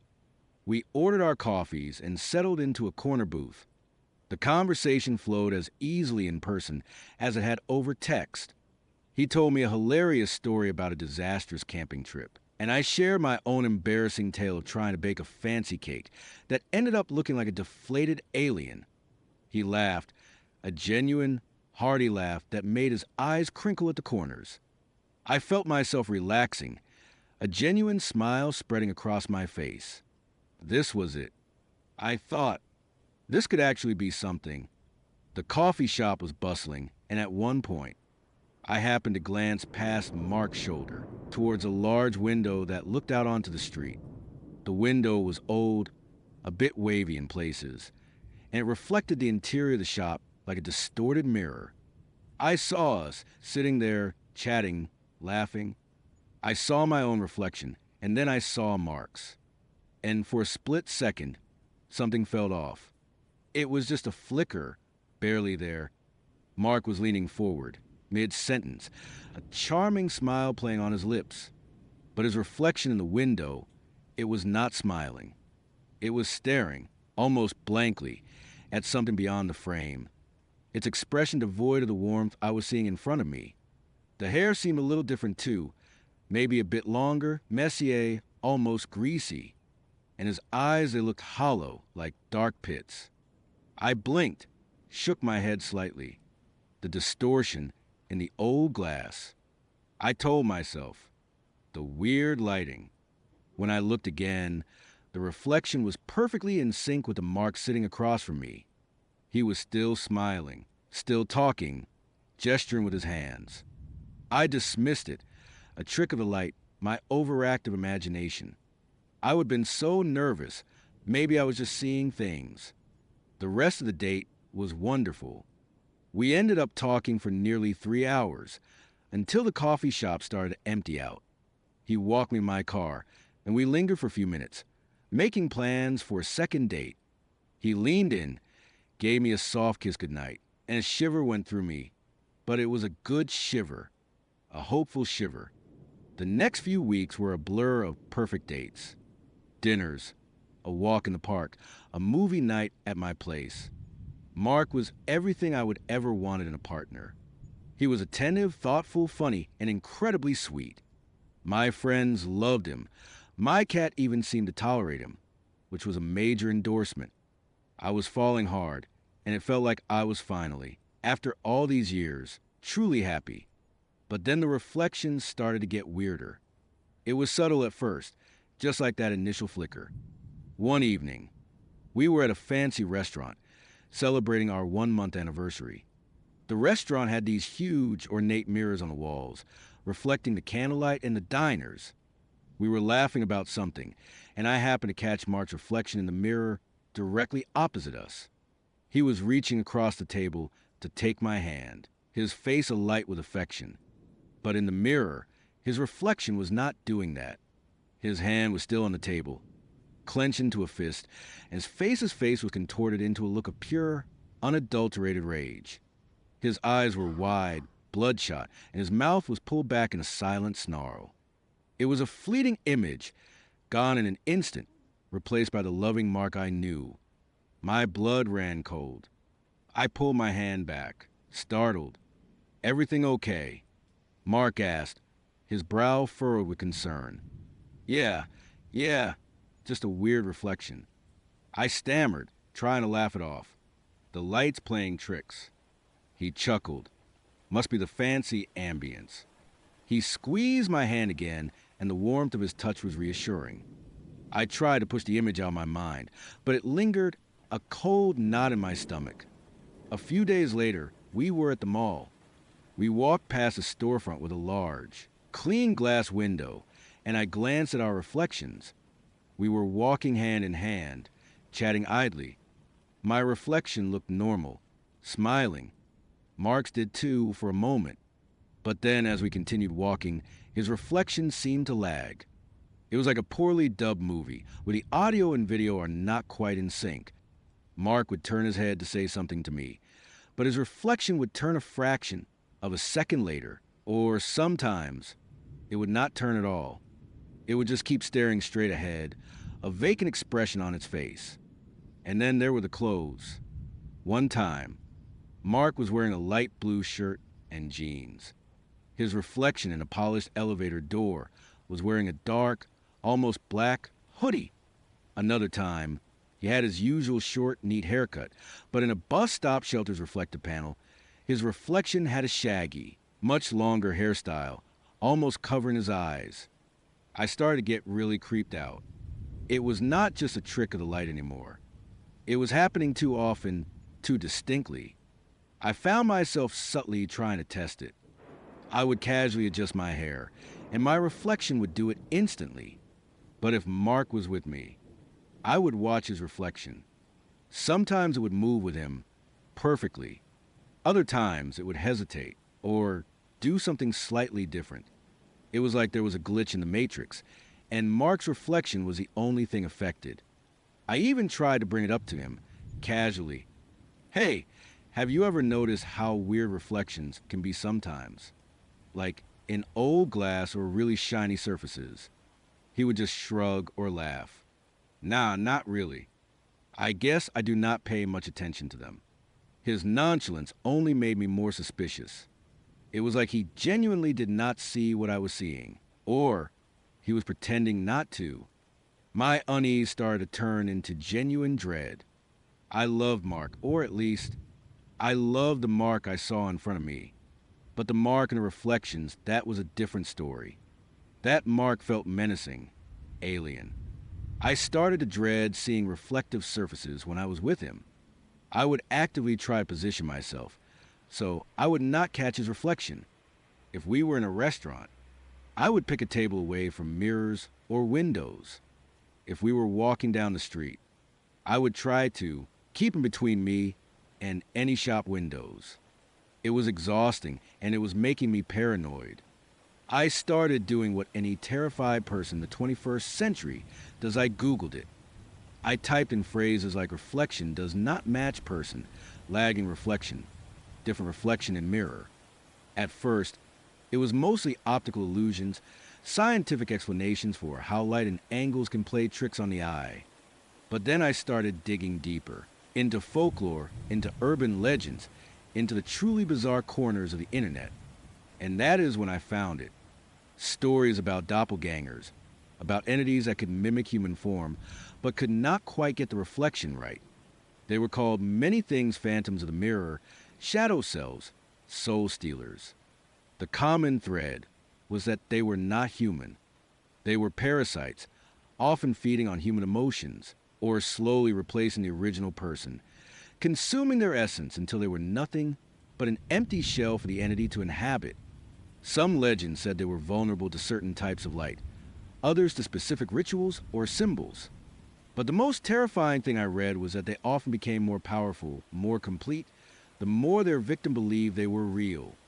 The more you accepted the imposter as the genuine article, the stronger it became. My blood ran cold, a different kind of cold than the initial shiver. This was not just my imagination. This was not a trick of the light. The charming, wonderful Mark I was falling for, he was not Mark. Or at least, not entirely. The thing in the reflections, the malevolent, shadowy, lagging figure, that was a true entity. And it was slowly, meticulously, trying to replace the man I cared about. The thought sent a wave of nausea through me. Had the real Mark ever existed? Or had this thing been there from the start? A perfectly crafted illusion, waiting for me to fall into its trap. The article suggested that sometimes these entities simply found a person and took over, leaving the original trapped in some ethereal prison or simply consumed. Other times, they were more like shapeshifters, taking on a form and personality that would appeal to their target. I looked at Mark's dating profile again. The kind eyes, the warm smile. It was all a lie. A bait. This thing had picked me, studied me, and presented itself as my ideal match. And I had fallen for it, hook, line, and sinker. The next time Mark came over, I felt a knot of pure terror in my stomach. I tried to act normal, to smile, to laugh, but every time he moved, every time he spoke, I was scrutinizing him, searching for the telltale signs. I avoided looking at the large mirror in my hallway, or the TV screen when it was off, anything that might show me its reflection. We were sitting on my couch, watching a movie. He had his arm around me, and I could feel the warmth of his skin, the steady beat of his heart. It felt so real, so normal, but I knew deep down it was not. Suddenly, he turned to me, his eyes sparkling. "You know," he said, his voice soft, "I think I am falling in love with you." Sarah, my heart hammered against my ribs, but not with joy, with a sickening dread. This was it, the moment of truth. If I said it back, if I believed it, would it complete its transformation? Would the real Mark be gone forever, replaced entirely by this thing? I swallowed, my throat dry. "Mark," I started, trying to keep my voice steady. "I need to ask you something." He looked at me, a sweet, expectant smile on his face. The imposter's smile. "Have you ever really looked at yourself in a mirror?" I asked, my voice barely a whisper. His smile faltered, just a fraction. "What kind of question is that?" He chuckled, a nervous edge to his voice. "No, seriously." I pressed, pulling away from him slightly. "Have you ever paid close attention to your reflection? Really, truly looked?" His eyes narrowed, and the warmth in them seemed to dim. "I do not know what you are talking about." "Sarah, are you feeling okay?" "I am fine," I said, my voice gaining strength, fueled by a terrifying surge of adrenaline. "But I do not think you are. Or rather, I do not think you are Mark." The smile vanished completely. His face became a mask, unreadable. The air in the room seemed to thicken, suddenly heavy and cold. "What are you talking about?" he said, his voice now flat, devoid of emotion. "Your reflection. Mark." I whispered, tears pricking at my eyes. "It is not you. It has never been you. It is something else. Something horrible." He stood up, slowly, his movement stiff, unnatural. The charming veneer had completely cracked. His eyes, the ones that seemed so kind, were now cold black pools. You should not have looked so closely. Sarah, he said, his voice still flat, but now with an underlying rumble like a distant growl. You were so close to being perfect, to being mine. He took a step toward me, and I scrambled backward, hitting the armrest of the couch. My eyes darted around the room, searching for an escape, a weapon, anything. Then, I remembered something from my research. Some of these entities were vulnerable to bright, direct light. Not just any light, but focus light. And I had something. I had a powerful LED flashlight, one I kept for emergencies, tucked away in my bedside table. It was a long shot, a desperate gamble, but it was all I had. Stay away from me. I yelled, my voice trembling. He smirked, a chilling, unnatural movement of his lips. Where would you go? There is nowhere to hide from me. And soon, you won't even remember why you were trying to hide. He took another step, and I could feel the malevolence radiating off him, a palpable wave of cold dread. His form seemed to shimmer slightly at the edges, like he was barely holding his human shape together. I lunged, not at him, but towards my bedroom door. He reacted instantly, a blur of motion, but I was faster, fueled by pure terror. I burst into my bedroom, fumbling for the bedside table drawer. My fingers closed around the cold metal of the flashlight. I spun around, just as he entered the doorway, his eyes glowing with an eerie, internal light. He was not smiling anymore. His face was gaunt, his skin stretched taut over sharp angles, his teeth long and pointed. His true form, or at least a glimpse of it, was starting to show. He looked like something starved, something ancient and hungry. You are mine. Sarah, he hissed, his voice no longer human, but a raspy, echoing whisper that seemed to come from everywhere at once. You accepted me. You loved me. You believed in me. I believed in a lie. I screamed, and with a click, I unleashed the full power of the LED flashlight directly into his face. The beam was blinding, a concentrated spear of pure white light. It hit him, and he recoiled with a guttural shriek that was more animalistic than anything I would ever heard. His body spasmed, twisting, and the human facade began to melt away like wax. Smoke, black and oily, began to pour from his eyes, his mouth, his ears. His skin bubbled and peeled back, revealing not flesh, but a churning vortex of shadow and indistinct shapes beneath. He thrashed, his limbs elongating, distorting, becoming spindly and grotesque. The air filled with a putrid smell, like burnt hair and ozone. I kept the light focused, my hand shaking so violently I thought I might drop it. He screamed again, a sound of pure agony and rage, and for a terrifying moment, I thought he might lunge at me, despite the light. But the light was holding him back, burning him. The vortex of shadow intensified, pulling at itself, shrinking. The screams dwindled to whimpers, then to nothing. The putrid smell dissipated. And then, with a final, shuddering gasp, the entire form collapsed in on itself, imploding into a tiny, shimmering point of darkness that winked out of existence, leaving behind only a faint, lingering chill in the air. I stood there, flashlight still gripped in my trembling hand, the beam still cutting through the darkness of my bedroom. My breath came in ragged gasps, my heart still pounding like a drum against my ribs. I was soaked in sweat, shivering uncontrollably. It was gone. The apartment was silent, eerily so. The only sounds were my own ragged breathing and the faint hum of the refrigerator in the kitchen. I slowly lowered the flashlight, my gaze sweeping the room. There was no trace of him, no ash, no residue, nothing. Just a lingering scent of ozone and a profound, bone-deep cold.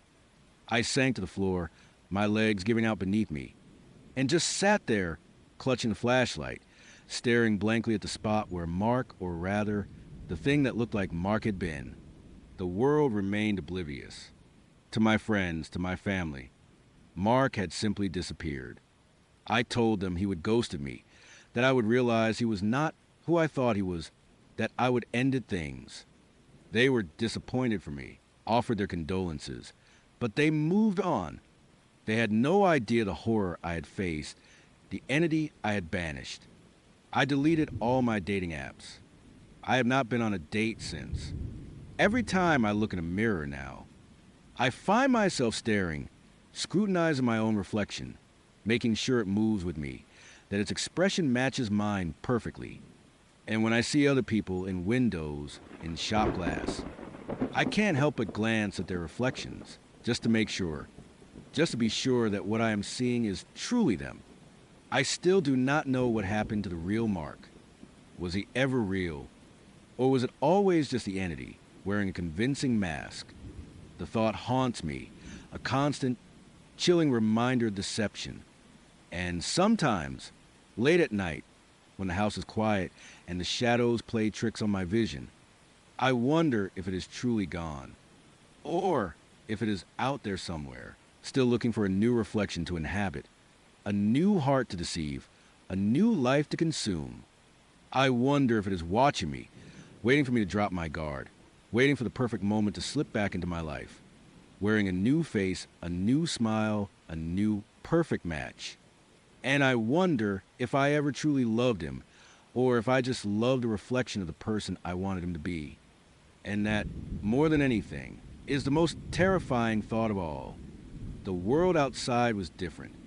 Not just the air, which tasted of concrete and exhaust fumes, or the distant thrum of traffic, which vibrated to the pavement like a low, guttural growl.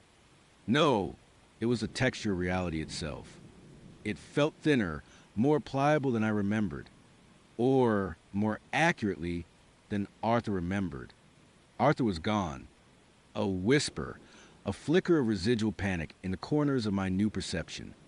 His fear, his memories, his very essence, they were all just raw materials now. Fuel for the furnace that burned inside me. Inside us, we were the gateway, a pulsating nexus of consciousness and intent, poured into this fragile, fleshy vessel. And the vessel was adequate, stronger than before, more adaptable. The subtle shift in my bones, the elongation of my fingers into something almost claw-like, those were just initial adjustments. My skin, no longer translucent, now held a deceptive normalcy, a perfect camouflage. But the eyes, the liquid mercury eyes that Eliza had possessed, they were mine now. And through them, the world shimmered with 1,000 new possibilities, 1,000 new vulnerabilities. The front door, which had dissolved behind me, was no longer concern. It was a concept, a boundary that no longer applied. I stepped onto the sidewalk, the soles of my shoes Arthur's shoes feeling the grit and grime beneath them. It was late, the streetlights casting long, distorted shadows that danced with my own. A cool breeze, carrying the scent of rain and distant garbage, brushed against my face. It felt invigorating, freeing. Arthur had been afraid of the outside, of everything. I was not. I was curious. And I was hungry. The whispers, the chorus that had poured from Eliza, now flowed through me, a constant, low murmur just beneath the threshold of hearing. They were my thoughts, my directives, my collective will. And they spoke of expansion, of connection, of filling this new dimension, just as I had been filled. My new senses were overwhelming.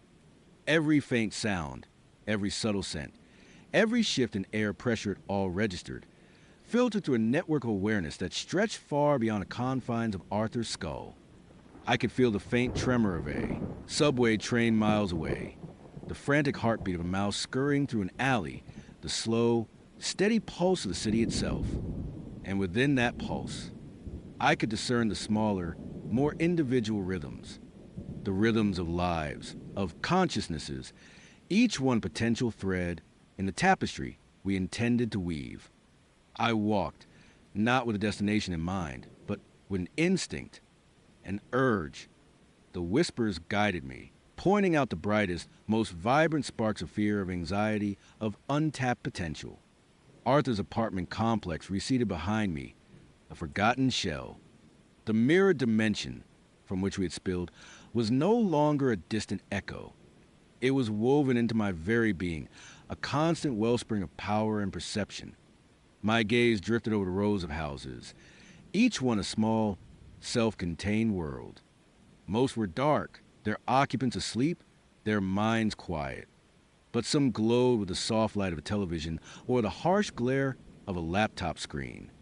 And one, a modest two-story house with a neatly tended lawn, seemed to hum with a particular kind of energy, a low-grade hum of routine, of solitude, of a life lived in quiet comfort. It was a perfect canvas. I paused across the street, allowing my new senses to fully immerse themselves in the aura of the house. Inside, a man sat alone. I could see him, not with my physical eyes, but with a deeper, more intrinsic sight. He was on his couch, scrolling through his phone, a half-eaten bowl of cereal on the coffee table beside him. His name, Arthur's memory supplied, was Mark Jenkins. He worked as a data entry clerk, lived alone, had a cat named Mittens, a creature of habit, predictable, vulnerable. The whispers grew louder, a chorus of approval. Yes, him. I did not need to break in. Breaking in was crude, inefficient. I simply observed. I moved around the house, not physically, but as a presence, a permeating awareness. I flowed through the walls, through the very fabric of the structure, like water through a sieve. Every creak of the floorboards, every draft from a window, every dust mote dancing in the moonlight, I was part of it. I was the house. And from within the house, I could see everything. Mark eventually got up, rinsed his bowl, and went to bed. He left the light on in the hallway, a small concession to the darkness. He was a creature of comfort, of habit, and of a subtle, underlying anxiety that he probably was not even aware of. It was the perfect kind of anxiety, the kind that, when nurtured, could blossom into a glorious, all-consuming fear. As he slept, I watched. I saw the gentle rise and fall of his chest, the faint twitch of his eyelids as he dreamed. I saw the framed photos on his bedside table, a younger Mark with his parents, a group of friends laughing at a barbecue, a vacation snapshot of a beach. All memories of a life, a normal life, a life that was about to become anything but. The first photo appeared a few days later. Mark found it tucked into his morning newspaper, wedged between the sports section and the classifieds. It was a small, glossy print, the kind you would get from a cheap photo booth. But the image was of him. He was sitting at his kitchen table, eating breakfast. His back was to the camera, but the angle was unmistakable. It was taken from inside his kitchen cupboard, just above the sink. He remembered that morning distinctly. He would have been in a hurry, almost late for work. He would barely registered anything beyond his toast and coffee. He stared at the photo, his brow furrowed in confusion.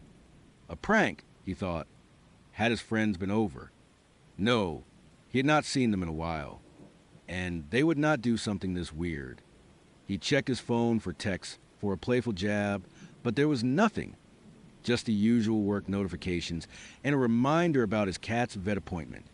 He dismissed it. A random photo, perhaps from a distant memory, accidentally printed and somehow, inexplicably, found its way into his paper. He crumpled it up and tossed it in the trash. The whispers inside me chuckled, a dry, rustling sound like autumn leaves. He denies. Good. The second photo appeared the next day. This one was on his nightstand, placed neatly beside his alarm clock. It was of him, fast asleep, his mouth slightly open, a thin line of drool on his pillow. The angle was from under his bed, looking up. The perspective was low, almost intimate. This time, Mark did not dismiss it. A chill, cold and sharp. S and I would have been swiping right on more duds than I care to admit when Julian's profile popped up. He had that clean-cut, all-American look, bright eyes, neat hair, and a smile that seemed to light up his entire face. His bio was charming, witty, and just self-deprecating enough to feel authentic. After a few days of surprisingly engaging texts, we set up a dinner date for that Friday. I felt a flutter of genuine optimism, a feeling I had not experienced in a while when it came to dating apps. The restaurant was one of those trendy, dimly lit places downtown, perfect for a first date. I got there a few minutes early, nursing a sparkling water, when I saw him walk in. He spotted me immediately, and that smile, the one from his profile, spread across his face. It was just as bright in person, maybe even brighter, catching the low light of the restaurant. He was even better looking than his pictures, dressed sharply in a dark blazer, and he moved with a confident, easy grace. He slid into the booth opposite me, still smiling, and extended a hand. "Sarah, right. Julian, it is great to finally meet you." His voice was smooth, a pleasant baritone, and his grip was firm but not aggressive. Everything seemed perfect, and yet, as he settled in, ordering a glass of red wine, I noticed something. That smile, it had not faded, not even a little. I figured, okay, he is probably just a really happy guy.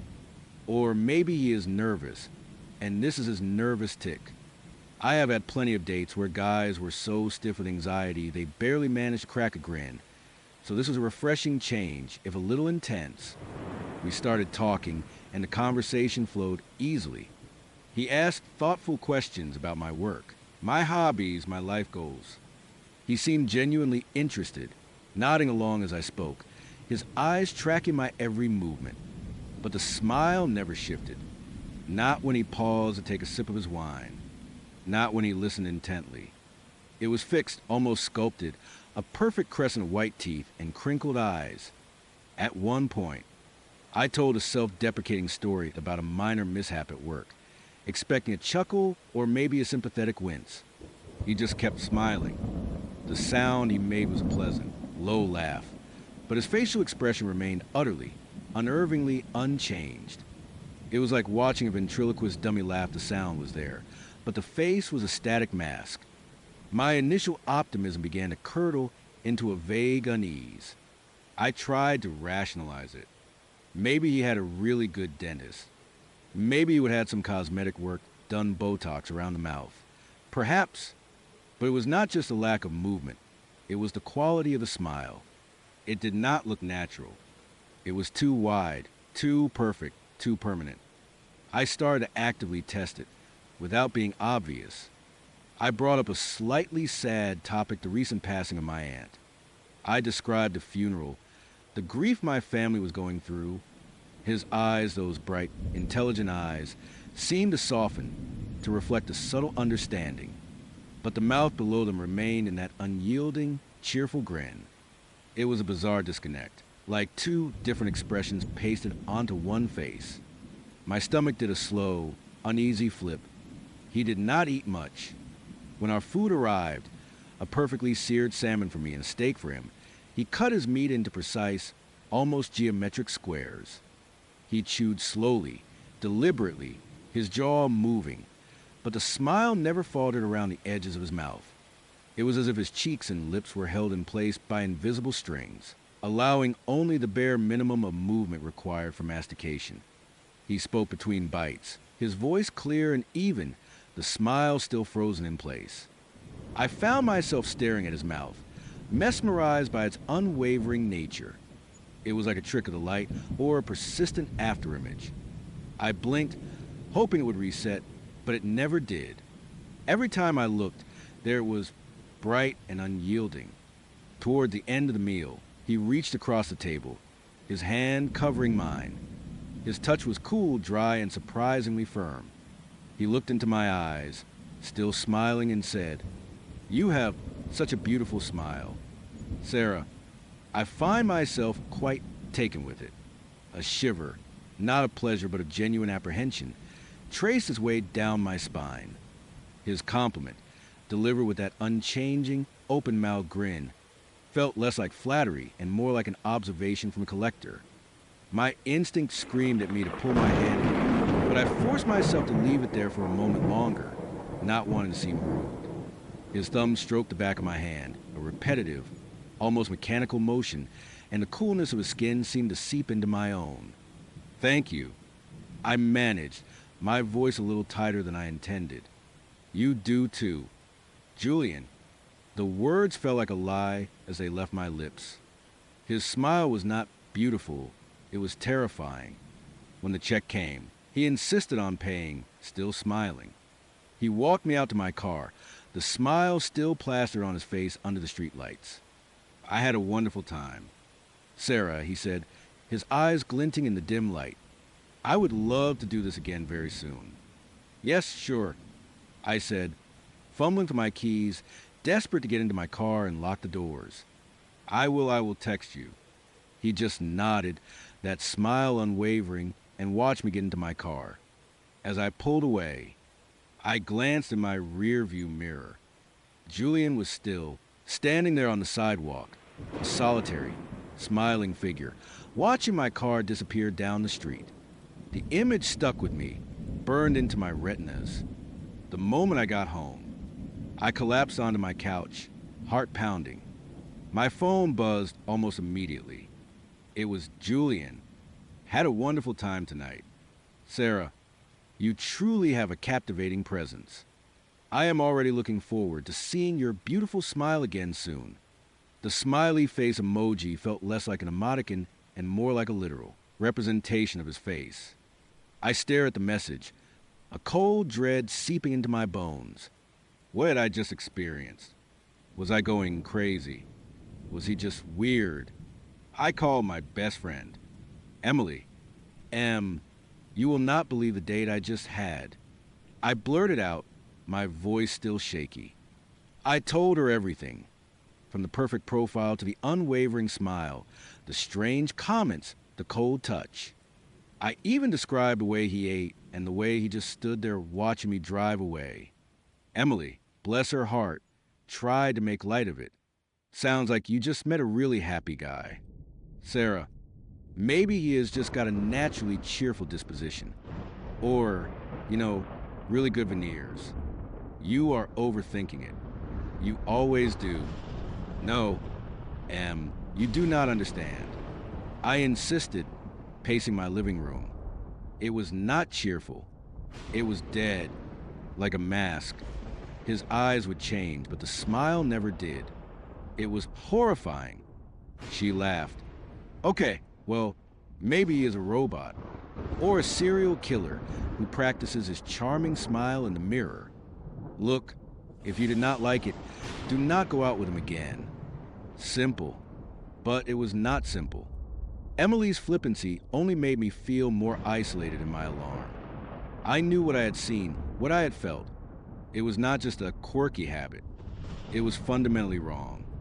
Despite my gut screaming at me, a tiny, desperate part of me still clung to the idea that I was just being overly cautious, maybe even a little paranoid. I was lonely, after all, and Julian had been charming, intelligent, and handsome, apart from the one terrifying detail. Maybe I was just projecting my own anxieties onto him. The next day, Julian texted me again. He sent a picture of a sunrise, caption "Thought of you and your radiant smile when I saw this. Hope your day is as bright as you are." My radiant smile. Again, it felt like a subtle, unnerving obsession. I did not reply immediately. I spent the day trying to convince myself that Emily was right, that I was being ridiculous. But every time I closed my eyes, I saw that fixed, unchanging grin. That evening, he called. I almost did not answer, but curiosity, mixed with strange, morbid pull, won out. "Sarah." His voice was smooth, pleasant, but I could practically hear the smile in his tone. "I was wondering if you would be free for a walk in the park tomorrow afternoon. The weather is supposed to be lovely, and I think it would be a delightful way to spend the day. A walk in the park, away from the crowded restaurant, away from other people, more isolated." My alarm bells were blaring, but I heard myself say, "Sure, Julian, that sounds nice." Why did I do that? Some part of me wanted to confront the horror, to prove to myself that it was not real, or to understand it. We agreed to meet at the Large. Sprawling park near my apartment. I spent the night tossing and turning, haunted by the image of his smile. The next afternoon, I found him waiting by the main entrance to the park, exactly as promised. He was wearing a light jacket, and that smile was, of course, already in place. It was like he would put it on with his clothes. "Sarah, you made it," he said, his voice cheerful. He looked exactly the same as the night before, not a hair out of place. As we started walking, the conversation picked up where it left off. He was still charming, still articulate. He pointed out interesting trees, talked about the history of the park, and asked about my weekend plans. But my attention was entirely focused on his mouth. It was a constant, unyielding presence, a static point in a moving landscape. The sun was bright, and I noticed how the light hit his face, emphasizing the unnatural tautness of his cheeks. The skin around his eyes moved when he squinted against the sun, but the smile remained a perfect, unmoving crescent. Then he said something that made my blood run cold. "I noticed you like to get your coffee at that little independent shop on Elm Street," he remarked casually as we passed a weeping willow. "Their oat milk lattes are quite good. My regular coffee shop, the one I went to every morning." I had not mentioned it to him. I froze. "Oh, really? How did you?" He turned to me, still smiling, his eyes sparkling in the sunlight. "Just an observation. I have a very keen eye for detail. Sarah, I also noticed you take the number 14 bus to work, and you always get off 2 stops early to walk the rest of the way. You like the exercise, do not you?" My heart began to pound against my ribs. I did take the number 14 bus, and I did get off 2 stops early. How could he possibly know that? We would only had one date, and I had not shared those details. "Julian," I said, my voice barely a whisper, "how do you know these things?" He stopped walking, turning to face me fully. The smile was still there, but his eyes, those intense, too aware eyes, seemed to bore into my very soul. Like I said, "Sarah, I notice things. I find people fascinating, especially their routines, their habits, the little things that make them who they are." His words, delivered with that fixed, pleasant grin, were utterly chilling. He was not just a keen observer, he was a stalker. And the smile made it all so much worse, a grotesque parody of friendliness. We started walking again, but now I was acutely aware of every step, every rustle in the bushes, every person we passed. I felt exposed, vulnerable. I tried to steer the conversation back to innocuous topics, but my mind raced, trying to find an escape. Then he started talking about smiles again. It is truly remarkable. "Sarah, how much emotion a smile can convey. Joy, amusement, comfort, even a hint of mischief. It is a window into the soul." He paused, looking at me, his smile unwavering. But the most beautiful smiles, the truly perfect ones, are the ones that are preserved, untouched by the fleeting nature of everyday emotions, a permanent testament to pure, unadulterated happiness. My breath hitched in my throat. Preserved, permanent. My blood ran cold. This was not just a weird guy, this was something far more sinister. We passed a small playground, and a little girl, no older than 5, was laughing joyfully as her father pushed her on a swing. Her face was a picture of pure, uninhibited delight, her mouth wide open in a happy shriek. Julian stopped, his gaze fixed on the girl. His smile, if possible, seemed to stretch a fraction wider. His eyes, however, were devoid of any warmth, and he shared joy. They were cold, calculating, almost predatory as he stared at the child's beaming face. "See that," he murmured, his voice low, almost a purr. "That is a perfect specimen. So fleeting, though. Such a shame." A wave of nausea washed over me. I had to get away. "Now, Julian," I said, forcing a casual tone I did not feel. "I just realized I have an appointment I completely forgot about. I really need to go." He turned his head slowly, his eyes leaving the little girl and settling back on me. The smile remained. Oh, that is a shame. I was rather enjoying our walk. He did not move. He was standing directly in my path, effectively blocking my way. My heart hammered against my ribs like a trapped bird. Yes, well, it is really important.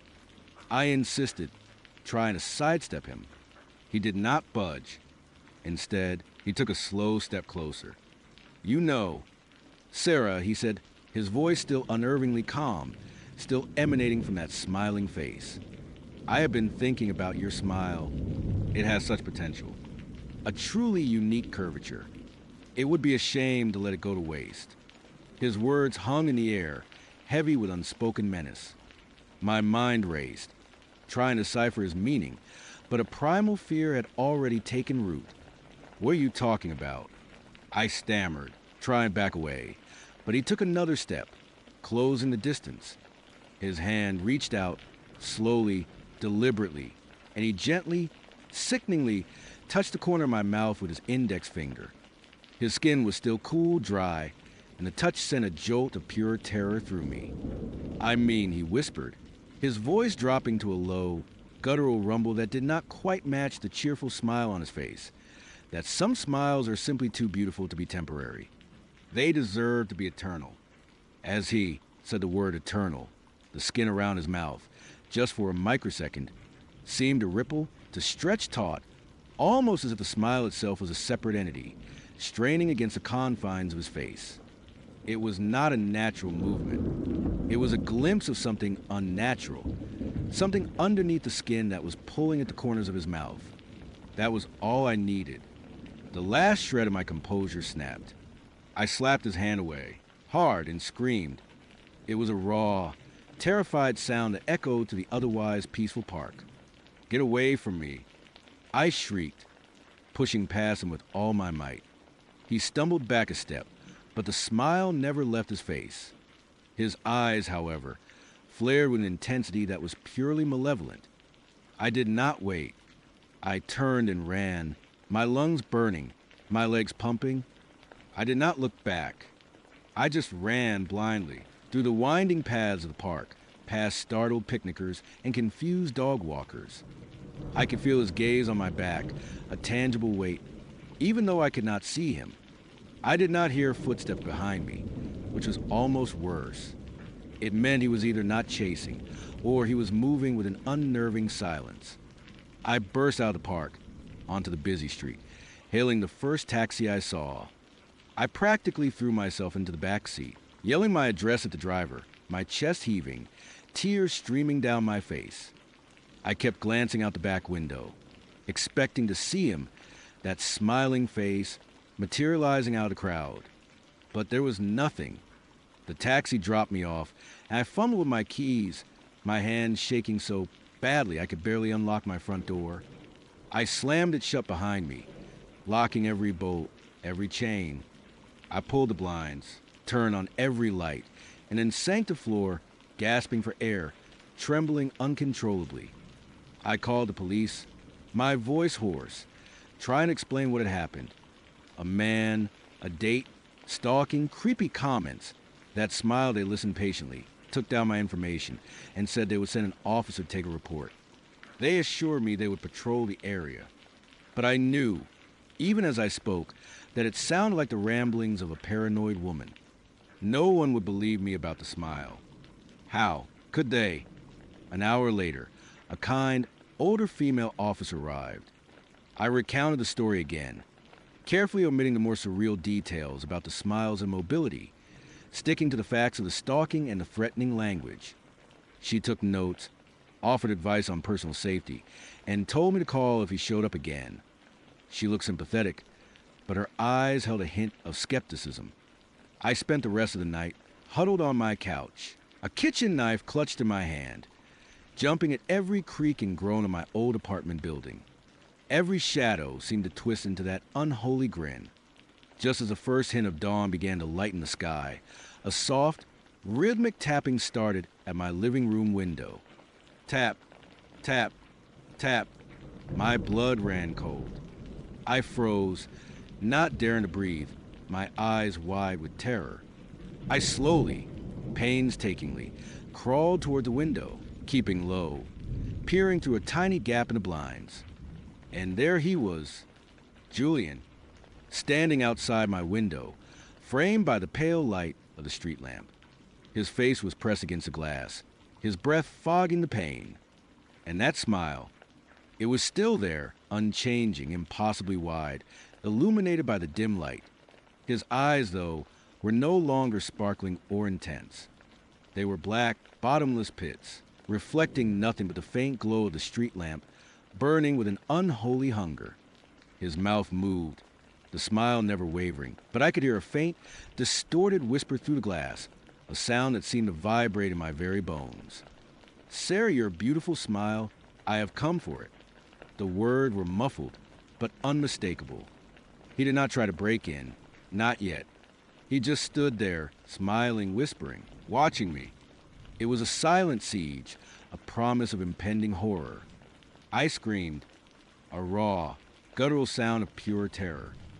I scrambled backwards, fumbling for my phone, dialing 911 again, my fingers clumsy with fear. I yelled into the receiver, incoherent words about him being outside, about the smile, about him coming for me. The police arrived within minutes, sirens wailing, lights flashing. But by the time they got there, he was gone, vanished. The only evidence he would ever been, there was a faint, circular smudge on my window pane. I moved the next week. I changed my number, blocked all my social media, and found a new apartment across town, in a different neighborhood, in a building with a doorman and security cameras. I tried to erase Julian from my life, to forget that fixed, terrifying smile. But you can't unsee something like that. You can't unfeel that kind of primal terror. Now, months later, I still jump at shadows. I check my locks multiple times a night. Every time I walk down the street, I find myself scanning faces in the crowd, a cold dread twisting in my stomach. I see a man smiling at his phone, a woman laughing with a friend, a child beaming at an ice cream cone, and for a terrifying, heart-stopping second, I scrutinize their mouths. Is it a real smile? Does it waver? Does it shift? Or is it too perfect, too wide, too permanent?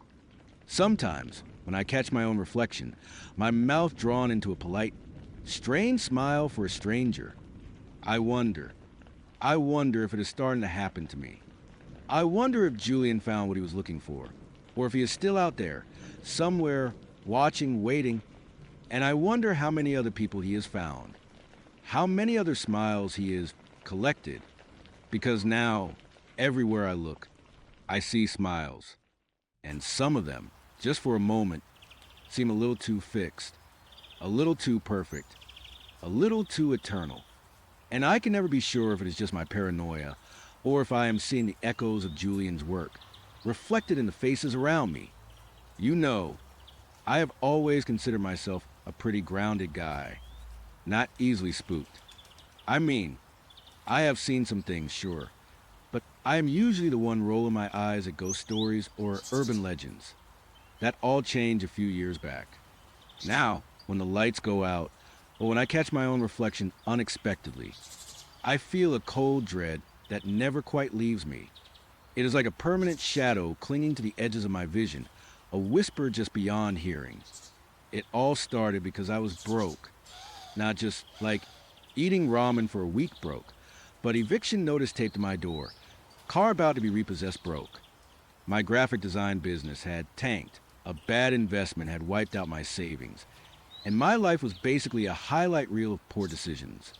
So, when an email landed in my inbox from a law firm I would never heard of, offering an insane amount of money for a seemingly simple job, I was desperate enough not to ask too many questions.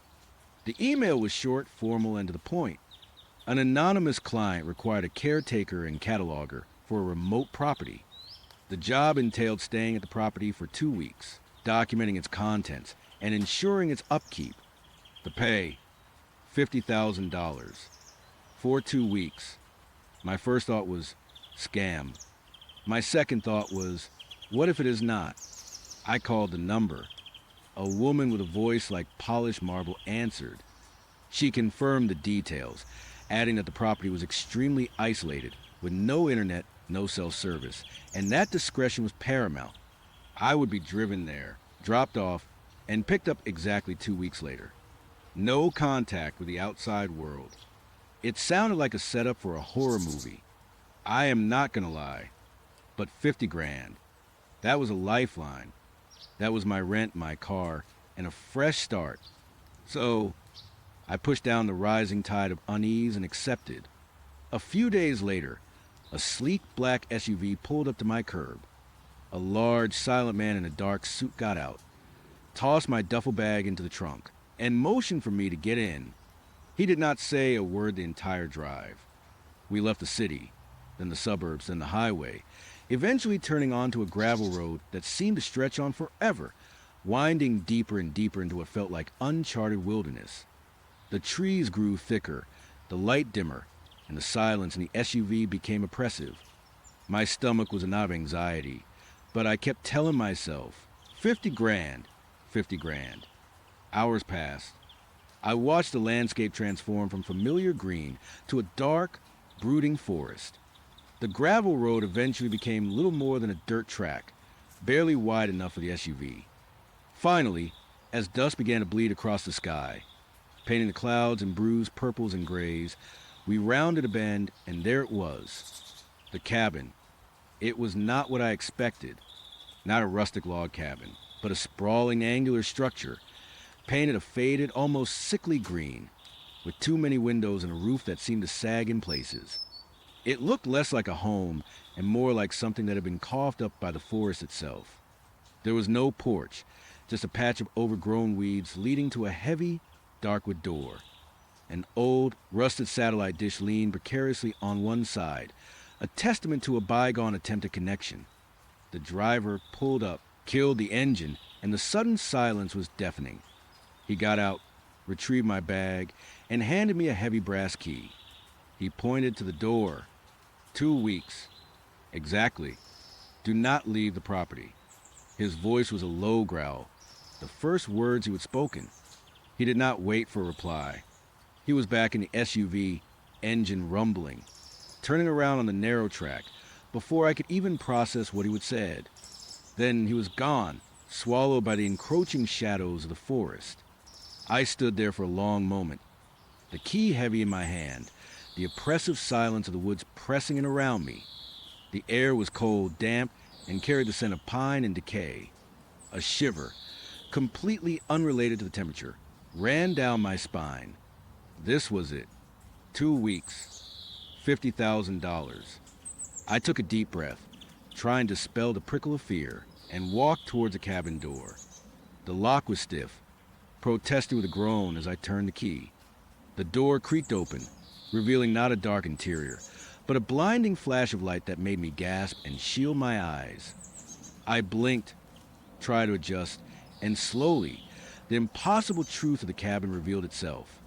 Every single wall was a mirror, not just the walls. The ceiling, too. Even sections of the floor were mirrored tiles, reflecting the mirrored walls, reflecting the mirrored ceiling. It was an infinite regress, a dizzying hall of reflections that stretched into an impossible distance. My own image, multiplied 1,000 times, stared back at me from every conceivable angle. I saw the back of my head, the side of my face, the wary expression on my face, all at once. It was like stepping into a kaleidoscope designed by a madman. My first thought was a choked laugh. What the hell is this place? Then the disorientation hit. I took a step, and my reflection took a step, then another, creating a chaotic ballet of movement that made my head spin. I felt a wave of nausea. It was impossible to tell where the room ended and where the reflections began. There was no discernible furniture, just the endless reflections of the empty space.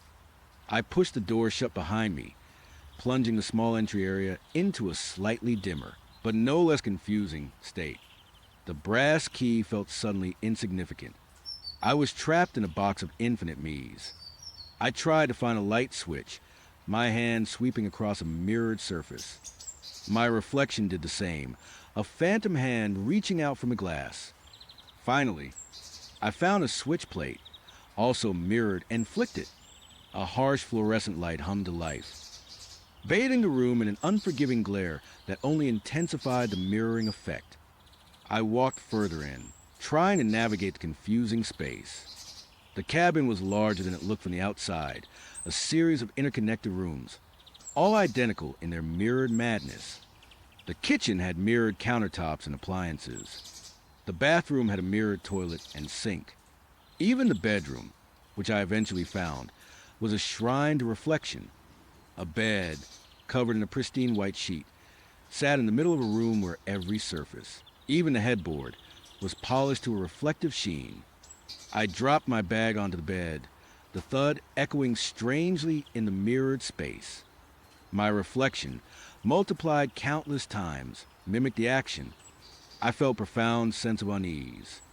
It was not just a novelty, it was the sheer impossibility of escaping my own image. Everywhere I looked, I saw myself. My eyes, my posture, the slight tremor in my hands. It was like being constantly watched, not by an external entity, but by myself, by an infinite army of myself. I tried to rationalize it. Maybe it was some kind of art installation. Maybe the client was an eccentric collector of reflections. But the cabin felt old, lived in, despite its pristine, unsettling cleanliness. It felt like a place where someone had intended for this to be the experience. The first night was a nightmare of a different kind. I could not sleep. Every time I closed my eyes, I could still see the endless reflections behind my eyelids. When I opened them, the slightest movement would send a ripple of motion through the mirrored walls, making it impossible to feel truly still. I tried to ignore my own face staring back at me from every direction, but it was impossible. I started to notice subtle things. The way my reflection seemed to hold a gaze for a fraction of a second longer than I did. The way the shadows in the deepest parts of the reflected room seemed to shift, even when I was perfectly still. I tried to focus on the cataloging task. The client had left a thick binder with numbered pages and a pen on a small, mirrored table in what I assumed was the main living area. The instructions were simple: list every item in each room, describe its condition, and note its location. The problem was, there were barely any items. A few sparse pieces of furniture, all made of dark, polished with that contrasted sharply with the reflective surfaces. A couple of old leather-bound books on a mirrored shelf. A single, dusty grandfather clock, its pendulum reflecting endlessly. Trying to catalog anything was a challenge. I would look at an item, then look at its reflection, then another reflection, and my mind would get lost in the visual echo chamber. I would try to write, and my hand, reflected a dozen times, would seem to be writing a dozen different things. It was maddening. By the second day, the novelty had worn off, replaced by a creeping sense of dread. The silence of the cabin was profound, broken only by my own movements and the occasional creak of the old house. But the mirrors, they were not silent. They were not making noise, not exactly, but they felt loud. A constant, buzzing hum of visual information. I started talking to myself, just to hear another voice, even if it was my own. All right, just gotta get through this, man. 2 weeks. Easy money. My reflection, a dozen of them, nodded along. It was unsettling. Then the glitches started. I was in the kitchen, trying to find something to eat. The fridge was well stocked, another odd detail in this strange place. As I reached for a carton of milk, I caught a glimpse of myself in the mirrored surface of the freezer door. My reflection's hand was reaching, just like mine. But for a split second, a fraction of a heartbeat, its fingers seemed longer, thinner, like stretched rubber. I blinked and it was gone. Just my normal hand. I shook my head. You are tired, man. I muttered. You are seeing things. But the incidents grew more frequent. I would be walking down a mirror hallway, and in my peripheral vision, in one of the reflections to my side, I would see my own reflection turn its head slightly, just a second before I did. Or I would catch a glimpse of my reflection smiling a wide, unsettling grin when I felt nothing but exhaustion. I would whip my head around, and my actual reflection would be back to normal, blank-faced. It started to make me question what was real. Was I seeing things? Was the isolation getting to me? Was this some kind of elaborate psychological experiment? The client had been anonymous. After all, I tried to cover the mirrors. I found some old, dusty sheets in a linen closet, also mirrored, of course. I draped one over a wall in the bedroom. It immediately felt wrong, like I was suffocating something. And even with one wall covered, the reflections from the other three walls and the ceiling still bounce around, creating an even more distorted and confusing image. It was like trying to plug a single hole in a sieve. I tore the sheet down, feeling a strange sense of relief when the mirrored wall was exposed again. By the end of the first week, I was a wreck. Sleep was almost impossible. I would lie in bed, staring at the ceiling, watching my own inverted reflection stare back at me. Sometimes, I would see movement in the deeper reflections, shadows that did not correspond to anything in the room, like something was moving behind the glass, in the infinite space that the mirrors created. One night, I woke up to a sound, a faint, rhythmic tapping. Tap. It seemed to come from everywhere and nowhere at once, echoing and multiplying in the mirrored room. I sat bolt upright, heart pounding. Hello. My voice sounded thin, reedy, swallowed by the reflections. The tapping stopped. I strained my ears, listening to the absolute silence of the cabin. Then, I heard it again. This time, it sounded like it was coming from the mirrored wall directly opposite my bed. Tap, tap, tap. It was slow, deliberate. I stared at my reflection. It stared back, wide-eyed, mirroring my terror. But then, a subtle shift.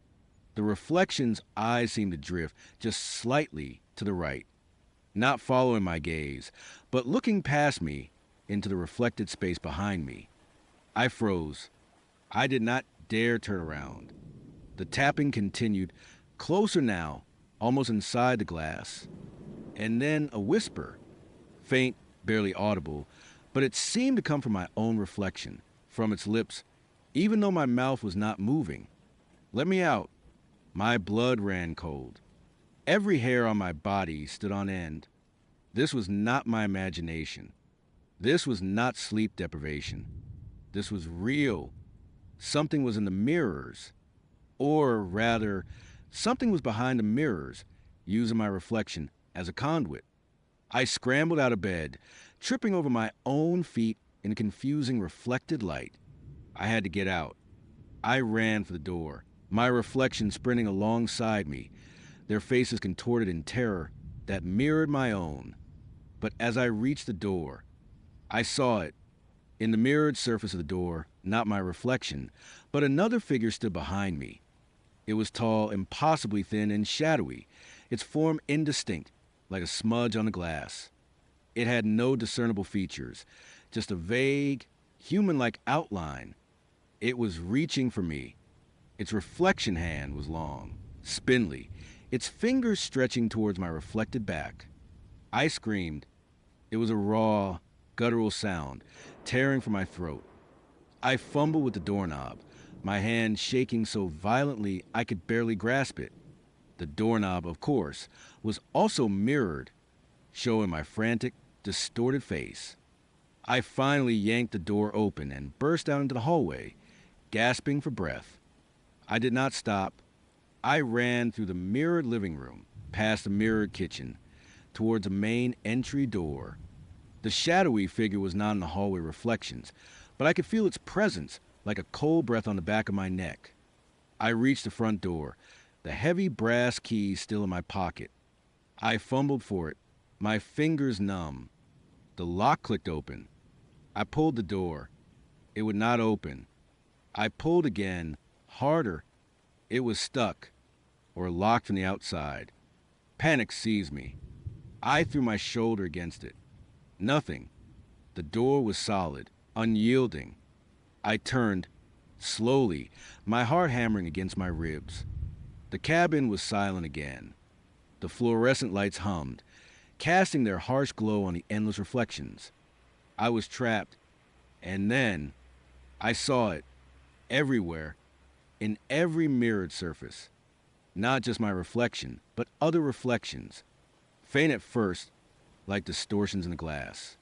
Faces, hundreds of them, gaunt, hollow-eyed, staring out from the deep, infinite spaces behind the glass. They were all different, men, women, children. Their expressions a mix of terror, despair, and a chilling, hungry emptiness. They were not moving, not exactly, but their eyes, their countless reflected eyes, were all fixed on me. And then I heard the whispers again.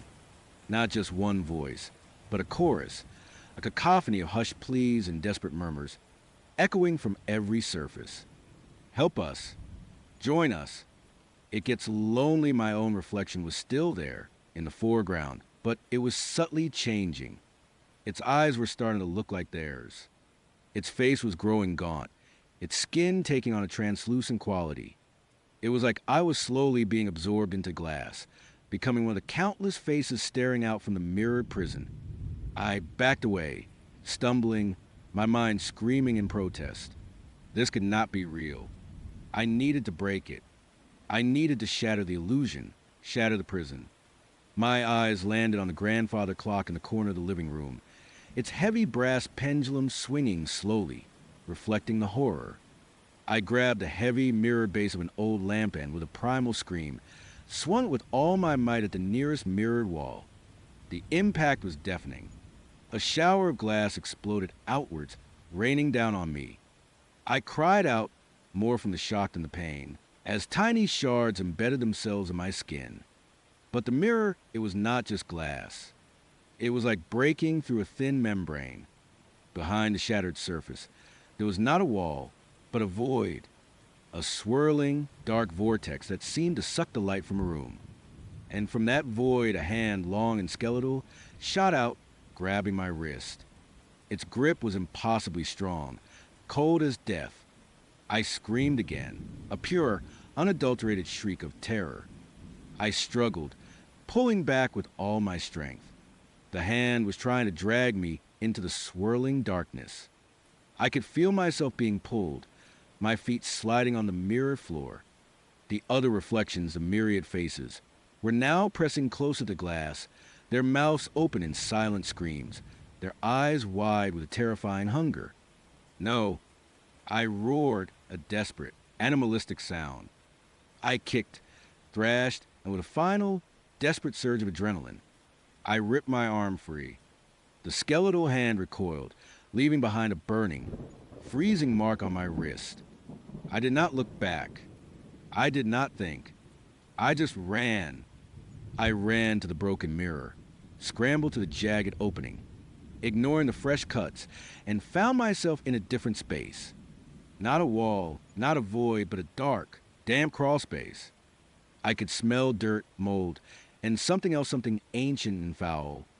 I crawled, pushing through cobwebs and grime, until I saw a faint sliver of light ahead. A small wooden hatch, half rotted, barely visible beneath a tangle of roots. I pushed it open with my shoulder, gasping as I broke free into the cool night air. I was outside, behind the cabin.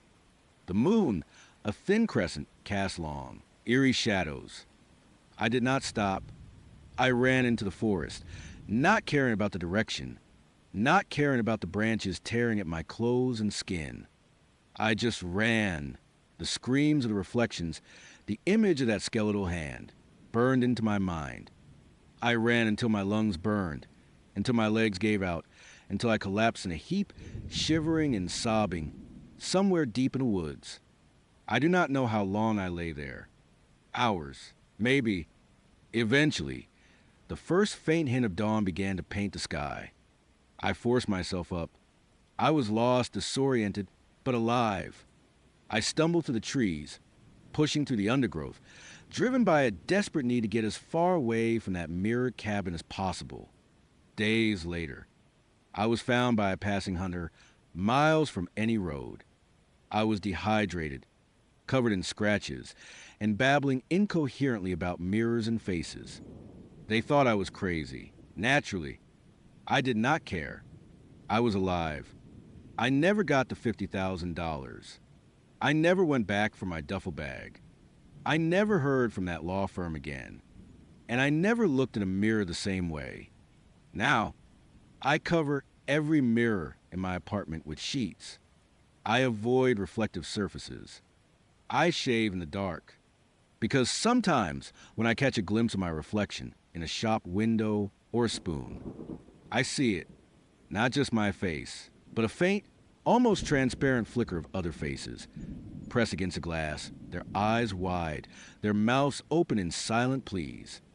And sometimes, I swear, I see my own eyes in the reflection, drift just a fraction, looking past me into the infinite, hungry depths. And I hear the whispers, faint, distant, but always there. Join us. It gets lonely, I know what is in those mirrors. And I know it is still waiting. That is today's daily story. But remember, what you just heard is only one of thousands happening right now. Subscribe, because tomorrow another story begins.